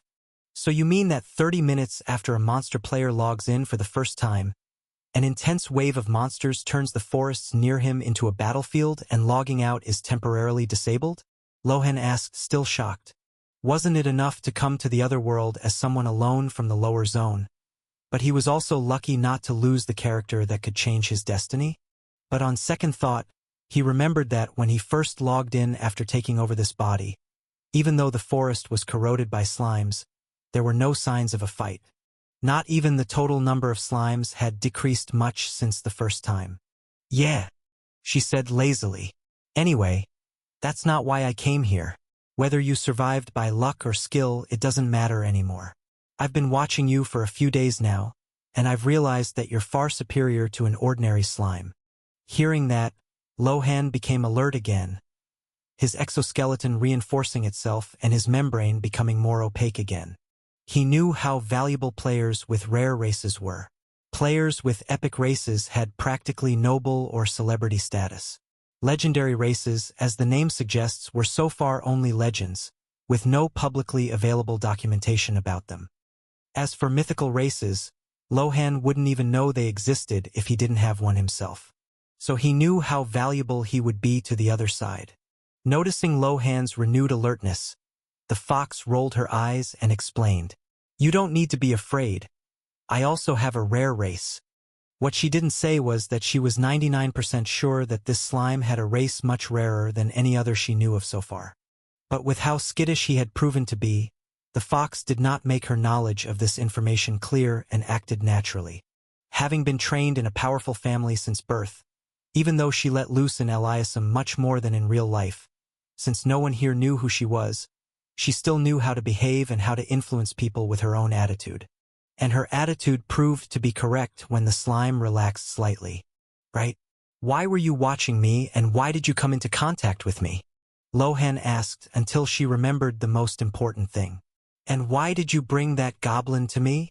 The first part was within the fox's expectations, but the second part surprised her. "What makes you think I brought the goblin to you?"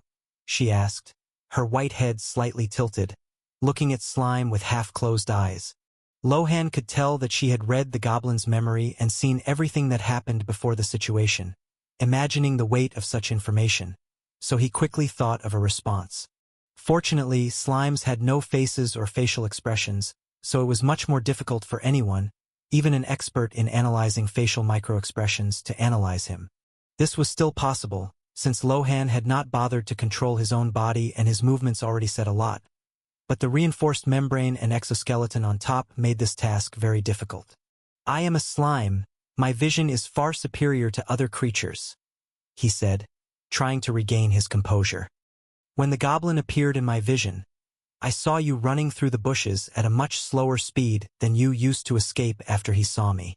If you really wanted to escape, you would have gotten away long ago." The fox looked at him for a few seconds before nodding. "You're right. I'm sorry about that. I'll make it up to you. But it was extremely important to ensure your ability before approaching." Lohan looked at her suspiciously. If he had eyes at that moment, he would have had the same expression she had moments ago. "Why did you need to ensure my ability?" Depending on her answer, Lohan was ready to send an ice spike and split her skull in half, especially with her in such a relaxed pose in front of him. But it was that same pose that also made him keep his cool and listen to what she had to say first. It wasn't enough that he had acted rashly with Aliana a short time ago. He didn't want to rush into things again. The fox got up from where she was lying, making Lohan even more alert, and approached him. When she saw that he rolled away a little as she approached, she stopped and looked at him intently. "I want to invite you to my guild," she said in a serious voice. Lohan thought that was absurd. When the old Lohan was desperate to get a spot in a guild, everyone mocked him, hung up on him, or at best just treated him like a liar. Now that he had given up on joining a guild and discovered great potential in his race and class, some crazy fox brought a goblin to try to kill him and then invited him to join her guild. What kind of macabre initiation ceremony is this? To be promoted in the guild, would he have to face a troll? "No thanks. I'm doing just fine developing on my own, and I think you have serious problems if you bring a monster to kill me and then invite me to your guild as if nothing happened." Lohan refused without thinking twice. This surprised the fox. Unaccustomed to hearing no, she thought the slime would gladly accept to join her guild, especially considering her influence in all the social circles she participated in. Someone unwilling to join her to do something was unheard of. Any investment idea she had, since she was 12 years old, was always received with interest and excitement by everyone. And here she was, being rejected by a bluish jelly bubble in the middle of a forest. The fox blinked, processing the no. It was a strange feeling. It wasn't the anger she felt when some spoiled heir tried to flatter her, but something weird. The slime obviously didn't know he was talking to someone of her identity, and that feeling wasn't bad, despite being rejected. She took a step forward, swaying her tails elegantly as she looked at him curiously. I've already admitted that I was wrong in how I handled your test, and I've also said that I'll compensate you for it. Isn't that enough? She asked. Hearing that, if Lohan had eyes, they would have rolled now. Although he had controlled himself not to turn around and walk away a few moments ago, his patience had limits when dealing with unreasonable people. He understood that he was talking to someone who lived in a different world than his, which was the only explanation he had for someone acting that way. And the more he analyzed the situation, the more the way this fox acted reminded him of the students, teachers, and staff from the upper zone he had met in college, which further diminished his intention to continue this conversation. Even though he hadn't lived his whole life in this world, just the last few days had been enough to make Lohan detest those people. I don't need any compensation. Now, if you'll excuse me, I have better things to do than play initiation games with you, Lohan replied, his body tensing as he prepared to roll away. Even though he knew he wasn't as fast as her, this whole conversation was stressing him out. Wait! The fox exclaimed, her sweet voice now carrying a note of urgency she hadn't used in a long time. You don't understand. I'm not inviting you to be just any member.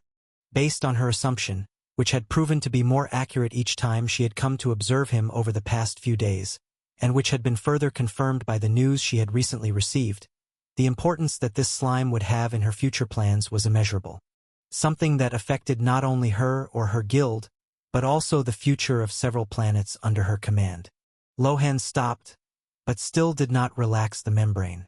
Oh no? Are you going to tell me that you want to invite me to be a captain in your guild?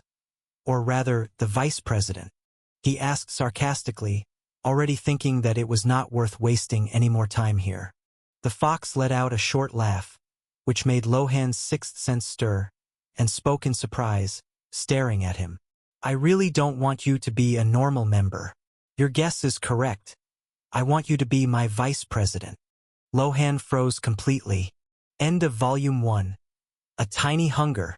Now that the main foundations have been laid, the story will focus more on Lohan's involvement with both worlds. I hope you've enjoyed the story so far. I'm counting on your support for Volume 2. Vice President? Lohan asked, confused, thinking that some interference had caused him to mishear what her telepathy meant. But the fox nodded, indicating that he had heard correctly. Yes, ever since I awoke in this forest, I've been killing every monster I've encountered along the way. She narrowed her eyes as she spoke. The number of low-level monsters I've killed is very high, and among those monsters there are dozens, if not hundreds, of slimes. But among the various monsters I've seen in this forest, you were a surprise. What do you mean? Lohan asked, confused, shocked by the information she gave him. So she's the reason I can't find any monsters to kill.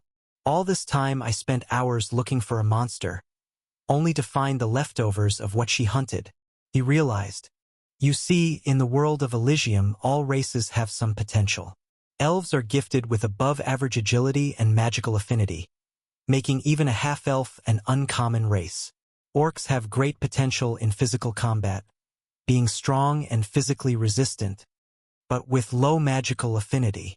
Spirit foxes, like me, have high agility, stealth, and spiritual affinity, hence my innate telepathy ability. She said in a calm voice, pleased that the slime was more willing to listen to what she had to say. So she's not an ordinary fox, but actually a spirit fox. He made a mental note of this information to try to find out more about it in the future. With the explanation, Lohan could also see where this conversation was going. Having played as a slime for a week, Lohan had already realized how broken slimes were. With the ability to devour enemies and evolve by absorbing their biomass, theoretically the slime had potential in all areas, being practically omnipotent. And this was clear from his development. Lohan had skills to become more resistant, more agile, stronger, magical affinity, and even spiritual affinity, if you consider memory resonance LV2 as a spiritual skill. And my potential isn't limited to that. I probably haven't developed other areas just because I haven't come into contact with them yet, as was the case with magic. Understanding this point made Lohan understand his value even more. Right? I see where you're coming from. But what gives you the confidence to delegate the vice presidency of your guild to a complete stranger? Not only considering the current influence of guilds in the real world, but from what I've heard, even in Eligium this type of organization wields great influence and prestige. Not to mention, won't the other members be dissatisfied? Lohan finally asked the crux of the matter. In the real world, Eligium guilds were mostly controlled by large financial and political conglomerates. Small groups that tried to venture into this area were met with great resistance from larger groups, which nipped potential competitors in the bud. Lohan didn't understand why these billionaires placed so much importance on a guild in a game. Sure, it was possible to make money from players who converted gold in Eligium, but that was it, right? It's not like the game gives you any other advantages in the real world. His thoughts were interrupted by the memory of the changes he had felt in recent days. The gain in strength, the increase in nutrient absorption, even the possible ability to nourish himself through the air. If these billionaires already knew about these advantages, it's obvious they would try to monopolize control over the game. The fox didn't know what Lohan was thinking, so she explained in response to his question. I have no mental burden in inviting you to be my vice president for one simple reason. She was silent for a few seconds. The guild doesn't exist yet. Boom! Lohan's mind practically exploded with this revelation. After all this proposal, with so much information and attempts at persuasion, he was actually being invited to a non-existent guild. At that moment, he felt the urge to turn around and leave again, but he calmed down and asked for an explanation. I believe there is a reason for this. The fox nodded positively. Yes, humanoid races that are born in civilizations can open guilds immediately as long as they have people and money, but monstrous races like ours must first claim a territory by right of conquest and obtain a dungeon core or a seal of sovereignty, and only then can the guild be formed. Unlike humans who buy a license at City Hall, we have to force the system to recognize us as a legitimate faction before the world. This was eye-opening for him, who had never come into contact with these game mechanics. From the information this fox had, it was clear that her identity was not ordinary, even outside of Eligium. This access to information was something Lohan valued. And how could we get a dungeon core or a sovereignty seal? He asked curiously. Hearing this, the fox underwent a slight change. From a serious and relaxed face, Lohan felt a fire arise in her gaze. That's simple. We just need to conquer a dungeon to get the core or dominate a territory to get the sovereignty seal. Lohan looked at her skeptically. What she said was anything but simple. Feeling Lohan's gaze, even though he had no eyes, the fox came to her senses. Ahem, I mean that the process is simple because it is linear and uncomplicated as long as we have enough strength to conquer a dungeon, killing the monsters and the boss that live there, not that completing this will be easy. That made more sense. I believe you already have a dungeon in mind for this?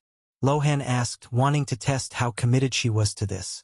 Honestly, up to this point, he had been playing a game of eating grass and insects, getting stronger every day at an acceptable pace. He could continue like this until he became very strong, but would this pace be enough for him to earn money to pay off his debt in 3 weeks? It had already been proven that feeding on monsters was much more profitable, not only in terms of biomass due to the mana stones they might have inside them, but also because of the skills they knew Lohan could learn by digesting them. Not to mention that having a goal ahead would be much more interesting than just wandering aimlessly, and probably much more useful for the future than being a lone wolf. To his question, the fox nodded again. Yes, I've already explored the entire surrounding area, and of the 3 dungeons within our reach, only one is low enough in level for us. And what is the level of that dungeon? Lohan asked with interest, thinking about how many monsters he could absorb and how strong he would become after that. The fox was silent for a few seconds before sighing and replying. That dungeon is level 10. Lohan was shocked. I'm not even halfway through level 1. At least she must be high level, right? What's your current level? He asked curiously. The fox was quiet again, making a strange feeling arise in him. I reached level 3 today, she said as she looked away. Boom! Lohan's mind exploded again. Before Lohan could say anything, the fox explained herself. Calm down, first of all, this forest and all the ones around us are low-level forests. The monsters in these places are low-level and therefore give us very little experience, which is why my level has risen so little. Why didn't you go to higher-level places? Lohan asked, confused, thinking of various reasons such as geographical barriers, too large a level discrepancy, lack of mobility, too long a distance, but the answer he received surprised him. Because of you, she said, looking directly at him again. Because of me? Lohan asked, confused. She nodded. I'll be honest with you, the process of developing a guild is not easy, and for me it can be even more difficult for personal reasons that I can tell you if you join me, but even with this difficulty, I have a very high chance of success because my spiritual fox race is a legendary race, and my illusion weaver class is a rare class.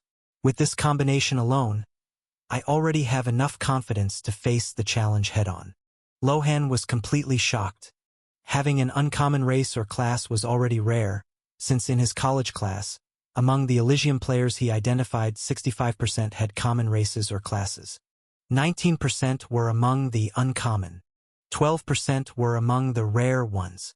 And only one person had a race above that, which Lohan had not yet identified what tier it was, despite hearing a girl comment that it was an epic race or class. This data was not entirely accurate and could be adjusted up or down in a larger sample for the common, uncommon, and rare ones. As for the epic ones, these are even more difficult to account for, let alone legendary ones. And to intensify this even further, not only did this fox have a legendary race, but her class was already a rare class.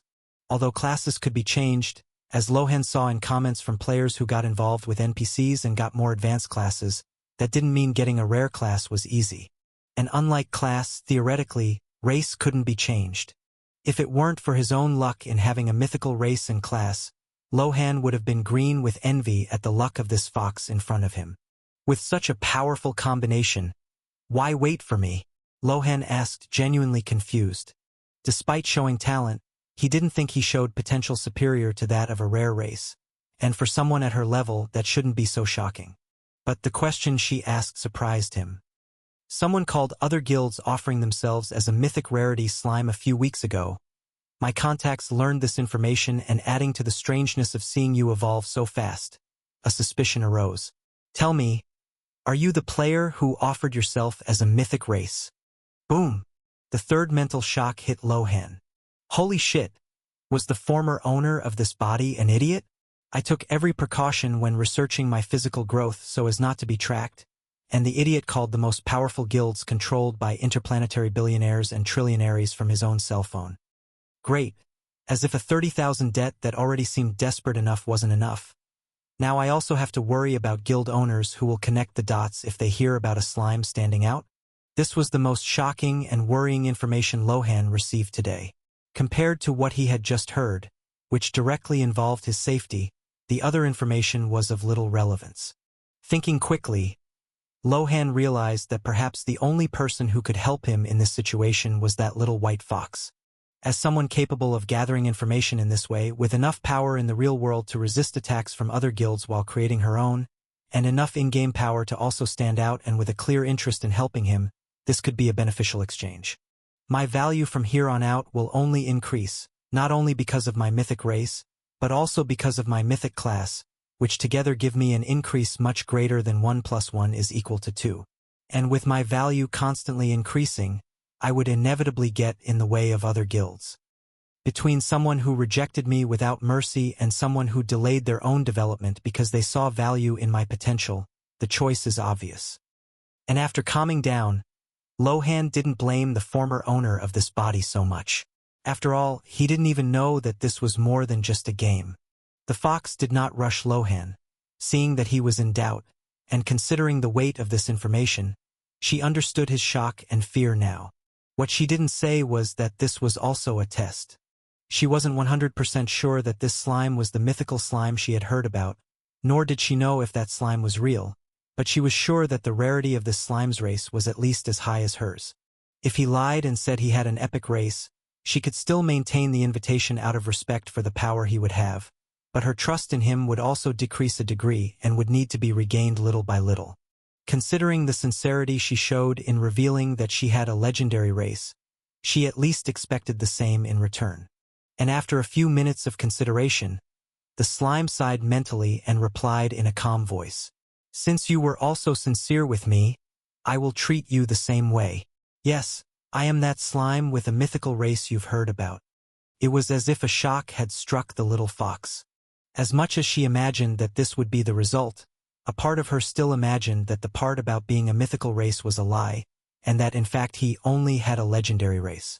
This was one of the few times she had been surpassed by someone apparently of her generation.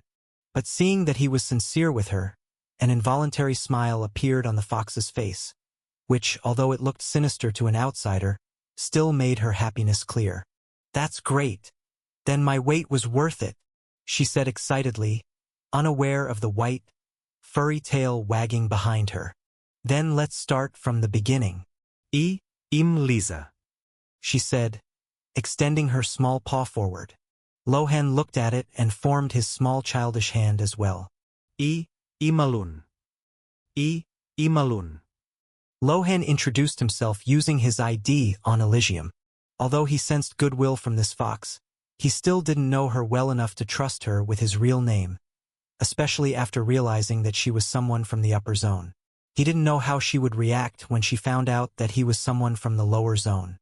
Halon, great name, I'll send you a friend request, she said as she focused on something invisible in front of her.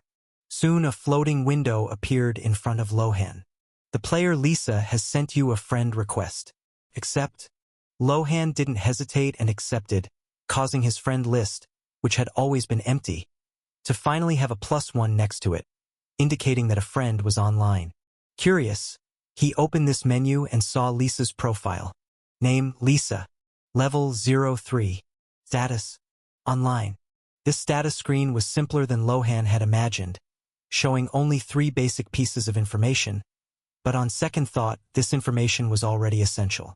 Just as Lohan looked at Lisa's profile, she also looked at Halon's profile. Name, Halon. Level 01. Status, online. Looking at such a low level, she was surprised. Shouldn't he be at least at level 02? With the strength he showed in dealing with that goblin, his strength is not only much greater than that of other slimes, but also stronger than the other LV01 monsters I've encountered, probably around LV02 now. Is that the advantage of a mythical race? She thought, confused. Suddenly she noticed another detail. Are you still at LV01? When did you start playing? Although she had been following this slime for a few days, Lisa didn't know how long he had been playing, but she estimated that he had also been playing since the first day, like her, but how did he gain so little experience in that time? Hearing her question, if Lohan had eyes, he would have rolled them now. Maybe it's because there was a legendary fox running through the forest at high speed and killing all the monsters? In the last few days, I had to search for over an hour to find each monster. Lisa's eyes widened and she looked away. I'm sorry. I didn't think the respawn rate of these monsters was so low. Don't worry. I was still able to get stronger even though I didn't kill monsters.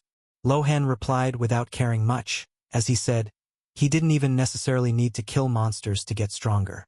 If he had a large stock of plants to digest, he could stay at LV01 forever and still be stronger than higher-level players. Lisa related this answer to what she had observed from this slime over the past few days, and her curiosity could finally be satisfied. Are you talking about your skill of digesting things? Is that how you got that ice magic? Remembering using Ice Spike against the goblin Lisa brought to him, Lohan didn't bother to hide it. Yeah, I have a chance to gain characteristics from things I absorb, he said. But what did you absorb that gave you that magic? I don't remember anything in this area with magic like that, she asked, tilting her head curiously. Introducing herself as Lisa, she felt much more free to act as she pleased. After all, no one knew her true identity, so there was no need to strictly follow etiquette and maintain the image of a perfect girl all the time. Although she felt more free in Eligium, Lisa still unconsciously restrained herself quite a bit. It wasn't so easy to change habits developed over almost 2 decades. In response to her question, Lohan moved the mana stone inside him and held it in his small hand. As you may have noticed, I received some mana stones as gifts, one of which gave me that skill.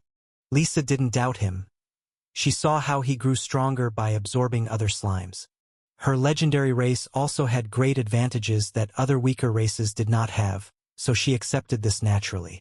Great.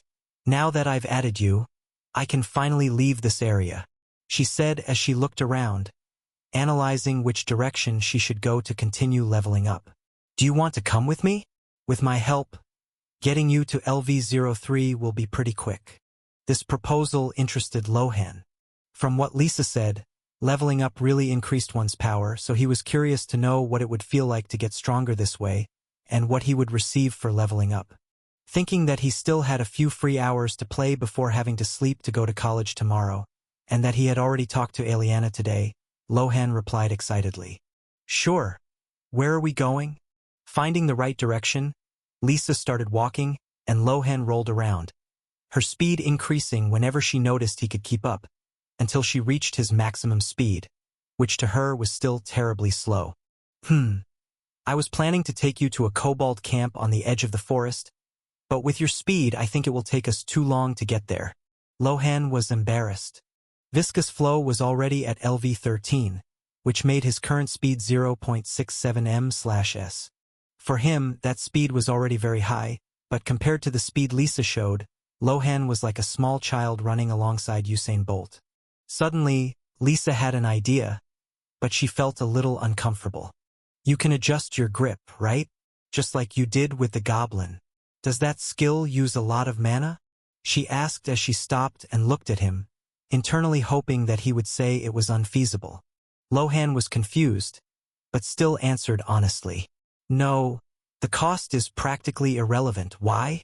Hearing this, Lisa hesitated for a few seconds, looking at Halon in front of her, just a cute blue jelly ball, faceless, limbless, looking like a small fluffy pillow. She sighed. Can you climb on my back and use that skill to stick to me? The place we're going is 5 kilometers away from here. At your speed it will take us over 2 hours to get there, she said, accepting her fate. But if you climb on my back, at my speed it will only take us 8 minutes. Lohan was shocked. Damn, I thought I was getting fast with my current speed, but apparently I'm far from the real powerhouses. But come to think of it, an average adult human runs at an average of 8 m/s. Running 5 kilometers in 8 minutes is equivalent to a speed of 10 m/s, just a little faster than the speed of a normal human. With the possibility of saving 2 hours, Lohan didn't hesitate and rolled towards Lisa, gently climbing onto her back and using selective viscosity to stick to her without hurting her. Fortunately for Lisa, the feeling of the slime climbing on her back was not as unpleasant as she had imagined. Although large, its density was much lower than that of other creatures, making its weight much lighter than hers. And with the flexibility of its body, the feeling was as if she were wearing a gel coat, cold and a little sticky, but it did not hinder her movement at all. Ready? She asked, without looking at him, still a little uncomfortable with the proximity. Not in the way you're thinking. Hee laughing face. Yep, he replied relaxed, excited to experience the sensation of riding a legendary fox. He had always seen videos of people riding horses and other animals and felt very envious, so now that he could have a similar experience, Lohan was excited. Among the trees, a white fox ran at high speed, dodging the trees and plants in its path with great grace and ease. On the fox's back, a slime larger than itself clung easily, as if it were a natural part of its body. As she ran, Lisa used the sensation of speed to ignore the thought that there was a man riding on her back, focusing all her attention on running as fast as possible, wanting to reach her goal quickly and break free. Lohan, on the other hand, was elated by this sensation. Although he could run at a speed close to his current one if he used his real body outside of Eligium, this was completely different. With Slime's body being almost 6 times smaller than his human body, the current sensation of speed was also 6 times greater.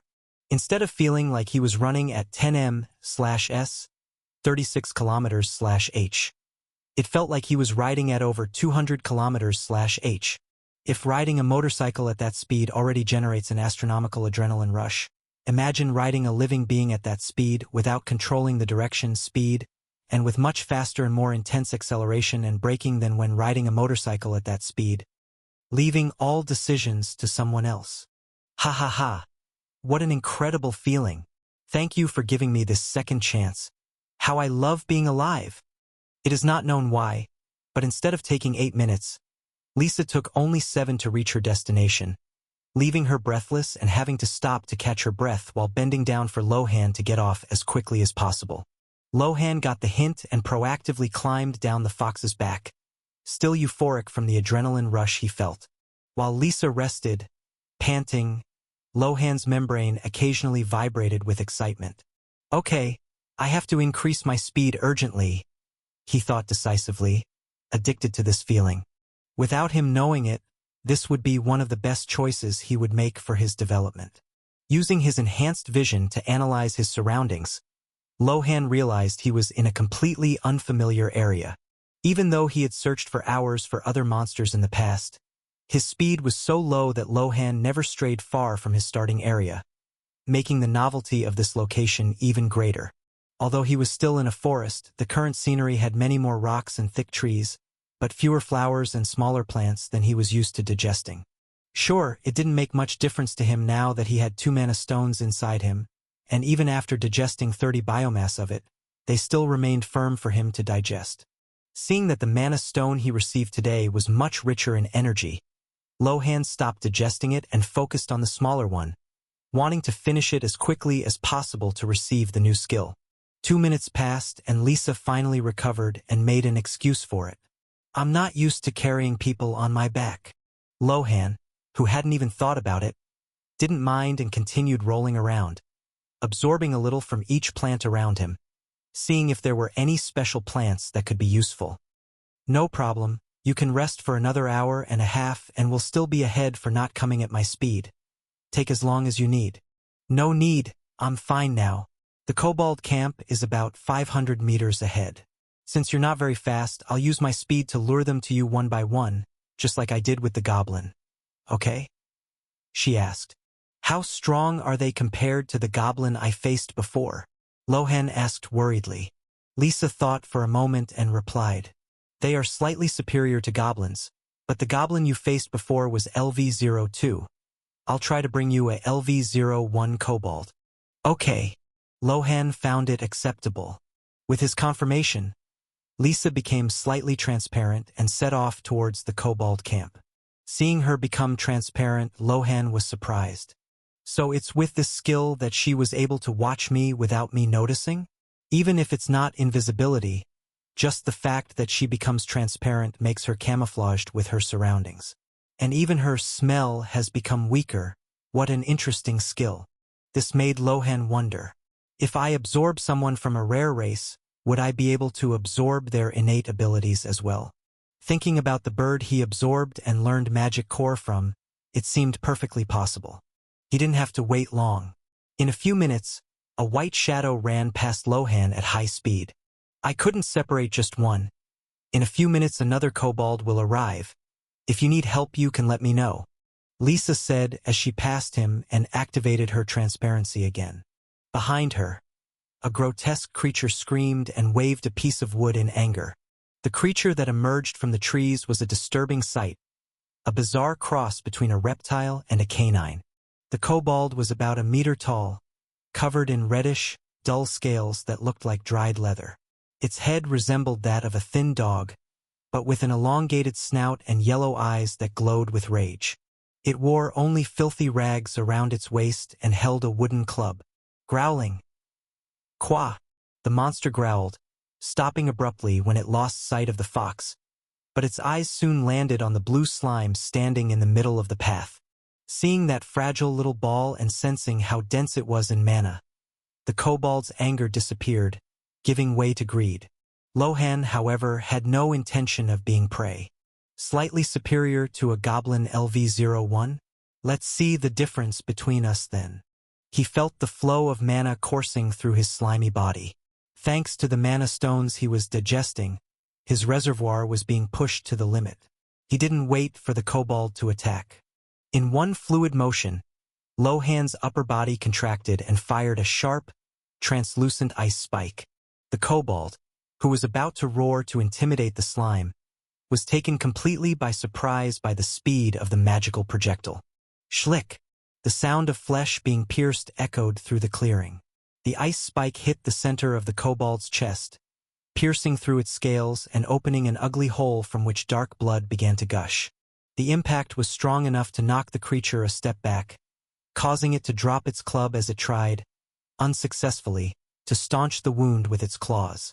Great, with him weakened, it will be easier to finish this before the next one arrives. This time he controlled his mana production, making a slightly smaller ice spike, a little weaker but using less mana to conjure, making the weakness from lack of mana less severe. Lohan noticed that the kobold's movements became slow and erratic. The wound on its chest was not just physical damage. Although the ice from the magic stopped the bleeding a little, the low temperature also burned. Taking advantage of the break, Lohan focused his consciousness on the smaller mana stone within himself. I need to recharge my mana now. If the next kobold arrives, I can't fight with an empty tank. While his passive devouring ability worked frantically to convert the stone into usable mana, Lohan advanced on the wounded kobold. He didn't use another spell, instead using his own physical mass, leaping toward the wounded kobold's legs. The monster attempted a clumsy kick, but with its agility reduced by the ice burns from the ice spike, it barely hit the air, even though the slime wasn't that fast. Lohan slid underneath it, wrapping the creature's ankle with his viscous membrane and began digestion. And to the kobold's despair, a smaller slime appeared behind him and clung to his other leg, slowly climbing up the monster's body, leaving a trail of blood wherever it went. Although it wasn't fast to move, Lohan's digestion speed was on a completely different level from other slimes. Digesting 24.45 bio/H. Disregarding passive digestion, the kobold's skin and flesh were disappearing and being corroded before our very eyes. The kobold screamed in pain and terror as he felt the slime begin to secrete digestive fluids onto his exposed flesh. In a rage, he tried to hit the two slimes that were digesting him, but the bodies of these slimes were much more resistant than those of the slimes he had encountered before. If he had been in perfect condition, he could have used his club and taken advantage of the difference in strength and size to break the exoskeletons of these slimes, but immobilized by intense pain, the full strength the kobold could exert was less than half.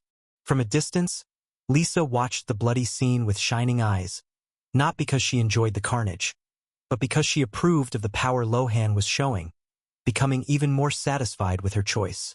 Lohan was relentless in dealing with the kobold, even though the scene was bloody, and his enhanced vision allowed him to see everything in great detail. He forced himself to continue the battle and finally killed the monster. This is just a game, Lohan, an extremely realistic game, but still a game, don't feel guilty. This is an irrational monster that wanted to kill you a few moments ago. If it weren't for him dying now, it would be you, so don't let yourself be shaken by the suffering he showed. He tried to calm down and find an excuse to maintain his sanity in the face of such carnage. Despite watching horror movies with explicit gore in the other world, the difference between watching a fictional character on TV doing this and doing it with your own hands is huge. Lisa, watching the scene, nodded in satisfaction. She had already killed dozens of monsters like that, to the point that she had lost much of her sensitivity to scenes like this. That was the main reason she wanted to bring Lohan here. There were other easier monsters she could take him to fight, but considering that what mattered most now was his growth, there was nothing better than bringing him here to gain as much experience in the game as mental experience. But if she knew he was treating it just like a game, she would have to find a way to change his attitude. With the information her family had about Eligium, Lisa had known for a long time that this world was much more than that. Suddenly, the sound of dry branches breaking violently to Lohan's left brought him back to reality. The second kobold emerged from the dense forest with a leap. Unlike the first one, which was attracted in a mode of extreme fury, this one was a little more rational and arrived in full combat mode, probably alerted by the smell of blood and the screams of its companion.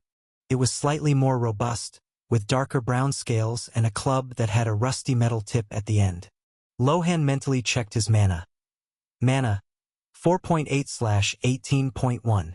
Damn, the mana recovery speed is still not enough. I need to increase my total mana as quickly as possible. An ice spike now would leave me too vulnerable if I missed the vital point. The kobold gave him no time to think and advanced with a sideways swing of its club. If Lohan were an ordinary slime, he would have been crushed, but he used the elasticity of his body to flatten himself against the ground, feeling the displacement of air pass millimeters from his membrane. Don't panic. Even without mana, I still have the means to deal with this. Instead of trying to retreat, Lohan knew he wouldn't have enough speed for that and propelled his body forward, sliding between the kobold's legs. The monster, confused by the maneuver, tried to turn its body to find him, but the rocky terrain of that area worked against it.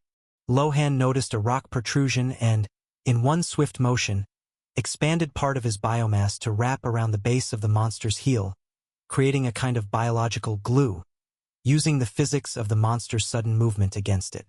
The kobold stumbled, letting out a yelp of frustration. Lohan kept moving, circling the patient enemy. He didn't attempt a direct digestion this time. He knew this kobold was at full strength and could tear him apart if he got stuck for too long. Instead, he began to use his hardening ability intermittently, only on small parts of his body, to strike the kobold's tendons every time it tried to get up. It was a battle of attrition.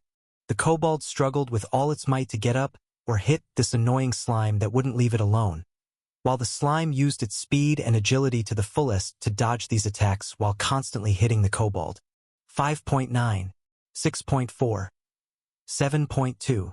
The mana count in Lohan's mind slowly rose as he focused on the smaller mana stone that was about to run out, forcing his digestion to the maximum.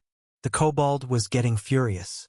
He struck the ground frantically, trying to hit that blue blur that seemed to read all his movements. Lohan was using the advantage of his enhanced vision and low center of gravity to exhaust the monster's stamina. 5 minutes of deadly dancing passed. The kobold was now panting, with shallow and deep cuts on its legs and arms heavy from swinging its club uselessly. Now! Lohan saw the kobold rest its club on the ground for a brief second to catch its breath. It was the opening he needed. The mana reservoir finally glowed with the number he had been waiting for. Mana. 12.0/18.1. But instead of using Ice Spike, Lohan waited another 10 seconds, enough time for the second mana stone to be completely digested. Crack. Boom. With a sound of something breaking and cracking, unlike the icy barrage of Ice Spike, the new skill brought a tingling electric sensation that ran through every inch of his membrane. It was as if thousands of points of light were reorganizing beneath his surface, transforming the dense texture of his jelly into something more fluid and sensitive to ambient light, bringing an acute awareness of how the surrounding colors interacted with his body. Lohan felt a gentle warmth emanate from his core, expanding in waves that made his vibrant blue color oscillate and dilute. It was a strange sensation, as if he had ceased to be a solid object and become an organic mirror, capable of absorbing the brown tones of the rocks, the earth, and the green of the treetops, allowing him to blend into the scenery almost instinctively. Meanwhile, strange memories flashed before him. A chameleon the size of a dog was crouching, its body hanging from a tree trunk, descending vertically without making a sound. Below the large chameleon, a gazelle drank water from the river, unaware of the danger. Suddenly, the chameleon pounced on the gazelle, which, despite sensing that something was wrong, did not react in time and had its neck bitten by the creature. Magic Core LV3 to LV4. Mana, 12.1/18.1 to 12.1/19.9.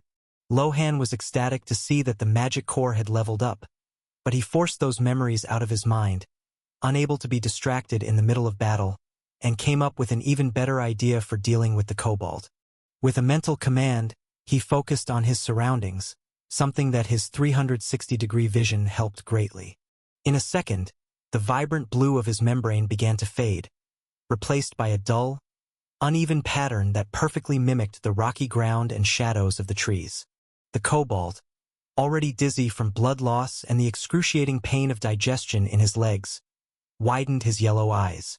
To the creature, it was as if the blue monster devouring him had simply become part of the ground. Panic took hold of what remained of the kobold's mind, causing him to strike the air even more erratically, trying to get rid of an enemy he could now barely distinguish. In a surge of adrenaline and agony, the kobold did not try to flee. Instead, he roared and swung his club in a desperate horizontal arc, covering the entire area where Lohan had been seconds ago. Shit, he's going to hit me. Lohan realized too late that, even though he was camouflaged, he was still a physical object in the path of a piece of solid wood. At that distance, the impact would shatter his exoskeleton instantly. With no time to dodge or even attack, Lohan had a bold idea and used the only thing he could think of to deal with it. Partial division LV3. But a small part of Lohan's mass violently separated from his main body, without concern for stability or the pain of forcing it out of himself so urgently, and was hurled into the path of the club. Bam! The sound of the impact was sharp. Lohan's clone was smashed against a nearby tree, exploding into a useless puddle of jelly under the kobold's brute force. But the recoil from the blow made the monster's arm vibrate, momentarily opening its guard. Lohan, now smaller due to the loss of the clone's mass, felt a chill run through his core. If it weren't for the sacrifice of that small part of himself, he would be the puddle of jelly now. The sense of real danger dispelled any arrogance he might have felt. That was a close call. Taking advantage of the kobold still recovering its balance after the heavy swing, Lohan took no more chances. He planted himself firmly on the ground, and without the telltale blue glow of his body to give away his position, a shot came like a ghost from the shadows. The translucent ice spike emerged from nowhere, fired from an angle the kobold did not expect. Schlick! The projectile pierced the monster's throat from side to side, passing from one point to another. The kobold let out a gurgling sound, falling to its knees as the ice began to spread through its jugular, while the glow faded from its eyes. Experience +5. Lohan deactivated his mimicry to conserve mana, returning to his original blue as the creature's body fell heavily to the ground, lifeless. 2 down. But my speed and mana are still very deficient. He quickly moved to the body of the first kobold, which he was sure was dead, and began the massive absorption of biomass. New digested matter, incessant hunger. Conflict with efficient digestion. No evolution available. Looking at the notification screens, Lohan was shocked. I got scammed. Why was there conflict in the evolutions? Lohan wondered, confused. He opened the game menu without stopping the kobold's digestion. New digested matter, incessant hunger. Improves digestion, consuming nutrients from any food to increase strength, but greatly increases hunger. Conflict with efficient digestion. Unrelenting hunger and efficient digestion have similar characteristics, attempting fusion. Fusion unsuccessful. Unrelenting hunger level too low. No evolution available. Reading the system's warning logs, Lohan more or less understood what had happened. Apparently, unrelenting hunger was a much inferior version of efficient digestion, to the point that even merging the two skills didn't work, something that would probably increase the level of efficient digestion just like when he ate other slimes. What a pity. I thought I would get another useful skill. I wonder if the other kobold will also yield nothing good for me? Thinking about it, Lohan confirmed again that the second kobold was also dead and began digestion. At that point, the little white fox also approached, curious. Have you always had that camouflage skill? She asked, looking at Lohan with sparkling eyes. I don't remember seeing you use it at any time. No, I just received this skill by digesting the mana stone that Aliana gave me yesterday, Lohan explained. This made the fox's eyes sparkle even more. Your skill acquisition speed is very high, even higher than mine. Now it was Lohan's turn to be curious.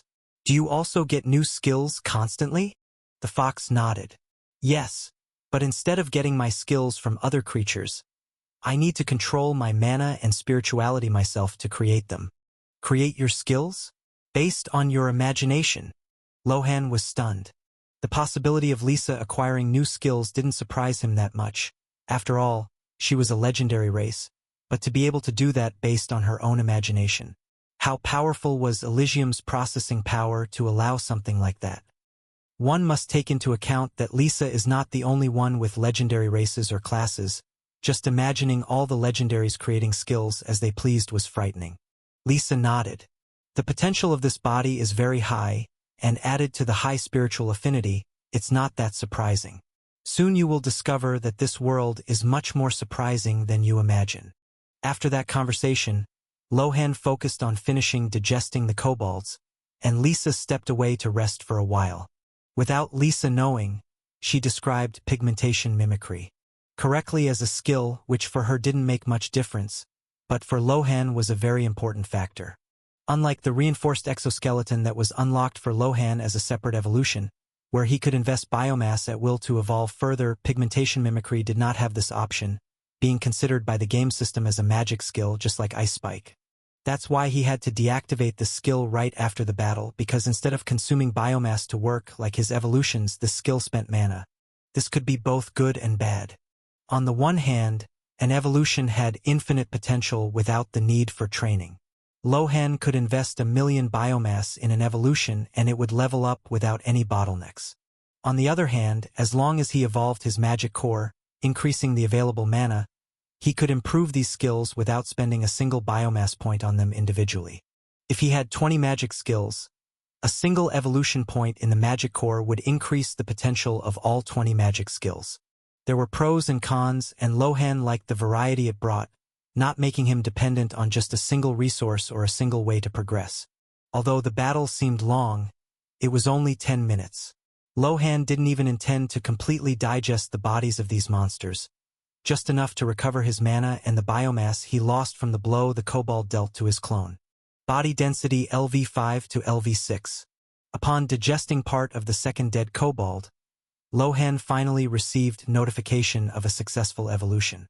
Even though he hadn't received anything new, just having a free evolution was already very good. When he recovered, Lisa repeated the process, attracting 2 more kobolds, and Lohan neutralized them both, this time much more easily. His clone was also able to use pigmentation mimicry, so setting up a trap with Lisa attracting them, the clone distracting them, and Lohan ambushing them was very easy and effective. Every 10 minutes, a new group of kobolds arrived. Lohan killed them, received the experience, and rested. Lisa didn't gain anything in this process, but she didn't mind. With Lohan leveling up, they would soon be able to go to other areas and hunt higher-level monsters, where she would participate in the battle and also receive experience. With a legendary and a mythical creature fighting together, she was confident that she would make up for lost time here. Lohan also didn't let the biomass he earned accumulate indefinitely. Realizing that his greatest weakness was speed, something that was constantly hindering him in battles, Lohan purchased 2 more evolutions in this area. Viscous Flow LV12 to LV13. With that, his speed rose from 0.67 m/s to 0.81 m/s. He was still far from the ideal speed to face such a monster head-on with ease, but this increase of more than 20% in his initial speed was already a great help. And he didn't intend to stop there, even though the price for evolving the skill was getting high, now costing 19.48 bio to upgrade to LV14. Lohan still intended to invest in it even more, at least until he reached a speed of 1 meter per second. After that, the price would be so high that he would need hours of grinding to accumulate enough biomass, and that wouldn't be worth it for now. A little over an hour after they started, the notification Lohan had been longing to hear finally arrived. Experience. +6. Experience. 102/100. Level up? Looking at that, his eyes sparkled. Without hesitation, Lohan agreed. Then a refreshing wave passed through his body, nourishing his jelly, making it denser, the membrane more resistant, even slightly accelerating the base digestion speed by +1 bio/h. It was as if he had undergone a complete evolution in his slime's base characteristics. Name: Halon. Race: Slime mythical. Class: Devourer mythical. Level 02. Experience: 2/200. Mana: 19.9/19.9. Looking at the status screen, he realized that nothing but his level had changed. Even though he felt more powerful, not even his mana had increased. Confused, he asked those who had experience with both. Why does my status remain the same? He asked Lisa. Status? Oh, status is just a representation of your strength. When you level up, your skills get slightly stronger, but you have to feel that change for yourself, she said casually. Lohan heard that and analyzed himself again. It was really like she said, when he leveled up, he became stronger as a whole, but only his basic natural slime characteristics. The external skills he received from other monsters remained the same. But that wasn't a problem. Just increasing his base biomass digestion speed by 1 bio/h, disregarding the other evolutions, was already a big help. With the extra biomass he would receive from that, he could buy other evolutions over time. But at the end of the night, both Lohan and Lisa were satisfied. Before logging off, Lohan asked her to take him back to the previous location so that the next day he could meet Aliana without having to roll for 2 hours, which Lisa agreed to, despite still being a little shy about this type of contact. As he took the Eligium helmet off his head, Lohan felt much more positive about this life. Killing monsters while chatting with a friend was the dream he had always had in the other world, especially seeing how streamers and other players enjoyed doing it. Being able to do something like this in person was incredible. I think I was really getting lonely, thinking about how many people he would interact with in the future, and that perhaps the possibility of paying off his debt was getting closer and closer. He became even more excited. So much so that he bent down on the floor and did a few more exercises before going to sleep, without noticing the changes in his body. When he opened his eyes the next day, Lohan noticed something different. This was the first night he had slept comfortably, without coughing or choking on the polluted air, or feeling discomfort in his body because of the hard mattress. Although the sky was covered with smoke and soot, the faint sunlight that penetrated this barrier dimly illuminated his room. But even with such a faint light, the definition of what he was seeing was even greater. Something has changed. Could this be the difference from becoming level 02 in Eligium? He wondered mentally, reaching out his hand and looking closely. There was a change in his body control, both in strength and agility, but the difference was subtle. This is getting weirder and weirder. How can a game influence someone's body in the real world so much in such a short time?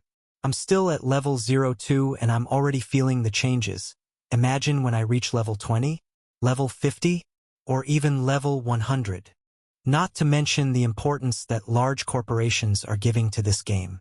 And with how realistic that world proved to be in all aspects, is Eligium really a game? When he had his breakfast, the nutrient solution mixed with dirty tap water, his nutrient absorption also became stronger. Like the other changes, the difference wasn't that big, but for him, who was used to constantly analyzing his digestion in Eligium, these small details did not go unnoticed. And the last week of evolving efficient digestion finally brought about a qualitative change, to the point that his body, which was previously thin and malnourished, now had a healthy fat and body mass index. The workouts he started doing twice a day also showed faster results, with his muscle lines becoming more defined, even if only slightly. After all, muscle gain was still a slow process, even with evolutions to help. But Lohan was satisfied. When he left the house, even with the mask on his face, he still felt discomfort in his throat and lungs. But then an idea came to mind. If I'm getting my evolutions from Eligium in the real world, could Digestive Filter also work here? It was a bold idea, but with so many changes happening in their lives in recent days, Lohan decided to give it a try. Closing his eyes for a second, Lohan remembered the feeling of using this feature. In Eligium, he didn't need to be too specific with the use of this feature, since theoretically it was made to be used by a slime, so the difficulty couldn't be too high. Visualizing the dirty air around him and thinking that he wanted to filter out the pollution, in a few moments the uncomfortable feeling when breathing disappeared. It was as if he had stopped breathing the air near an erupting volcano to breathe the air a few thousand meters above sea level. The air was now thinner, requiring him to inhale longer or harder to fill his lungs as he had done before, since after filtering the air he breathed, the contaminated part that represented the majority in the lower zone was ignored, requiring even more air with each breath to fill his lungs as normal. Fortunately, efficient digestion and passive digestion also helped with this, allowing him to extract more nutrients from the air. As he got on the bus and smelled the stench of other people, another bold idea came to mind. Is it also possible to filter out these bad smells? Spending 2 hours on a flying bus with the stench of people who don't bathe or practice personal hygiene was a torment he had to accept when he came to this world. But now that could be solved. With a thought, Lohan tried to filter out the bad smell he smelled. And surprisingly, it worked. Sure, he didn't filter out all the bad smells. Just the most annoying and harmless ones. Afraid that at some point he might inhale some dangerous gas for too long because he couldn't smell it. But just these small changes in quality of life greatly improved his mood. After a few minutes, even though the current passengers were already squeezed in there, the bus stopped to let other people get on again, not caring about the comfort of those who were already there. Despite this, no one complained because there was no one to complain to. The bus was driven by AI that would stop at every bus stop, regardless of the current occupancy, and those outside would not fail to get on because of how many people were inside before them. Among the people who got on, even though everyone was wearing masks, there was someone familiar to Lohan. The clothes and mask covered that person's entire body, but as soon as he got on the bus, Lohan felt that the nutrition of the air he was absorbing had increased considerably. Looking in that direction, he saw again the boy he had accompanied yesterday, whom he believed to have a rare race or class in Eligium. On a bus with nearly 100 people, that boy was the only one who had played Eligium, and surprisingly, he had obtained not a common base, nor an uncommon base, but a rare base. New note. I will refer to class or race as base from now on, as it is very tedious to repeat this constantly. If I'm talking about a rare class or rare race, then I'll use the specific name, but without confirmation of which one it is, I'll call it base for now. Unfortunately, with so many people on the bus, Lohan couldn't get close enough to get a better look. But when they arrived at the college, only the two of them got off the bus, making it much easier to observe. Sure, neither of them had any intention of communicating, both because the boy didn't notice anything unusual about Lohan, and because Lohan knew nothing about this boy and didn't want to reveal that he also played Eligium. An Eligium helmet costs $30,000, and at a time like this, when Lohan had no powerful means of protection, someone malicious could use privileged information to break into his apartment while he was at college and basically ruin his life. So this contact could be left for the future. The walk to class was uneventful. After having his backpack scanned twice, Lohan walked through the college trying to hear important news about Eligium from the upper zone players. The news was varied, with players bragging about monsters they had killed, adding nothing to Lohan, while others showed some usefulness, commenting on the structures of the starting villages they lived in. Basically, there were thousands of starting villages, and apparently official guilds could only be created when players unlocked the next city. To do this, guilds actually organized themselves manually in the starting villages, inviting players by word of mouth and organizing loot, payments, and benefits manually without using any game mechanics. Since these places were starting villages, players couldn't even buy houses or shops, also having to wait until they reached the next city to buy these. Because of this, most players were desperately rushing quests and looking for the best spots to grind monsters. The high interest in these spots generated many conflicts between players, especially between guild players and solo players, who felt entitled to occupy the best spots to the point of threatening and killing players who did not go elsewhere. Lohan had seen a post on the internet complaining about being killed by an arrogant group from a large guild while researching the physical changes they received from the game, but he didn't pay much attention to it for several reasons. But now that he was on his way to developing a guild in the game, information like this became more relevant. Too bad I don't even know if there's a starting village near where I am in the game, much less how I'll be treated if I'm seen. Players would probably try to kill me to gain experience, right? After all, in their view, I'm no different from a common slime. Returning to the classroom, Lohan noticed that the place was completely empty. Confused, he looked around and tried to think of the reason for this, until he remembered that today's class would be held in the lab. Realizing this, Lohan quickened his pace and soon arrived at his class's lab. The classroom was practically full, with only a few empty seats. Looking for the most discreet place, Lohan saw an empty table with 2 seats and sat down in one of them, waiting for the teacher to arrive. Looking around, Lohan saw that the boy who had come on the bus with him was also in the room waiting for class to start, sitting in another isolated corner next to another boy from the lower zone who kept his head down. Near the podium where the teacher would stand, the group of students from the upper zone chatted animatedly, boasting about their adventures in Eligium. In the center of that group, despite showing no interest in the conversation, Isabella Vance's long red hair stood out in the crowd. She sat with impeccable posture while controlling a hologram in front of her face, reading something only she could see. Suddenly, the classroom door opened and a gasp of breath escaped, attracting the attention of almost everyone. The door to the environmental biology laboratory opened, and a panting boy appeared on the other side. Looking around and realizing that the teacher was not yet in the room, he let out a sigh of relief and ran to the group of students from the upper zone, bumping his backpack into a boy from the lower zone without even bothering to apologize. The boy from the lower zone also didn't dare say anything, pretending that nothing had happened. In a few minutes, the teacher arrived and class began.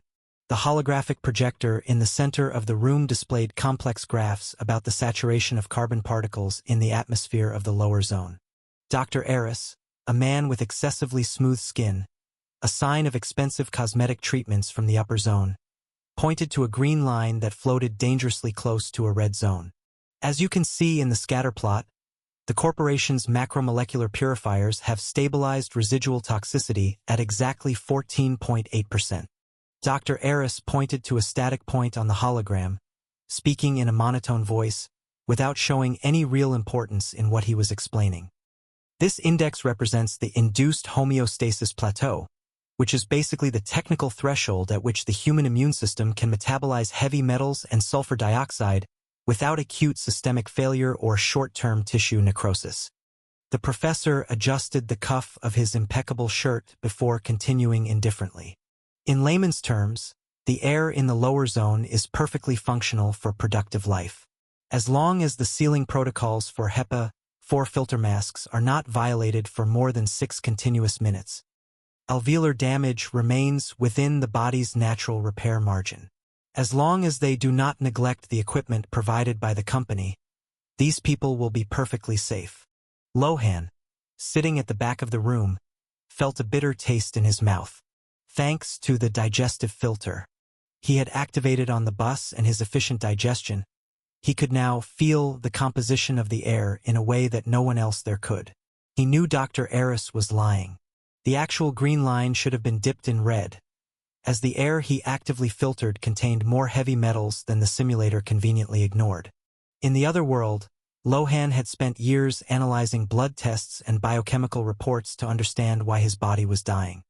He knew toxicity tables by heart, and although there were slight differences in exposure and analysis of this knowledge between the two worlds, with enough knowledge it was possible to understand the relationship between them. What the professor was calling an acceptable limit was, in fact, almost genocide in slow motion. Are they doctoring the data to avoid panic? Or out of greed? Or both? Lohan thought, keeping his eyes down. He had no intention of speaking up and becoming the prodigy student of the lower zone. That would only attract unwanted attention to him. The conflict, however, did not come from his will. Next to him, a girl from the lower zone, visibly pale and with a dry cough that she tried to stifle with her hand, ended up letting her tablet slip. The device slid down the sloping floor and stopped right at the feet of Julian Neal, the boy who had arrived late, panting, and who was now sitting a few rows down, surrounded by his friends. Julian looked at the tablet, then at the girl. Instead of returning it, he kicked it further away, causing the device to collide with the corner of a table. "Watch your trash, stinky girl," Julian said without even turning around completely. "With the air being as good as Professor Eris says, you should stop pretending you're dying to get attention." The girl blushed with embarrassment, her eyes watering as she tried to get up under the muffled laughter of Julian's group. Dr. Eris just cleared his throat and pretended not to see anything. Scenes like this were very common in college. It wasn't worth offending someone's important child for a nobody from the lower zone. "Mr. Neal, please, no interruptions. And you, young lady, if you can't control your belongings, perhaps you should reconsider your presence in this technical class." It was the professor's disregard that made something snap in Lohan. He saw the mathematical injustice of the data on the projector merging with the social injustice in front of him. In the other world, he had seen doctors speak with the same coldness about clinical stability, while his body wasted away, ignoring the pain he felt because the numbers on the papers met bureaucratic protocols. Without realizing it, his hand gripped the arm of the chair with a force that the Lohan of a week ago would never have had. The data is wrong. Lohan's voice was low, but the sudden silence in the room made it echo. Dr. Eris stopped talking. Julian turned his neck, a mocking smile growing on his face. Lohan cursed internally. He didn't mean to say that, but just as he would argue with doctors who gave wrong diagnoses and thought themselves superior in the other world, his response here came out almost automatically. "What did you say, sir?" The professor narrowed his eyes, trying to read Lohan's name on the terminal. "The sulfur saturation isn't just 14%. Lohan forced himself to keep his voice steady, trying to sound like just a confused student rather than a defiant expert. "If it were, the oxidation rate in the filters of ordinary masks would last twice as long as it does in practice. You're using the purification constant for the upper zone to calculate the impact on the lower zone. That's a basic sampling error." Julian let out a nasal laugh when he heard that and turned to his friends, mocking him loudly. "Look, everyone, another stinker from the slums thinks he knows more about chemistry than the doctor. Let me guess, you learned that by sniffing the sewer where you live." The whole room laughed. Lohan felt anger bubbling up, but what really bothered him was seeing the boy from Rare Base, a few seats to his right, watching the situation with an analytical gaze, alternating between Lohan and the fake graphs on the projector. Dr. Eris walked to the edge of the stage, his face red with indignation. "Shut up, Hayes. If you're not going to contribute anything to my class, you'd better keep quiet before I expel you. Until the end of the semester, I don't want to hear your voice anymore, unless you bring me a scientific study with technical data to prove what you said." Lohan rolled his eyes when he heard that. How could he provide technical data to prove this in the lower zone? Just a device to analyze air saturation would cost several years of the monthly allowance he received. Although the students from the upper zone showed disdain for Lohan, those from the lower zone looked at him differently. Some mocked him quietly, trying to distance themselves from this problematic figure so as not to attract trouble for themselves, while others changed the way they saw him a little.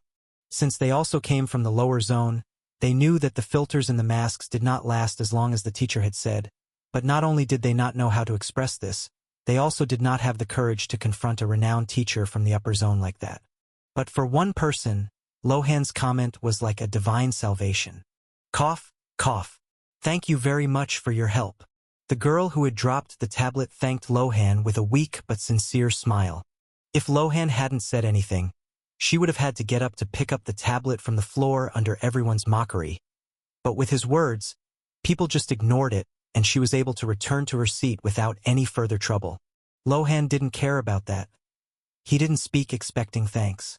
But the attitude of these people was becoming increasingly irritating to him. Thinking that he would have to study here for another 4 years, Lohan decided to find out how to make money in Eligium as quickly as possible and abandon his studies. Students from the lower zone like him could only use this degree to become low-level employees in large companies, even if they demonstrated great ability. With the changes and importance he noticed in Eligium, Lohan knew that this would not be the life he would follow in the future, so it would be better to just abandon it and focus on what matters as soon as he had financial independence. After Lohan's interruption, he completely lost interest in the class and mentally tuned out, since even the data didn't seem reliable. Sitting in one of the back rows, Lohan managed to grab his cell phone from under the table and used that time to search for information about Eligium. At the end of class, he just got up and went straight to the bus stop, wanting to get home as soon as possible. What he didn't realize as he hurried out was that 2 or 3 pairs of eyes were staring at him with different emotions. 2 pairs of eyes looked at Lohan with a slight trace of genuine curiosity, while the 3rd pair of eyes was more sinister, with a mixture of malice and amusement, as if they had found an interesting toy. But no one did anything about it, just watching Lohan calmly leave the classroom. When he got home, Lohan first exercised again. Now that he could absorb even more nutrients from food, his body was even more full of energy. And with the digestive filter, his cardiorespiratory capacity had risen to another level, generating breath much faster than before, allowing Lohan to train even longer and with greater intensity. Feeling his own helplessness, Lohan realized that he could only rely on himself in this world, so he decided to improve himself as much as possible. Putting aside his concerns about money, Lohan spent the last credits available on his card to buy everything in nutritional solutions, which were not only low in price but also delivered many nutrients per meal. Unfortunately, he couldn't spend too much time improving himself in the real world, since every minute spent here was a minute lost in Eligium, and since his improvement here depended on how evolved he was in the game, Lohan knew how to set his priorities. After finishing the quick and intense exercise, Lohan put on his helmet and felt control of the slime's body again. Having played for so many days, being more physically active as Halon the slime than as Lohan the human, he felt that controlling this virtual body was becoming more and more comfortable, as if little by little this body was assimilating more and more with him. Opening his friends list, he saw that Lisa was offline and didn't care, scrolling to the clearing where he usually found Aliana. With his increased speed, Lohan was now able to capture some insects along the way, but unfortunately, no insects with a unique ability like that leech he found on the first day appeared.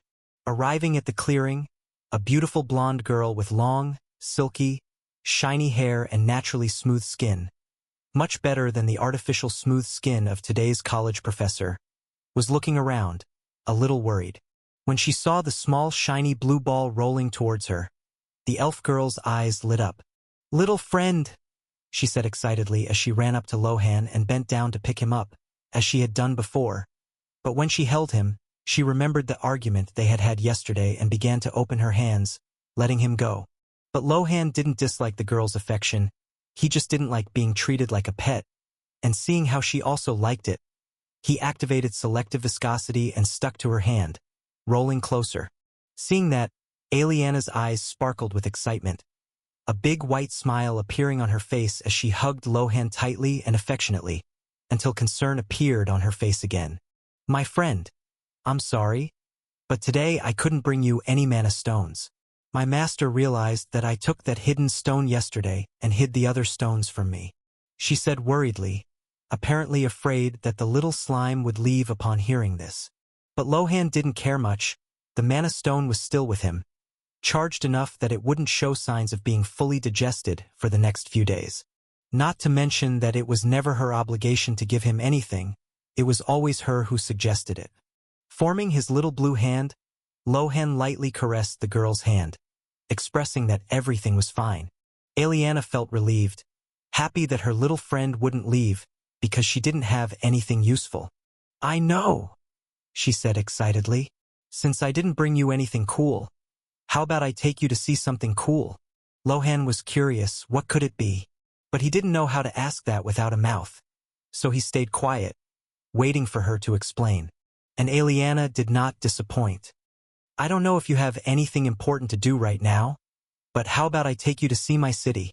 I can't take you inside, since only contracted creatures, summoned creatures, or sentient races can enter, and unfortunately slimes are not considered sentient by the royal family. Sure, if you want to become my contracted familiar, I wouldn't refuse." Lohan was very tempted to accept this, as from the explanation it seemed that Aliana lived in a real city, a city that probably had its own currency and where he could finally earn money for the real world. But the idea of becoming a contracted familiar didn't seem good, mainly because he didn't know what the requirements and limitations would be. Maybe this is a route to getting an uncommon class like Night Squires, but for me, the appeal of that is very low compared to the limitations it would bring. But not being able to enter the city today doesn't mean I'll never be able to enter, right? Looking at the small human hand he formed with structural stability LV9, Lohan realized that when this evolution leveled up even further, it wouldn't be impossible to make a humanoid body to enter the city. Even if it still looked like a slime, it would be easier to show that it was a sentient race than to maintain its faceless round shape. Using the small hand, Lohan tried to explain that he didn't want to become a familiar, but he was still curious to go see her village. Aliana smiled even more and with a swing of her staff, The two practically flew away from where they were, crossing hundreds of meters in a few seconds. In a few minutes, they had traveled several kilometers, and Lohan finally saw the outline of Aliana's city. But what he saw there was shocking. Aliana landed on top of a hill, with a perfect view of the city. Before them stood a metropolis that seemed to have been carved from nature's own life force, rather than built against it like human constructions. Colossal trees, whose trunks were as wide as the apartment buildings of the lower zone, served as the foundation for towers of crystal and wood that intertwined in organic spirals. Suspension bridges of glowing vines connected the different levels of the city, while cascades of crystal-clear water plummeted from hanging gardens, purifying the air with a mist that glowed in rainbow hues under the Eligium sun. And it wasn't just elves walking along those suspended avenues. He saw sturdy figures that looked like dwarves carrying shiny minerals, winged creatures crossing the skies between towers, and even beastmen trading in stalls filled with exotic items. What was most shocking was the realism of the routine of each person he saw in the distance. Normally in the games he saw, even those with more immersive worlds, it was still clear that the characters were just NPCs programmed to follow a fixed path. But here, each inhabitant seemed to have a purpose, moving so naturally that it was impossible to distinguish between a player and a high-fidelity NPC. Lohan could see a pulsating flow of life that defied any common game logic. Children of various races ran through central squares where statues of ancient gods seemed to watch over the peace of the place. It was a stark contrast to the soot and gray concrete he had just left behind in the real world. The energy emanating from the city was so dense that Lohan felt his slime core vibrate in resonance, just as he felt much more comfortable in college with the purified air than in the lower zone filled with polluted air. The air in this city was much richer in mana than the forest he was in. Observing that magnificence, Lohan felt even more doubts about whether Eligium was just a game or not. Even though he had transmigrated, he still thought he was dealing with a case of a very technologically advanced world. For him, the fact that the game was changing his physical body or that the world seemed too real was not proof of magic or a parallel dimension, but rather of the frightening level of technology possessed by large corporations. Coming from a world where technology was advancing by leaps and bounds and now living in a dystopia where humanity possessed almost godlike technologies, dominating several planets and space exploration, Lohan rationalized that Eligium was just the next frontier of biogenetic and neural engineering. But the level of detail in that simulation was reaching an absurd level. He saw what appeared to be merchants of various races gesturing fervently in squares, guards in gleaming armor maintaining order at the gates, and ordinary citizens following complex routines, each moving in a unique way. The air from different areas of the map entered his slime sensors with a wealth of data that he doubted could be emulated. Beautiful, right? Aliana commented with a smile, looking at the city with pride. And she was right to feel that way. This was by far the most beautiful city Lohan had ever seen in both lives. This is Thalander, the elven royal capital, built over 30,000 years ago from the ashes of a historic conflict that fragmented our race.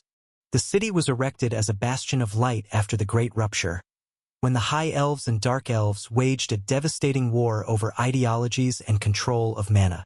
With the definitive separation of the bloodlines, the High Elves shaped Thalander to be the pinnacle of our civilization, while our former brothers isolated themselves in the depths, leaving behind a capital that is both a monument to victory and an eternal scar of this segregation. She said with pride and a little sadness. Although she had never met a dark elf, Aliana was still curious about these brothers she had never known. Lohan found this story fascinating. A city that has lasted for more than 30,000 years is unimaginable to him, let alone a civilization that has probably existed for even longer. But that makes sense, as elves are usually very long-lived creatures, with their myths saying that they can live for thousands of years. Even Aliana, who looked like she was 16, Lohan imagined she was much older than him, even adding up the age of both lives. One great piece of news he realized was that the elven city seemed very welcoming to other races, so as long as he could communicate normally, even without a humanoid body, he could gain the right to enter this city. They stayed watching the view for a few more minutes, with Aliana telling him more interesting facts about the city and the inhabitants she knew, until Lohan realized that Lisa was online and asked the girl to take him back. The sky was beginning to darken in Eligium, so Aliana, who had to report back to her master, did not object and took the little slime back, leaping forward powerfully and using wind magic to propel herself even faster and slow her descent. In a few minutes, they returned to their usual meeting point. I hope one day I can show you what Thalander is like inside. You'll love the various shops I visit with my teacher. There's an amazing candy store you have to see, Aliana said excitedly, not thinking that slimes don't even have taste buds. But Lohan approved of the idea and also acted like someone excited to see the city, not only because it would be useful to him, but because he really wanted to visit it. What he saw there was so shocking that he began to doubt the reality of this game. As soon as Aliana left, Lohan received a message. Lisa, are you available? Took me a while to connect today. Let's try to get you up to level 03 today. This message came at the perfect time, considering the confidence Lisa showed in creating a guild. She probably came from an influential family in the real world. Maybe she had more information about the truth of Eligium. In a few minutes, Lohan saw the bushes swaying, and then a small, delicate white fox appeared, looking at Lohan expectantly. Hello, Halon. I couldn't connect during the day because of some commitments. Have you made any progress? She asked curiously. After all, she didn't know that Halon was also a college student. Lohan replied, I just logged in too. During the week, I can't log in before this time. Me too. It's good that our progress won't be too far apart, she commented with satisfaction. But I think starting next week, I'll be free to play more. Despite making faster progress than players with lower rarity bases, Lisa was dissatisfied with the little free time she had during the week, and intended to take a break from her studies to invest in the game. Even though her mother wanted her to graduate before getting directly involved in the family business, Eligium would not wait for anyone, and the time she lost in college was time her competitors used to strengthen themselves, creating a big disadvantage for her. Gradually, the advantage she had gained in the family through her intelligence, even though she was younger, could now be lost if she did not invest time directly in the game. Her comment about having more free time to play took Lohan by surprise. Thinking about his own idea of dropping out of college to invest in the game, he became even more determined to do so. Unfortunately, he could only focus exclusively on the game once it started making him money. Otherwise, he would be evicted and have to live on the streets. Realizing that this was a good moment, Lohan decided to ask about the question that had been on his mind for a while. Lisa, your idea of forming a guild isn't just for fun, right? Considering how valuable and powerful guilds are, I believe there must be a reason for this. Lisa was initially surprised by the question, but remembering that she was talking to a mythic race player, he would have to be stupid not to realize this. After all, Eligium's gains were even greater for him than for her. Nodding her head, Lisa replied, Yes, to be honest, I can't tell you specifically why Eligium is so valued by the leaders of humanity, unless we sign a confidentiality agreement in person, but the changes you are feeling in the real world are very real, and they will likely only become stronger and more noticeable. It shouldn't be long before people from lower bases also notice the changes, which will further increase the importance of Eligium. Hearing this, Lohan further confirmed his theory that Eligium was more than just a game. The more he analyzed it, the more it seemed like another real world. The problem was that he still couldn't understand how humans managed to create such a method of connection and strengthening. But that wasn't important now, so he asked, Right, speaking of the guild, who are the other members? When this was said, a silence followed, with Lisa looking away. Lohan was suspicious of this. Don't tell me there are no other members? Hesitantly, Lisa nodded in agreement. Yes and no. Lohan was confused. What do you mean? Explain yourself better. Then Lisa continued.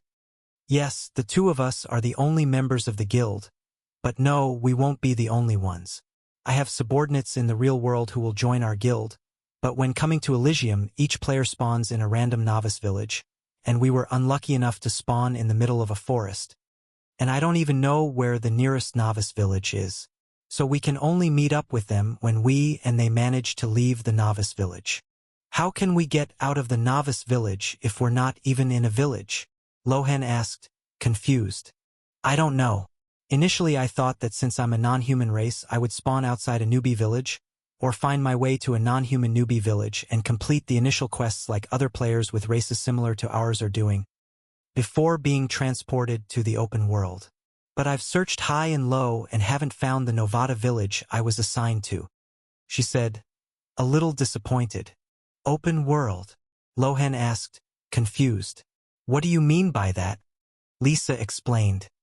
The novice village is so called because it is a small instance zone, with a small village, usually surrounded by a forest where players can safely level up to level 10.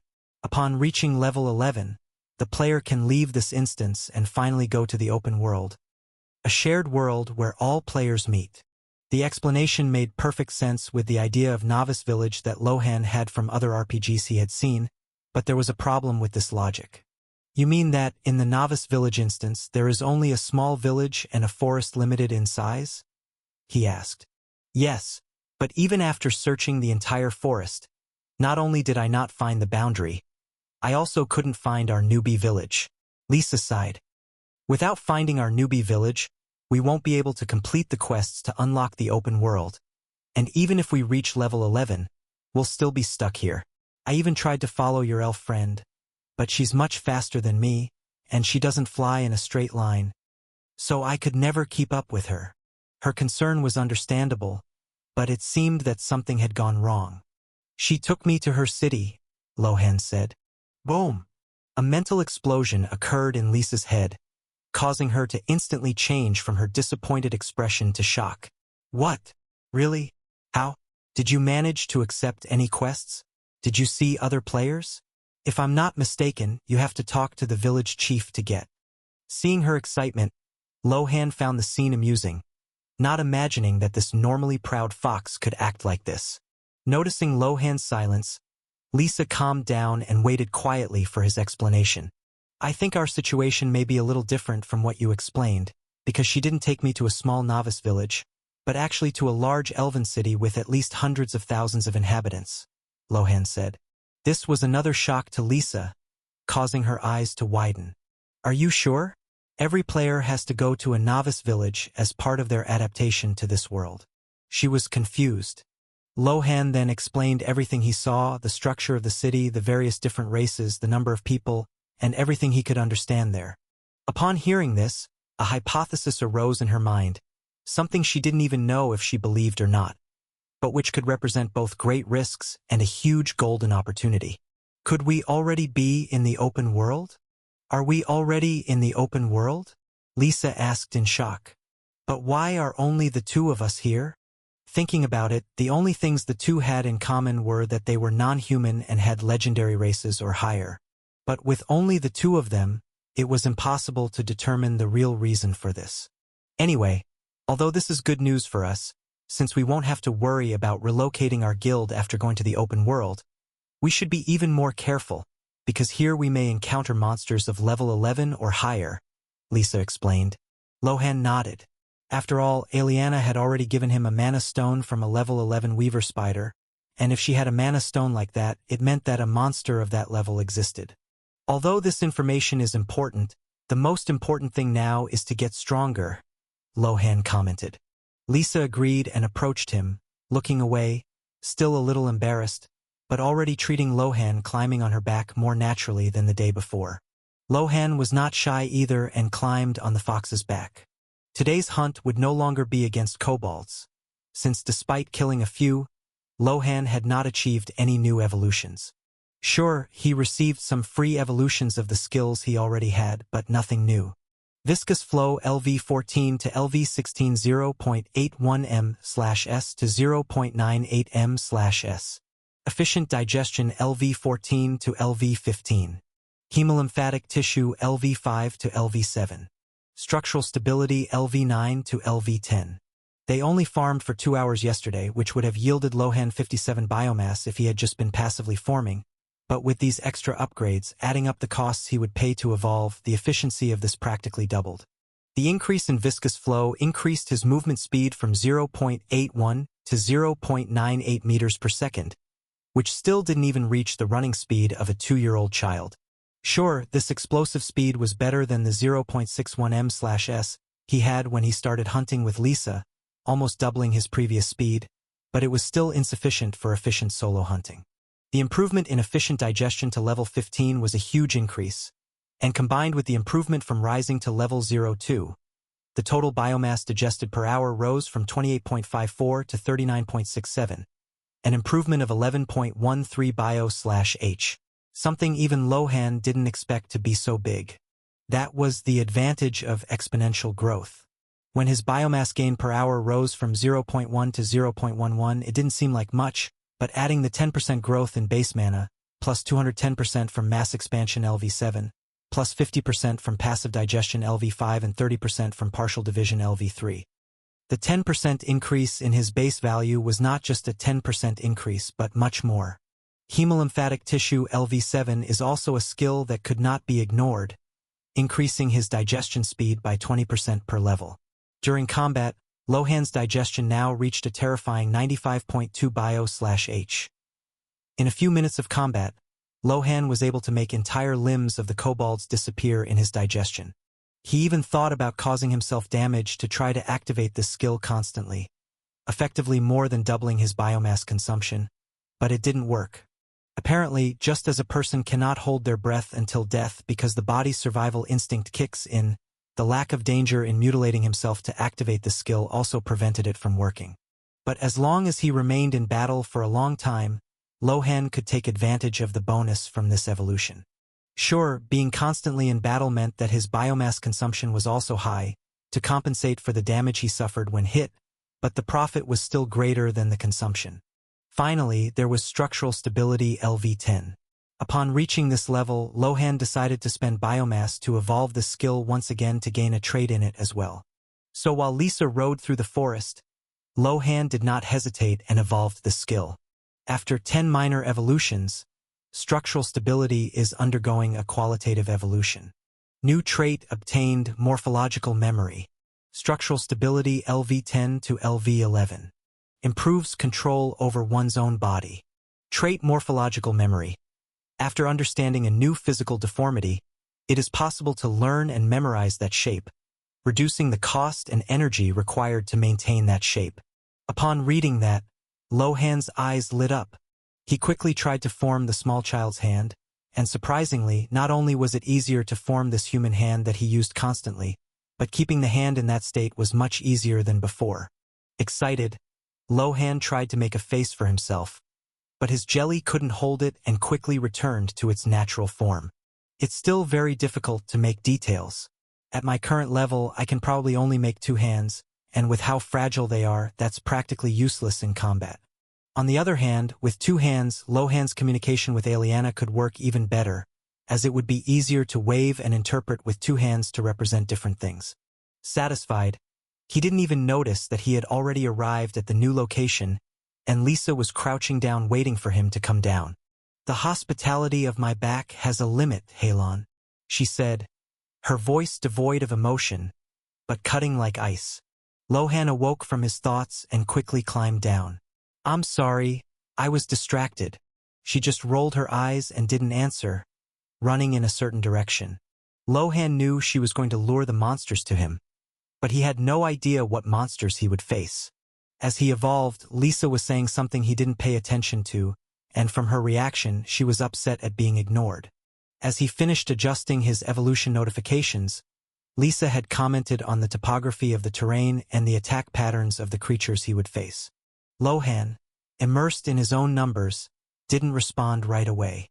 Lohan didn't care much. He had already apologized before. There was no point in humiliating himself further for something so small. Before long, a white head appeared among the trees, running at high speed, and behind it, 3 bloodthirsty black creatures were chasing.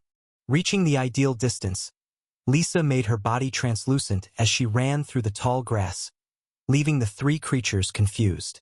The leader of the group, a gray wolf twice Lisa's size, stopped abruptly, confused. The fox's trail had disappeared, replaced by an appetizing smell coming from the tall grass. Looking there, a greenish ball was almost camouflaged among the grass. Without thinking twice, The leader of the trio of wolves howled and ran in that direction, ready to take this delicious meal. Who does he think he is? Her thoughts were cold with irritation. I gave up my own hunt to carry him. I analyzed the pack, calculated the risk, and offered my knowledge. And he treated me like background noise. From the cradle, Lisa had been the gravitational center of everyone around her. Her parents, magnates of the family group, silenced meetings to hear her. Her brothers, geniuses in their own right, sought her advice. Sycophants begged for a second of her attention. Being ignored was an unprecedented experience. He doesn't know who I am, which makes his insolence genuine. And annoying, she thought, watching the 2 level 1 gray wolves and the level 2 leader surround the slime. If he's so self-sufficient that he ignores my analysis, he can certainly handle an unexpected bonus in difficulty. In that group, there were 2 level 0-1 gray wolves and 1 level 0-2 gray wolf. She knew Halon was strong for his level, but she wanted to see how far the stability of that slime would hold up. If he could handle it, she would talk to him again. If not, she could wait for him to learn a little lesson for ignoring her, and then she would help him. She didn't know that even though he got stronger as he leveled up, Lohan's combat power didn't increase proportionally to that. Fortunately, he had several useful evolutions. Lisa watched from the top of a branch, her tail motionless and her eyes half-closed in cold slits. She noticed that even before the first growl echoed, Lohan had already acted. With experience dealing with kobolds, his clone was already stationed under a twisted root, remaining motionless, camouflaged by the shadows and configured with such high selective viscosity that the air around it seemed dense. When the wolves broke through the line of trees, Lohan's strategy was tested by the brutal reality of combat. The first level 0-1 wolf leaped forward, foaming at the mouth with ferocity, but Lohan lured it right into the trap. A sharp crack sounded, not from bones, but from the wolf's flesh colliding with the clone's ultra-sticky mass. The creature was brought to a sudden halt, its front paws sinking to the bone into the green slime, which, upon suffering damage, activated hemolymphatic tissue, increasing the efficiency of digestion and beginning to corrode the monster's fur and flesh, turning the predator into a living anchor that whined desperately as it tried to break free from the ground. However, the level 0-2 leader was not stupid. He figured there was another trap and diverted his route in midair, using the remaining flankers as cannon fodder. Lohan felt the violent impact when the second level 0-1 wolf hit him from the side. The force was so great that Lohan's structural stability failed for an instant, and he was thrown against a rock, feeling his core vibrate dangerously. The leader gave no respite. Before Lohan could recover, the jaws of the level 0-2 wolf closed on his exoskeleton. Lisa saw the slime being lifted up and shaken violently. The sound of suction and gelatinous tissue being torn was visceral. I think I overdid it, she realized too late, regretful and ready to join the fight and help Halon. Wolf blood and blue fluid mixed on the ground as Lohan lost biomass every second. But the idea of biting such a corrosive creature was not smart. Instead of trying to escape, Lohan used the pain itself as an anchor.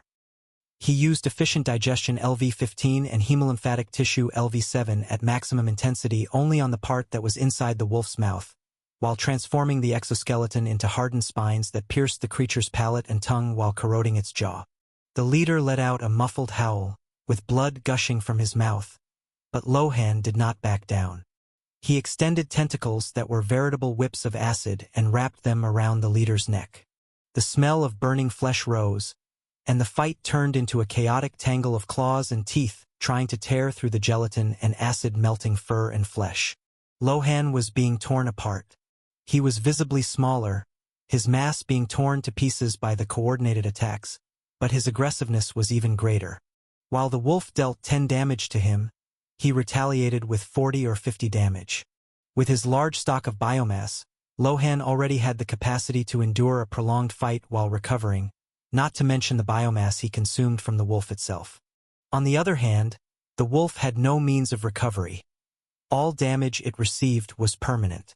Lohan took advantage of a moment of hesitation from the leader to extend a tentacle into the animal's open throat. expanding violently to suffocate it from within while widening and destroying its throat. The wolf screamed desperately in pain. Lisa, who was preparing to help in the battle, tilted her head back and kept her distance. She saw the small blue creature being chewed and almost destroyed, but at no point did she hesitate or intend to call for help. Halon fought with confidence and desperation like someone who had already passed through the gates of death and survived. The battle was bloody and frightening for the faint of heart, but it was over in a short time. When silence finally returned to the clearing, the scene was a disaster of disintegrated flesh and acrid smoke. Lisa jumped from the branch, landing silently on the stained grass. Her eyes, once cold with irritation, now carried a shadow of guilt that she tried to hide behind her upright posture. She approached slowly, watching the slime reduce to half its size, feeling a strange tightness in her chest as she saw its core pulsing so exposed and vulnerable. The pride of having been ignored now seemed futile in the face of the real risk he had taken. "You were reckless, Halon," she said, but the Ice Princess tone failed slightly, sounding more like a sigh of relief than a judgment. "Your trap was brilliant, but it took my breath away to see you ignore your own limits like that. Please next time heed my warnings. I didn't bring you here to see your gelatin wasted by a miscalculation we could have avoided together." Lohan didn't respond immediately, too focused on his own regeneration, but this time she didn't blame him. Lisa stood motionless there, acting as a silent guard while he recovered. Finally, after a few minutes of digesting the wolves' bodies, Lohan commented, "Girl, has anyone ever told you that you're very vindictive?" Hearing that, a slight blush appeared on the little white fox's cheeks, but she just snorted and looked away. Lohan didn't worry too much about it. Even though he was in a tense battle, when the situation became really desperate, he saw with his 360-degree vision that she was ready to interfere and help him. And with the notification that appeared when he digested the LV-02 wolf, his mood improved even more. Upon digesting the wolf level 02's head, Lohan received a notification. New matter digested pack instinct. Evolution available. Finally, a new evolution, Lohan thought excitedly, quickly opening the evolution screen. Pack instinct LV-17 bio. The user's consciousness projects beyond the main core, establishing a sensory and motor link with allied or subordinate units. Reading the description of this skill, if he had eyes, they would be shining like two headlights right now.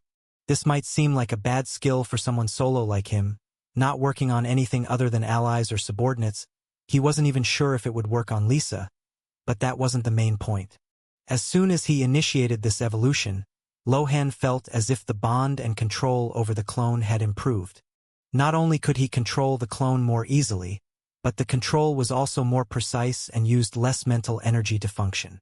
Sure, he still couldn't treat the clone as a second main body, but considering that raising the level of partial division increased his control over the clone very little, pack instinct would be perfect for that.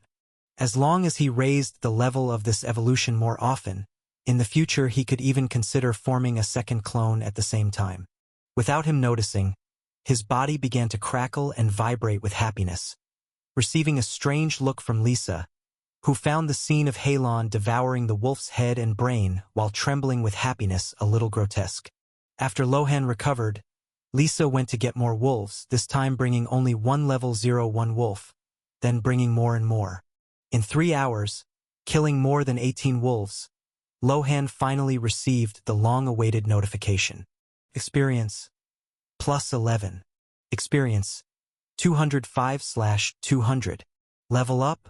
Without hesitation, Lohan accepted. Then another refreshing wave ran through his body, nourishing his jelly even more, making it denser, the membrane more resistant, and slightly accelerating the base digestion speed by +2 bio/H. Seeing his base digestion rise from 8.48 to 10.48 bio/H, Lohan was surprised. Wait, does leveling up increase my base digestion speed by 1 bio/H per level? Or does it double with each level? And if so, then it would be better for me to level up first before evolving my efficient digestion? Since if I evolve this after leveling up, the effect of leveling up will be even greater. Lohan realized that it was as if these two ways of evolving were different, almost as if they were incompatible, or rather, too compatible. Maybe the growth per level comes from my race and the growth from evolutions comes from my class? Or the other way around? If so, it makes sense that my growth speed is so abnormal. From what he researched about the game during class, or heard other players talking about it in college, a player with a common class and race had a very difficult time facing a monster of the same level, so players would team up in groups to hunt monsters. But he was not only dealing with monsters above his level, he could even handle monsters in groups.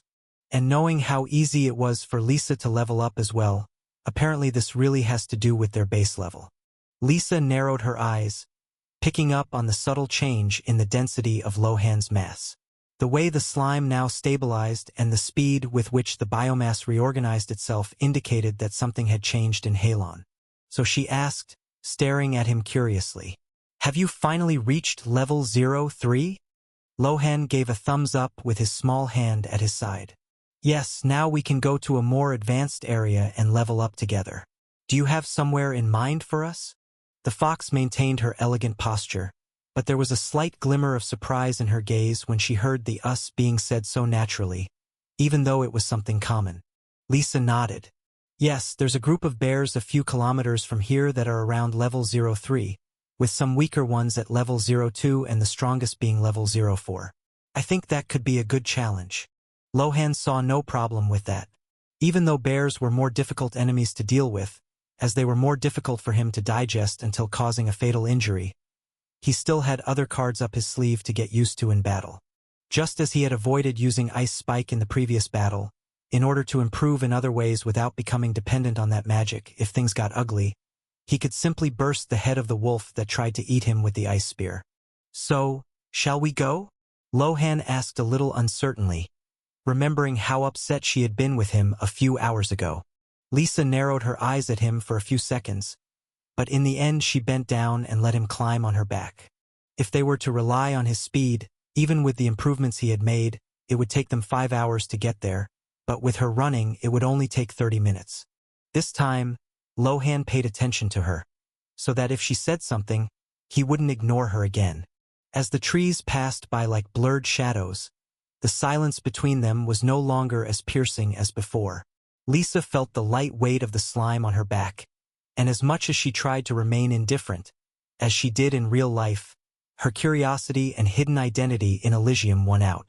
"You're strangely quiet," she commented in a soft, distant voice, but observing every detail. "The last time you were this quiet, you were almost chewed up by a wolf. Should I worry about another distraction?" Lohan sensed the slight teasing in her tone and vibrated his membrane as if holding back a laugh. "I'm not distracted right now. I'm just thinking about how today's grind will change me in the real world," he replied. "And thanks, by the way." Lisa stopped running for a second, her feet sinking gently into the moss, before resuming her pace. The thanks caught her off guard. "For what? For almost letting you become wolf food?" she asked, confused. "For the ride. And for not leaving when I was an idiot and ignored you. I know that even though you're valuable, you're not obligated to be here carrying a slime you met yesterday to level up." This time she didn't respond right away. The indirect compliment on her importance made the tips of her fox ears twitch slightly. "Consider it an investment, Halon.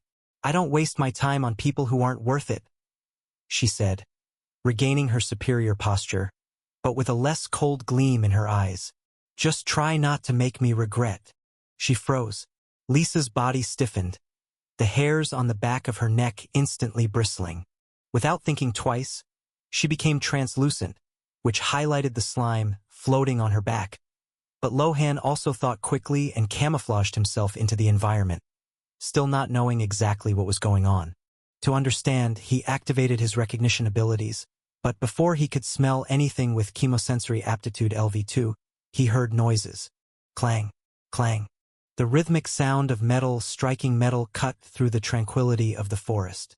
"Get down," she hissed telepathically, her voice now laden with seriousness. "From the sound of blades, I think there are humans ahead." Humans. Lohan was surprised. Have you encountered humans here before? No, this is the first time I've encountered something like this. We need to know if they are players or people from this world, she said. People from this world? Lohan was thoughtful about the way she used to describe the NPCs. The sound of metal clashing grew even louder. With Lisa translucent and Lohan's skin camouflaged, the two slowly approached the place, curious about what might be happening there. The closer they got, the louder the noise became until they could recognize a scream. Attack now, Jamie. Their reinforcements must be on their way. A male voice shouted urgently. Stop interrupting him, Kaze. If he loses focus again, I'll go crazy. A female voice shouted angrily. After that scream, the people fell silent. With every step Lisa took, Lohan felt the magical saturation in the air growing stronger. But instead of the calm and refreshing mana he normally felt, the mana in this place was very chaotic and disorganized. Getting close enough, they finally managed to see what was happening. Instead of the bears they had imagined they would see, what was happening in front of them was a group of 4 humans fighting 2 elves, who were protecting 2 white-haired elf children behind them. The humans looked like experienced and well-equipped adventurers. A man with a large axe exchanged heavy blows with an elf swordsman, while a woman with 2 daggers tried to flank the battle, but was being prevented from doing so by arrows fired by an elf woman who seemed to be at her limit. Further back, a human archer tried to provide support, but the biggest problem was the 4th man. He held a staff and recited something under his breath, making the mana around him even more chaotic. It was clear that when he finished, the elves would have no chance. Seeing the cowardice of 4 against 2, and the children's state of terror, Lohan felt that the right and wrong sides in this situation were clear. Do you want to interfere in this? He asked Lisa. He was still unsure about it, considering that he was still weak and that he didn't see himself as a hero. He was unsure whether he should interfere or not. Sure, the fact that those who needed help were elves, who were possibly from Thalander or a nearby town, contributed to his intention to help, not to mention that seeing the 2 terrified elf children touched his heart. But considering that Lisa was still the one with the most experience in this game, Lohan decided to consult her. Lisa watched the scene in silence for a few seconds, then nodded positively. As long as we keep our presence hidden, the risk our involvement will bring us will be low, and considering how well-dressed the 2 children are and that the adult elves act as their bodyguards, the reward for this help may be greater than the risk. How about it? It took Lohan only a moment to consider. Sure, he wasn't a hero, but he also wasn't indifferent to seeing such injustice. If he had the ability to help, he would likely lose nothing by doing so, and if he chose to abstain, he would be no better than those people. Lisa began to move silently toward the human group. What she didn't say was that even if there was nothing to gain from it, seeing the children in that state triggered something in her. Years ago, Lisa had been in an identical situation, hidden and powerless as she watched her security guards fight people who only wanted her head. The fear on the faces of those elf children was a reflection of a memory she would rather forget, and the desire not to let history repeat itself was what really made her decide to help. Lohan stood firm behind her, using his 360-degree vision to analyze the battlefield. The humans were slowly gaining the upper hand, and once the human mage completed that spell, the battle would be completely in their favor. Despite their professionalism, it was possible to see the desperation rising on the faces of the 2 elven guards. Volra swung his sword to block the human's axe once more, feeling the impact vibrate through his shoulders. Technically, he was superior. His movements were more fluid, his blade was faster, and his strength, refined over centuries, surpassed that of the brute in front of him. But technique meant little when he had to divide his attention between the warrior, the arrows coming from the human archer, and the assassin's stealthy advances. He glanced quickly at Alara, the archer beside him. She was pale, her fingers trembling from pulling the bowstring, doing her best to gain space for Volra. Volra made a discreet signal with his free hand, an elven military code that said, "I'm at my limit. Take the children and run while I hold the corridor." Alara shook her head almost imperceptibly, keeping her eyes fixed on the human assassin. She knew that if she ran, Volra would die in seconds under the weight of 4 opponents, and they would likely be hunted down in the forest soon after. "Go, Alara! That's an order!" Volra shouted as he spun his body to dodge an arrow that grazed his face, only to have to parry a downward blow from the axe that left a gash in the ground. The situation was desperate. The human mage in the background already had his staff glowing an unhealthy purple, and the pressure of chaotic mana in the air indicated that the spell was ready. Volra closed his eyes for a brief second, preparing for one last suicidal advance, when the unexpected happened. Out of nowhere, a small white fireball crossed the clearing like lightning, hitting the human archer positioned among the trees squarely in the chest. The impact was so sudden that the man didn't even have time to scream, being thrown backward by the impact. Almost at the same time, a sharp cry of pain tore through the air, but it did not come from any of the elves. The wizard, Jamie, dropped his staff and fell to his knees. Something green and slimy had wrapped itself around his leg with absurd force, pulling him down and digesting his skin with an acidic hiss. Unlike the archer, who didn't even have time to scream, the human wizard felt his mind go blank for a second, followed by excruciating pain in his leg. The pain and shock completely shattered the wizard's concentration. The spell he was about to cast imploded, generating a small shockwave that threw him to the ground, leaving the group of mercenaries in shock and complete silence for a brief moment. Volra and Alara froze, not understanding what had happened, but realizing that the tables had turned. To listen to the next episode, contact us directly via the description below to receive lifetime access to join our Telegram group and listen to the latest audio.